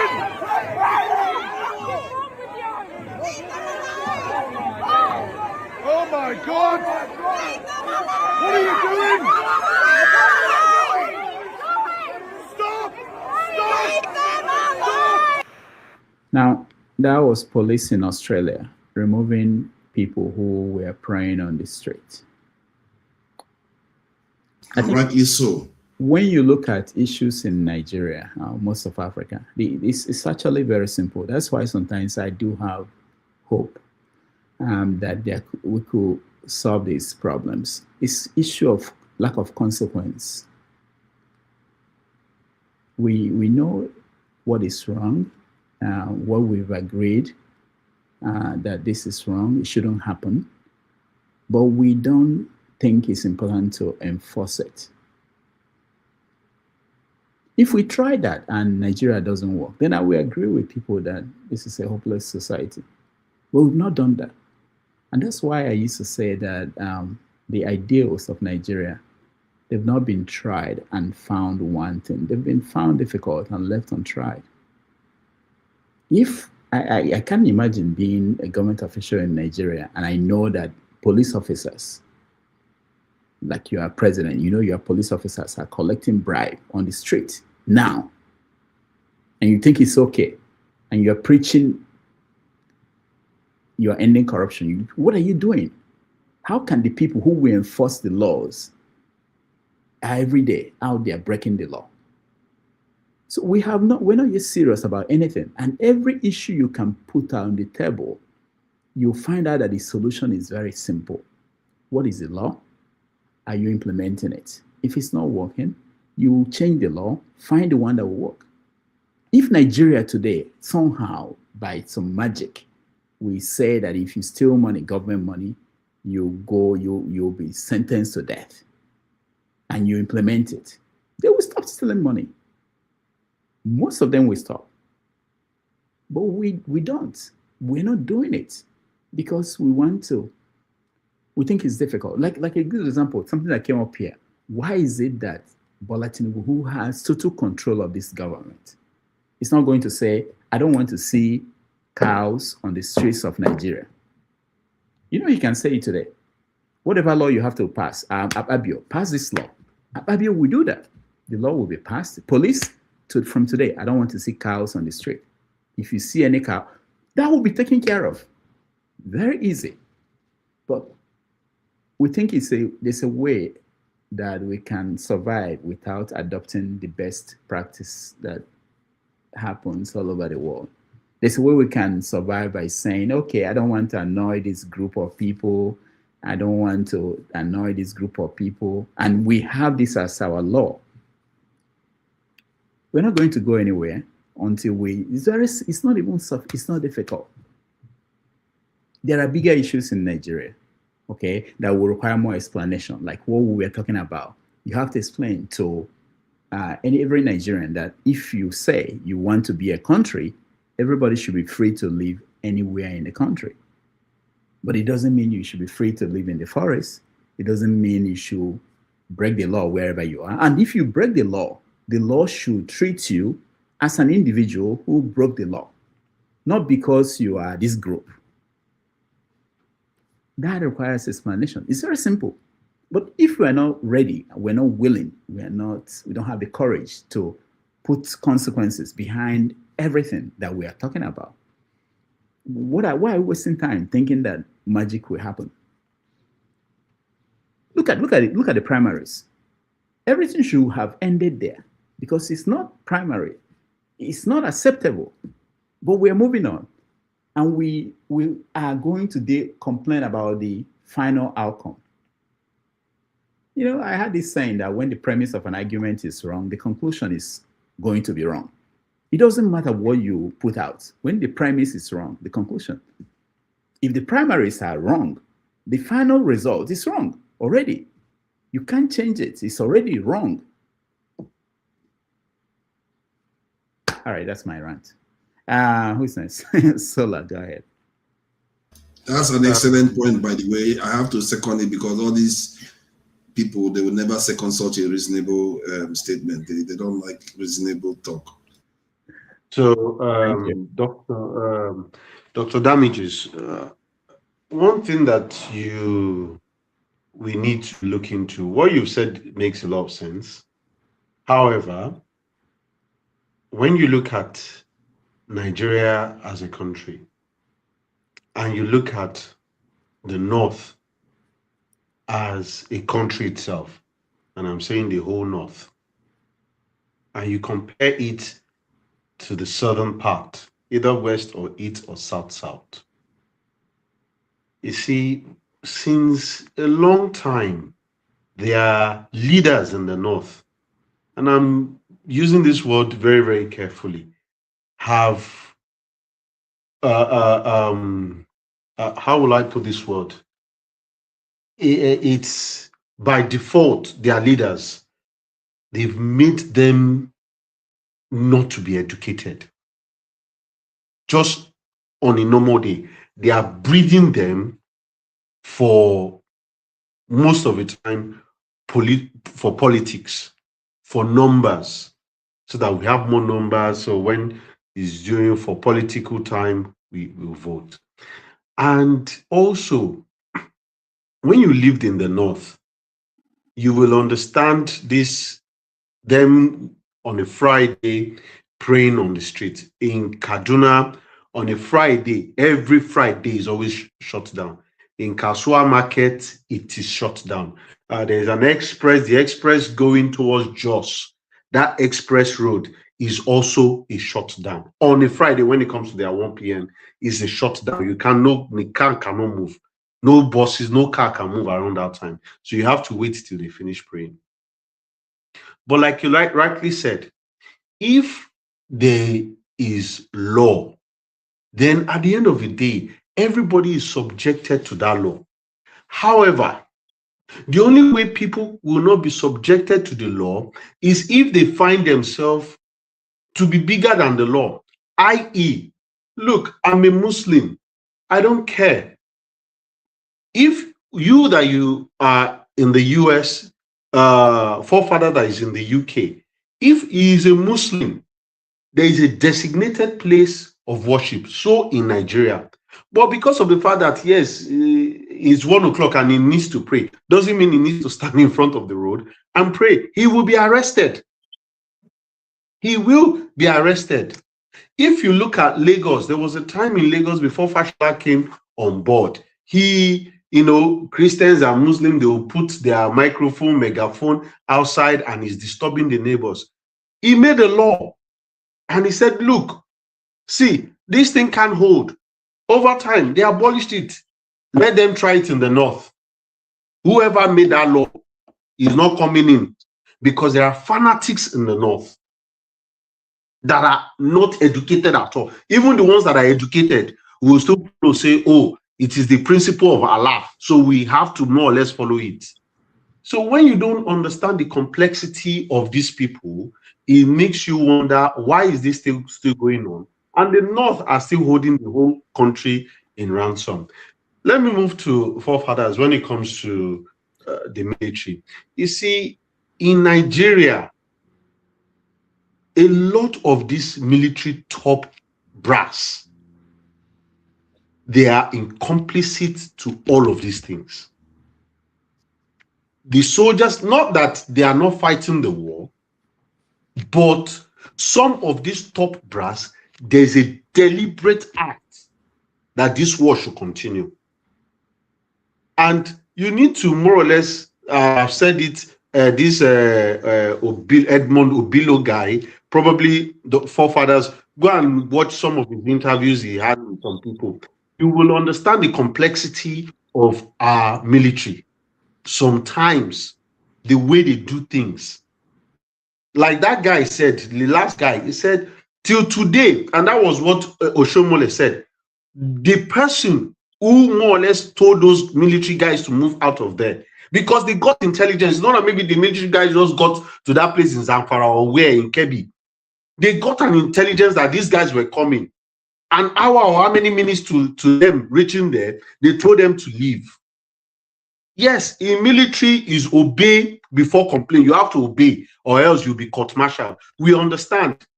But if we are fighting a war and you and I know that, yes, these guys can face them, these guys is going to face them, why are you telling them to leave the place?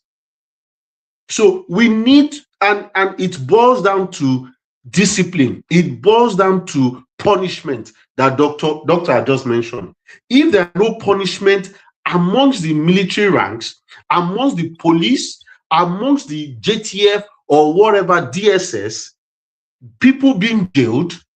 I mean, if this was happening in China, they will be killed. So in reality, if we are not going to face if we want to face it head on, we have to treat it in such a way that if you are found wanting and there is stark evidence against you, is either you face a firing squad or you go to jail. Either one of the two. So that is where I'm going to land. We need to see ourselves, number one, as Nigerian. If we all do, all this problem that we are talking about will more or less be capped. Thank you. All right, thank you so much. Let's go to Jagun. You are next. You see, in the fact that we're ranting, or supposedly, I again, I don't really want to speak about anything in news particularly.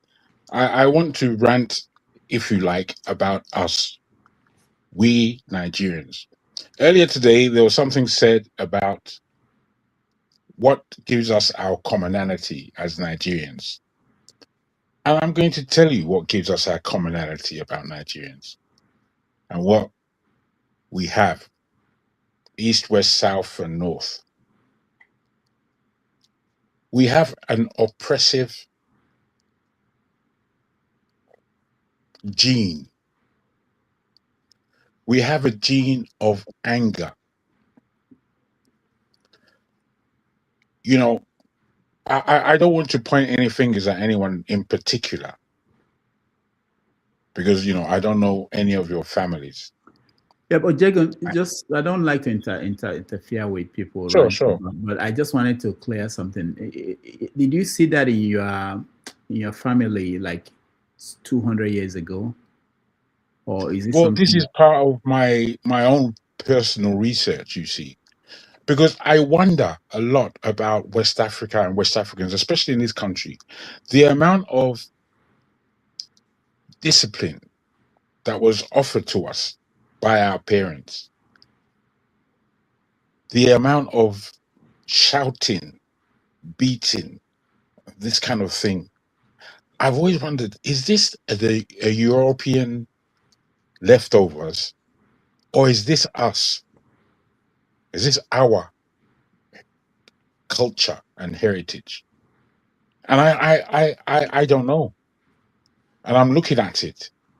But that, I suppose, possibly the most different one of us. But I can hear the Niger accent in him, which is with Saxonia, as he's being called there.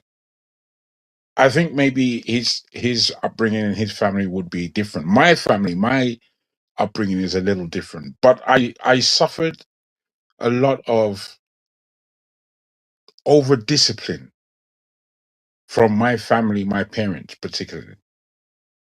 My parents are wonderful people. Don't get me, really, really, really wonderful people. Well educated, well adjusted, balanced.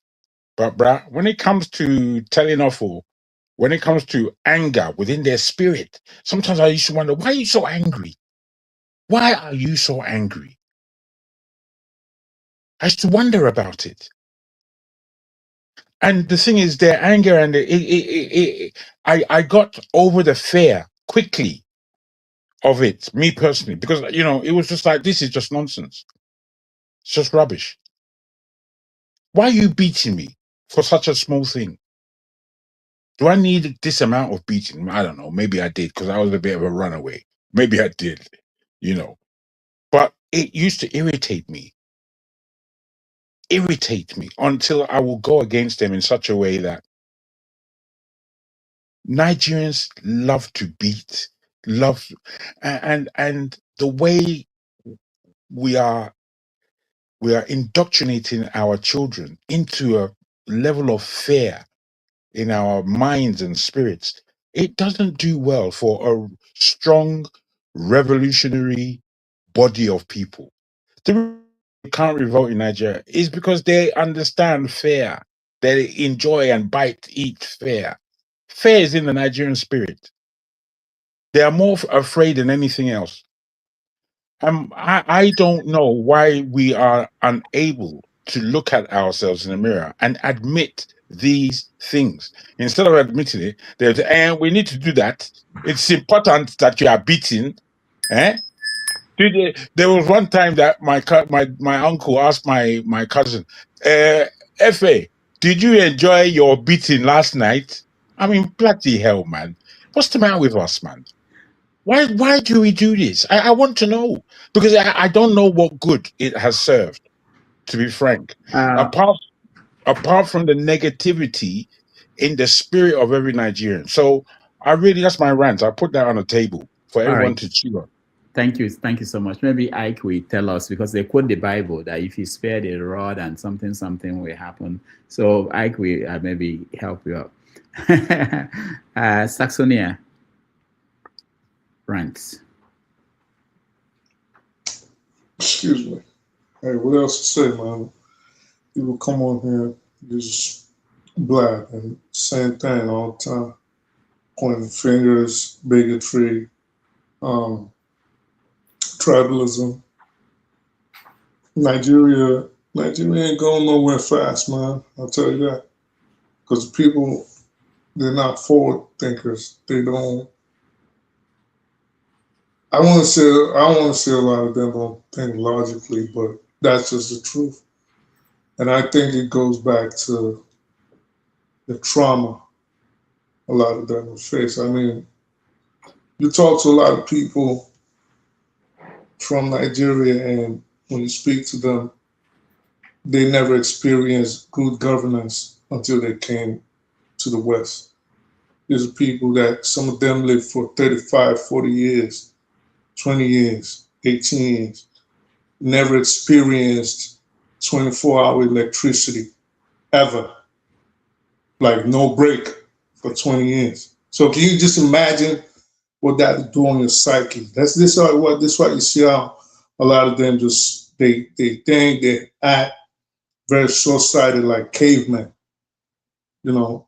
So you say one thing, and I wish Sola was here. I was going to tell him, listen, you made the biggest mistake ever since you came on the show by letting these people know your religion.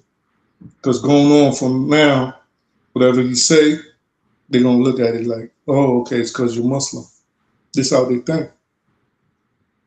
And these are the people that scream revolution. You're from a country, everybody ran away. You have houses, you don't even have sidewalks. Open defecation, like I was telling someone in the comments. But what do you guys do when you come in a place like this? All you do is point fingers. Oh, it's the Muslim, it's the North, it's the Fulani, it's the Igbo. Forefathers is acting today now pretending like he's cool with the Igbos. Watch him next week. Someone bring up a topic of Biafra, he's going to go crazy. He's going to start talking crazy to them. So this is how I do enjoy coming here, because it lets me see how they Nigerians think. But at times it's like, can you imagine there's almost 300 million people thinking the same way, like 90% of the people on this panel, on the show. Nigeria is not going anywhere. Nothing is changing. It's not going to change. Let's stop lying to ourselves. People are myopic.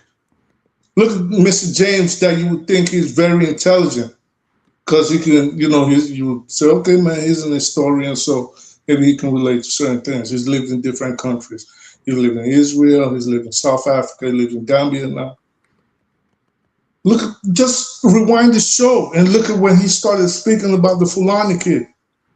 Oh, he's a spy. How do you know? Oh, normally Fulanis, they don't understand English. Are you freaking serious? Are you kidding me? So this one speaks English properly, automatically. He works with the SS. He works with Romo. Like, how do these people think? And it's not just one section. Like, you would think, oh, they're educated, they've been outside the country. They're all mostly the same. And as this election gets closer, for example, what forefathers mad at?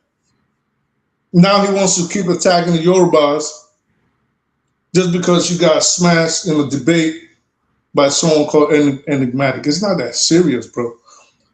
Come next time, do better research, or just start speaking big, unnecessary grammar like dude was doing it, and do it. I don't know. Maybe that's what Nigerians love.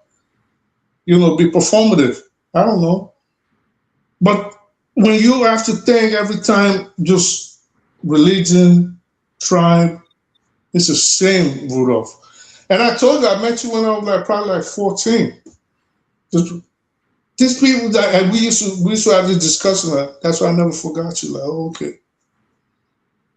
These people Nigerians are weird, bro. Like, you think about, you come to this show, it's fun, you know, you're making friends, you're thinking, it's like, God damn, you guys expand the way you think.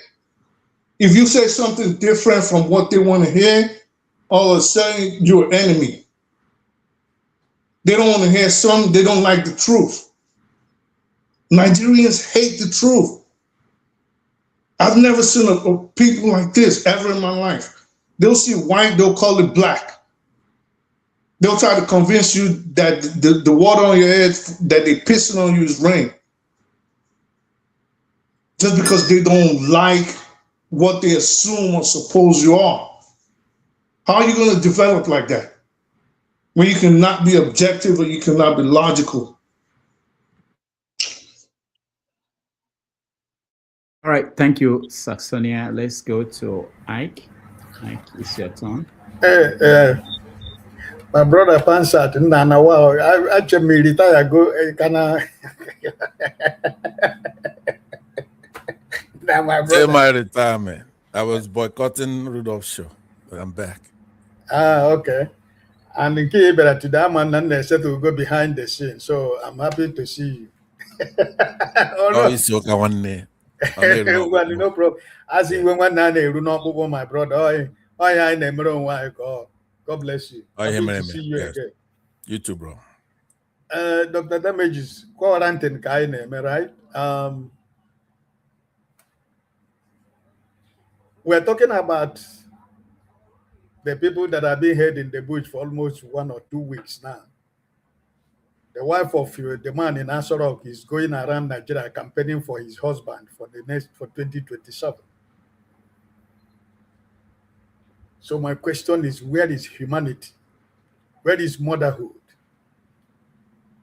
In the midst of what is going on, he's campaigning for his husband for 2027, going around Nigeria. A mother is able to carry a child for 9 months and deliver, know the pain and the joy of bearing a child.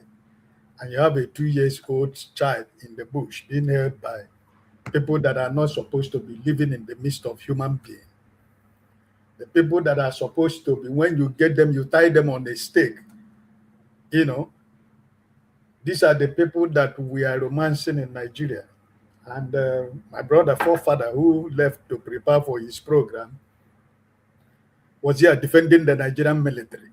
You know, sometimes that's why I tell you that most of us here, we speak from both sides of our mouth. In defending the military people that they are not part of it. They are complices. I don't hide it. That's my feeling. They are part of the system. They are the terrorists that we have in Nigeria. They are the Fulani headsmen, and they are the kidnappers, the government. They themselves are the people that are doing what is going on. Because if Justice Cracker can be tracked, if his phone can be jammed, if they can know where Justice Cracker was, and immediately they went there and arrested Justice Cracker, tell me how, in this wide world, that the government in Nigeria don't know where the terrorists are. Like my principal used to say, they will call the family of the people they are holding, tell them to bring the money, tell them where they're going to bring the money. Even when somebody is sick, they bring a doctor into the bush and treat the person. And when you ask police will tell you they don't know where they are. That's the country we have found ourselves. So anybody that is defending Nigerian military here, nobody is telling you that it is all of them that are doing it. But that case in question where my brother mentioned about the man who ordered the military men to leave, which everybody in Nigeria know or heard. Even Oshomole repeated it last week or so. His forefather telling me he doesn't know. He doesn't know that something like that happened in the Nigerian military. And up to today, we don't know who is that person is. And every day we are talking about bring 10 million people into Nigerian military. Bring your family to join Nigerian military. This is the problem we have in Nigeria, that we can never tell ourselves the truth in as much as there is something that we are benefiting on behind the scene from whatever that is going on in this country. Even with our widest experience as people who are living in a country where things work, still, we will come here, we pretend and cover and pretend as if we don't know what is going on. Dr. Damage, you just made a simple, when you were making your little analogy, he said, when you are talking about corruption, the security policeman who is supposed to be the custodian of the law is collecting bribe, and you want to fight corruption. How is it going to be possible? Like Dr. Damage, something that is very simple. Because if the policeman does not collect bribe, it will be difficult for anybody to be able to give somebody bribe. You will be afraid to give bribe. But because police is embedded into the corruption of bribe, that's why they go to the street. They are not even going there to defend Nigeria. They only station themselves there to make account to their DPO or their senior officers. So we have a problem. And it is so painful that Sheyi Makinde, who I used to respect a lot, decided that it was Adelabu's family that he has to go and visit. While his citizens, that is the chief security officer of Oyo State, that had been held in the bush, he has not found it worthy to visit the families of those people. But he ran to visit Adelabu, and now when we were talking, Sole brought breaking news that the family of Adelabu has been released. Or I think it was if he was talking. So is this to tell you that our life in Nigeria was nothing? Our life in Nigeria means nothing to the people you call government. So it is everybody on his own. To your tent, O Israel. That is what it is, because in as much as this government is not ready, they know wherever everything is happening. They know the people that are happening. You play the film of Gumi here. He has told the world, not first, not second, not third. The government of Nigeria know where these people are. He know where they are in the bush. He know the people that are sponsoring it. He know the people that are the head of it. Why are we pretending continue to defend something that is indefensible? May God help us. All right, thank you, Ike. Now, Pansat, you end it for us. You have 3 minutes. Now, you want me to play? You want me to play a video for you? Yeah, it's not calling a video. It's not proper. It's just a short. What do they call this TikTok short videos? Yeah, it's still a video. Okay. Let me play it. Play it. I want to talk to people who are not used to the Igbo areas of Nigeria, the villages and stuff. So go ahead. All right. And our corrupt politicians, obviously. That's what I want to talk about a little bit.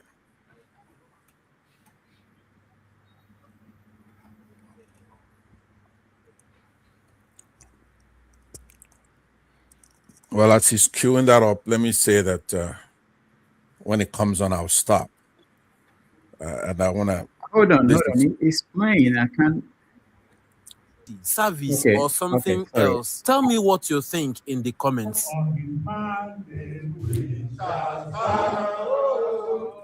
I just saw a video of Ojo's Okalo's village mansion, and honestly, I was shocked. The place is massive. Obi Kubana, E-Money, and the rest of them house combined is not up to this mansion, and it is beautifully designed. It got me thinking, when someone already has this much wealth, what still motivates them to seek political office? Is it influence, legacy, service, or something else? Tell me what you think in the comments. All right. All right, I just saw a video of Ojo's Okalo's village mansion. It's a very small honestly, video. I was shocked. But the what place it shows you when you look Obi at that Kubana, background, E-Money. It's the kind of corrupt wealth that politicians all over the country accumulate. And when you see them in Lagos or you see them in Abuja, you look at them as people who love Lagos and there's nothing in the Southeast.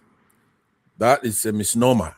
These corrupt politicians all over the country, they are our problem. And people, you could see the village, it's indistinguishable from Switzerland, for example. Not just his house, but other buildings and structures in the Southeast. So you are not doing anything to the Igbos by having the center keep being corrupt and being unfair and not making everybody believe that we are one country.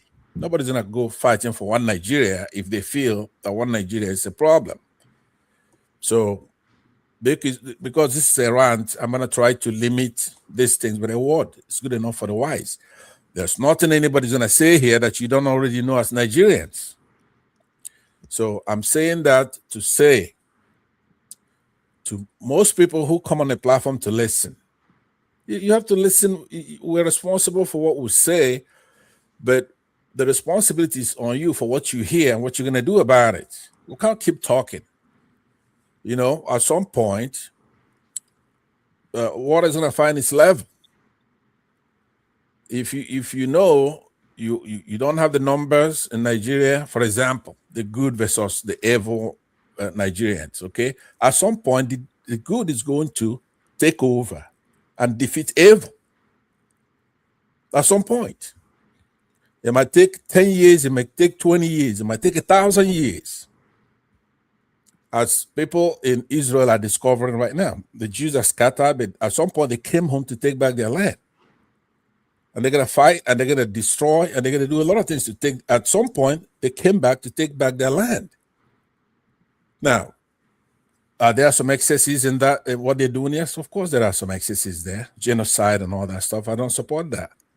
They're coming back to take back their land. They did. Same thing in Egypt, for example. That's our land as Africans. So at some point, the Islamic world was powerful enough to even conquer places as far away as Spain and Europe and all that stuff, right? So they did the same thing to our people. In Egypt, they took it over. So we are not talking about that now. We're talking about what's happening in Rwanda, where Britain is conspiring with the United Nations to take Hutus' land from them and put in a Tutsi. So it's beautiful. Now they've made the roads beautiful, but the Hutus own the land. So the Tutsis are like migrants, just like the Fulanis in Nigeria. Yes, they do have features that are not African, typical, flat nose, like Rudolph and Mainz here, even Ike, and kinky hair. So these Fulanis, maybe they have pointed nose, maybe they're a little taller here and there. These people are not going to just wipe us out who are genuine Africans with the features that we have. We like our features. I'm not going to trade it for that of the Tutsis or the Fulanis. So they methodically come in and they're cleaning out indigenous Africans, and they want to do the same thing in Nigeria with nomads, like the Fulanis. So when I first came on this platform, I used to scream about that because I see that going on in Rwanda. It's exactly the same thing, that the same playbook. So when they come and they plant somebody who is a Fulani at the United Nations as a deputy general there, so when these people are killing and taking land from people, we're screaming, but nobody wants to hear it. Rudolph, you should know about those kind of things. As a true journalist and somebody who's hosting a show, that's a bigger picture. That's the kind of discussion we should be having. When you look at what's happening in Rwanda, now it's pretty, but are they going to stop there? No. Right now, I bet, in my own belief, they're doing some biological wars with Congo and other areas around there. This Ebola and this and all that is coming from the likes of the head of state of Rwanda, who is a militant and Western-backed. So I would end by saying that Northern Nigeria, the way we speak about it, I'm just jumping around here. It's not a monolith, okay? colloquially, what do we mean by the North? It's not geographical where there's a boundary, then you have the North, then you have the South. No, there are a lot of Southerners in the North. So the closest thing is to say, what do you call them? The Muslims in the North that are not Shia. That's who we refer to Northerners. Not the people there. It's a bunch of Christians, people who are subdued, who can't say a word in the North. So we want to narrow it down. Unfortunately, I'm going to speak in truthful terms. I'm going to say this. What we need in 2027 is for those reasonable Northerners now and the Southeasterners to do an edict. I was posting that on the comment section. Make it very clear to people in the Southwest and some recalcitrant people in the South, that any attempt, we shouldn't jump over the hoop to prevent rigging, right?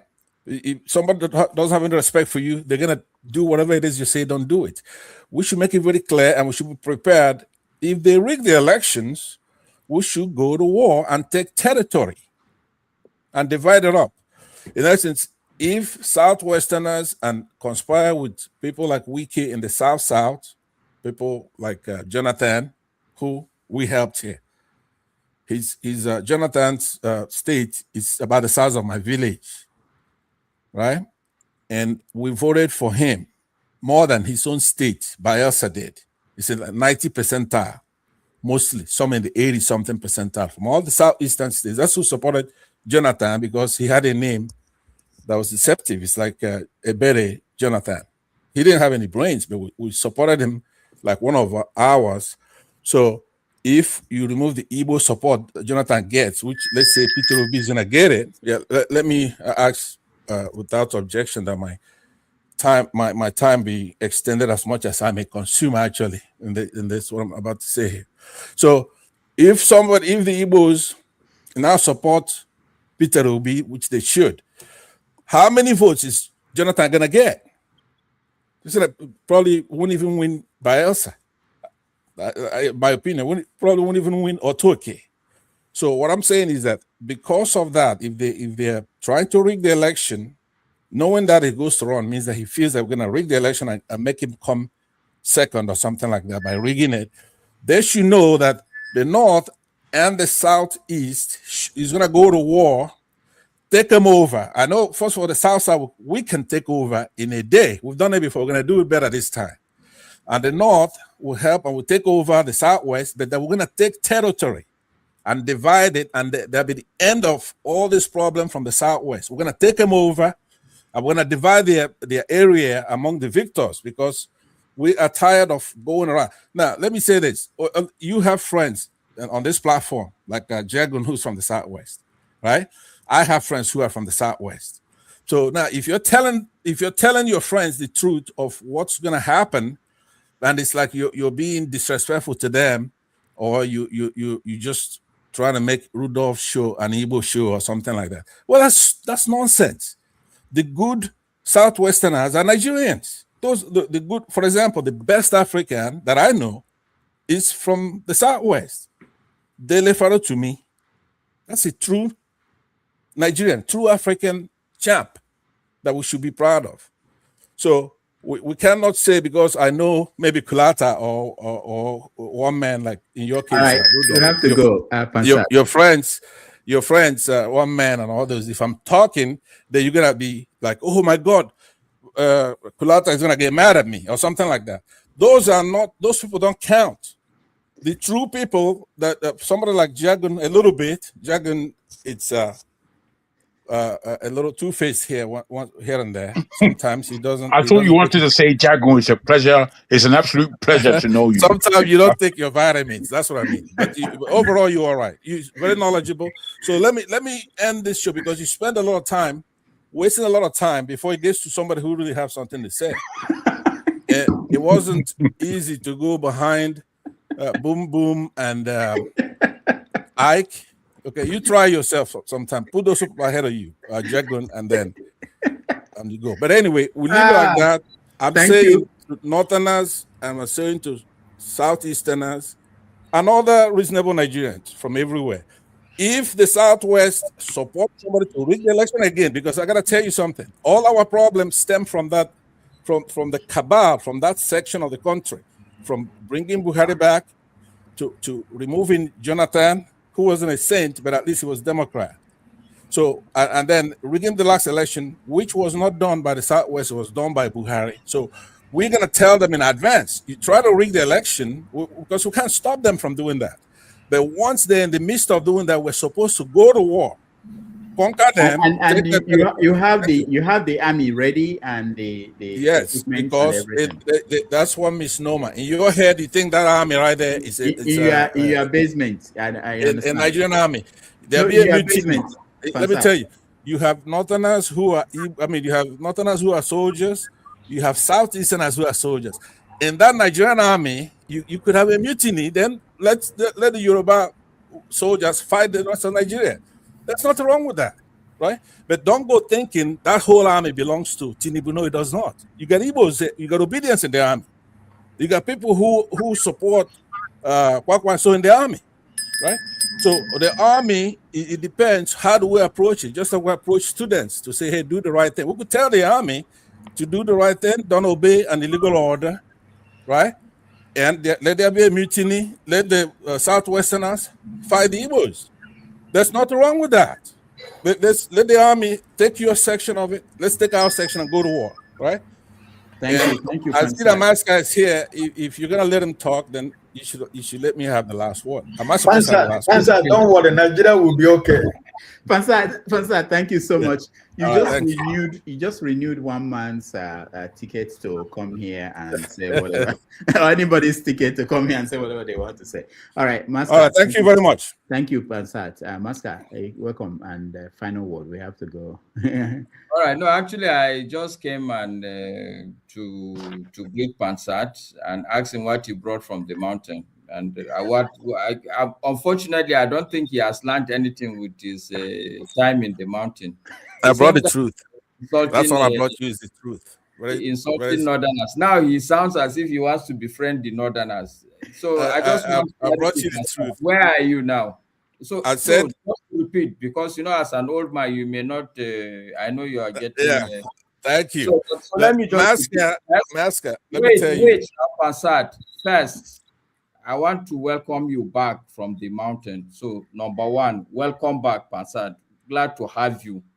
Thank you. I saw you apologizing to, who was that? There's somebody you were apologizing to. Chim. Yes. And I said, maybe you're listening to me because I keep telling you, you want to be one of us. That's the first thing you have to do. You have to come out here and you're going to say, my people are killing your people. I'm against it. Hear me out. Wait, you see, okay, go ahead. Since you just come back from the mountain, let me not fight you. I'm listening. No, I want to tell you the truth because that Islamic taqiyya doesn't work with me. We're gonna be nice and all that. But listen to what I'm saying. I said to you, if you want to be one of us, it's very simple. You come out here, you apologize, right? But at least you condemn. If you don't want to apologize, it's okay, but you condemn the evil that your people are doing. The things you've said. But I'm saying you done one, which I was surprised. Actually, you did the harder one, which is to come out, apologize that you went to an IDP camp. I heard you very well. You say, I went to an IDP camp. Shame, you're right. I think you say my son or my daughter wrote something, and then you finally opened your eyes, right? So now what I'm saying, because everything's not a joke here. You come here, you want to be friendly, you guys are laughing. We can't be laughing when your people are killing our people. These are serious murders and kidnapping. So as much as you come here, you want to be. You are saying again that I've not said before. No, okay. Let me hear you. Would you say? Would you condemn it and apologize again? Go ahead. Okay, this thing you're asking is not going to work because I'm not the type that would say, "Oh, these are my people. These are not my people." So there, you get it upside down. Everybody, every black man is my person. We are killing ourselves. So where do I start apologizing to who? It's not about my people, your people. This is the fundamental problem I have with people like you who think that, oh, it's all about my people, their people, when we are all one people. But that aside, today is not for me and you to fight. I'm happy you're back. We would find time, and the good thing is Mr. Rudolph is planning to have debates. So somebody like you should be ready for me. Okay, it's not about being 6'4". It's not by height. It's not by age. It's not by headphone. So Pansat, are you willing to debate Maska on Friday, this coming Friday? No, he's just coming back, Mr. Rudolph. Where we should be nice. He's just coming back from the mountain. I would debate him, and we should do a little bit now. But before we do that, Rudolph, hold on. There's another show that is going to be on. But before you go, I want you to get a clarification. Is he chickening out from condemning the kidnapping, the massacres, the terrorism, with semantics of my people or your people? That's why you come in as the host. Let's get a clarification. If his problem is with saying these are not his people, you could deny your people, but at least condemn. You know what I'm saying? You don't have to apologize, which you've done for Chim. No, but at least condemn the activity of the terror. Right-thinking person. There's no right-thinking person, black or white, old or young, that would be okay with a human being kidnapping a human being, or a human being killing any other human being in the 21st century. There is so much around that if we all put our heads together, we live in an age of plenty. The land we are talking about, even today, let me give you an epiphany I had, Pansat. I was walking and I was on a phone, and then I was talking with one of my friends. He was apologizing to me because I sent him a text message on WhatsApp, and the AI was responding to me, and I was responding to the AI. So he called me and apologized. Please, it wasn't him sending me all this long list of questions. It was AI. And after the call, I was thinking the whole world would look completely different in the next 50 years. So I asked myself, one of the things that could happen is that probably there will be houses suspended in the air. And I asked myself, is that going to be possible? And the answer was so simple to me, I was even shocked. Because the way aeroplanes are flying in the air, if you put enough propellers on a house can perpetually be in the air. So we live, it's not even about land. It's not, there's so much, we live with our knowledge. There's so much, we live in an era of plenty. We shouldn't be killing each other for any reason at all. It's ignorance and narrow-mindedness that is making us kill. So if I condemn all these things, not today, I've always been against it. So if that will make you happy, that's fine. All right, I'll take that. I'll take that. I appreciate that. Rudolph, why do you always come in?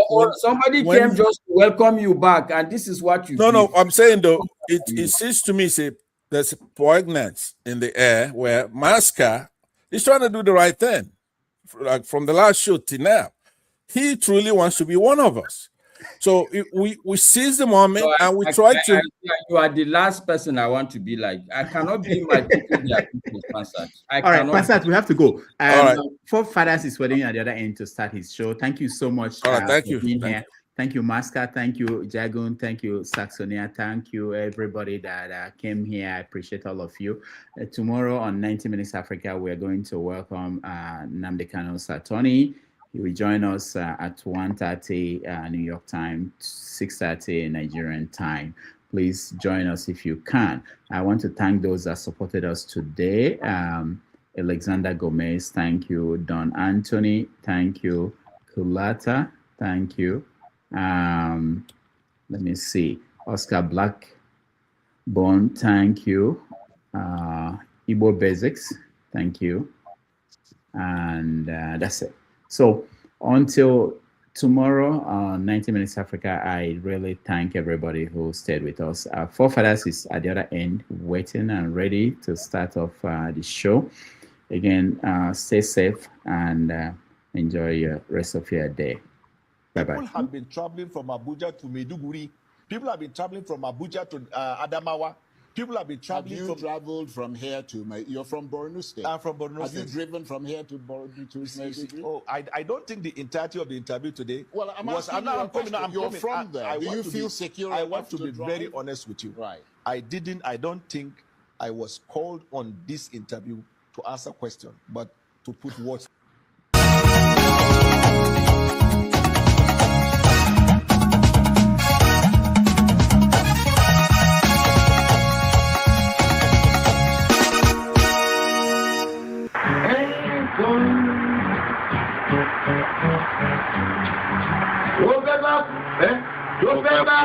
tó fẹ́ kú torí ẹ̀.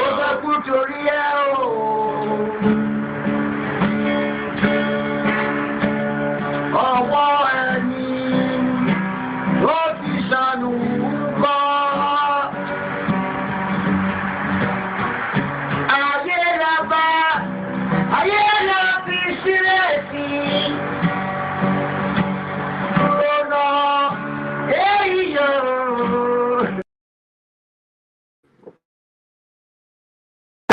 Thank you so much for watching. Thank you. Have you subscribed? Yes, you. Have you subscribed? You. Yeah, before you go, click. It's free. Click. Just that's it. Have you subscribed? You're laughing. Have you subscribed? Have you subscribed?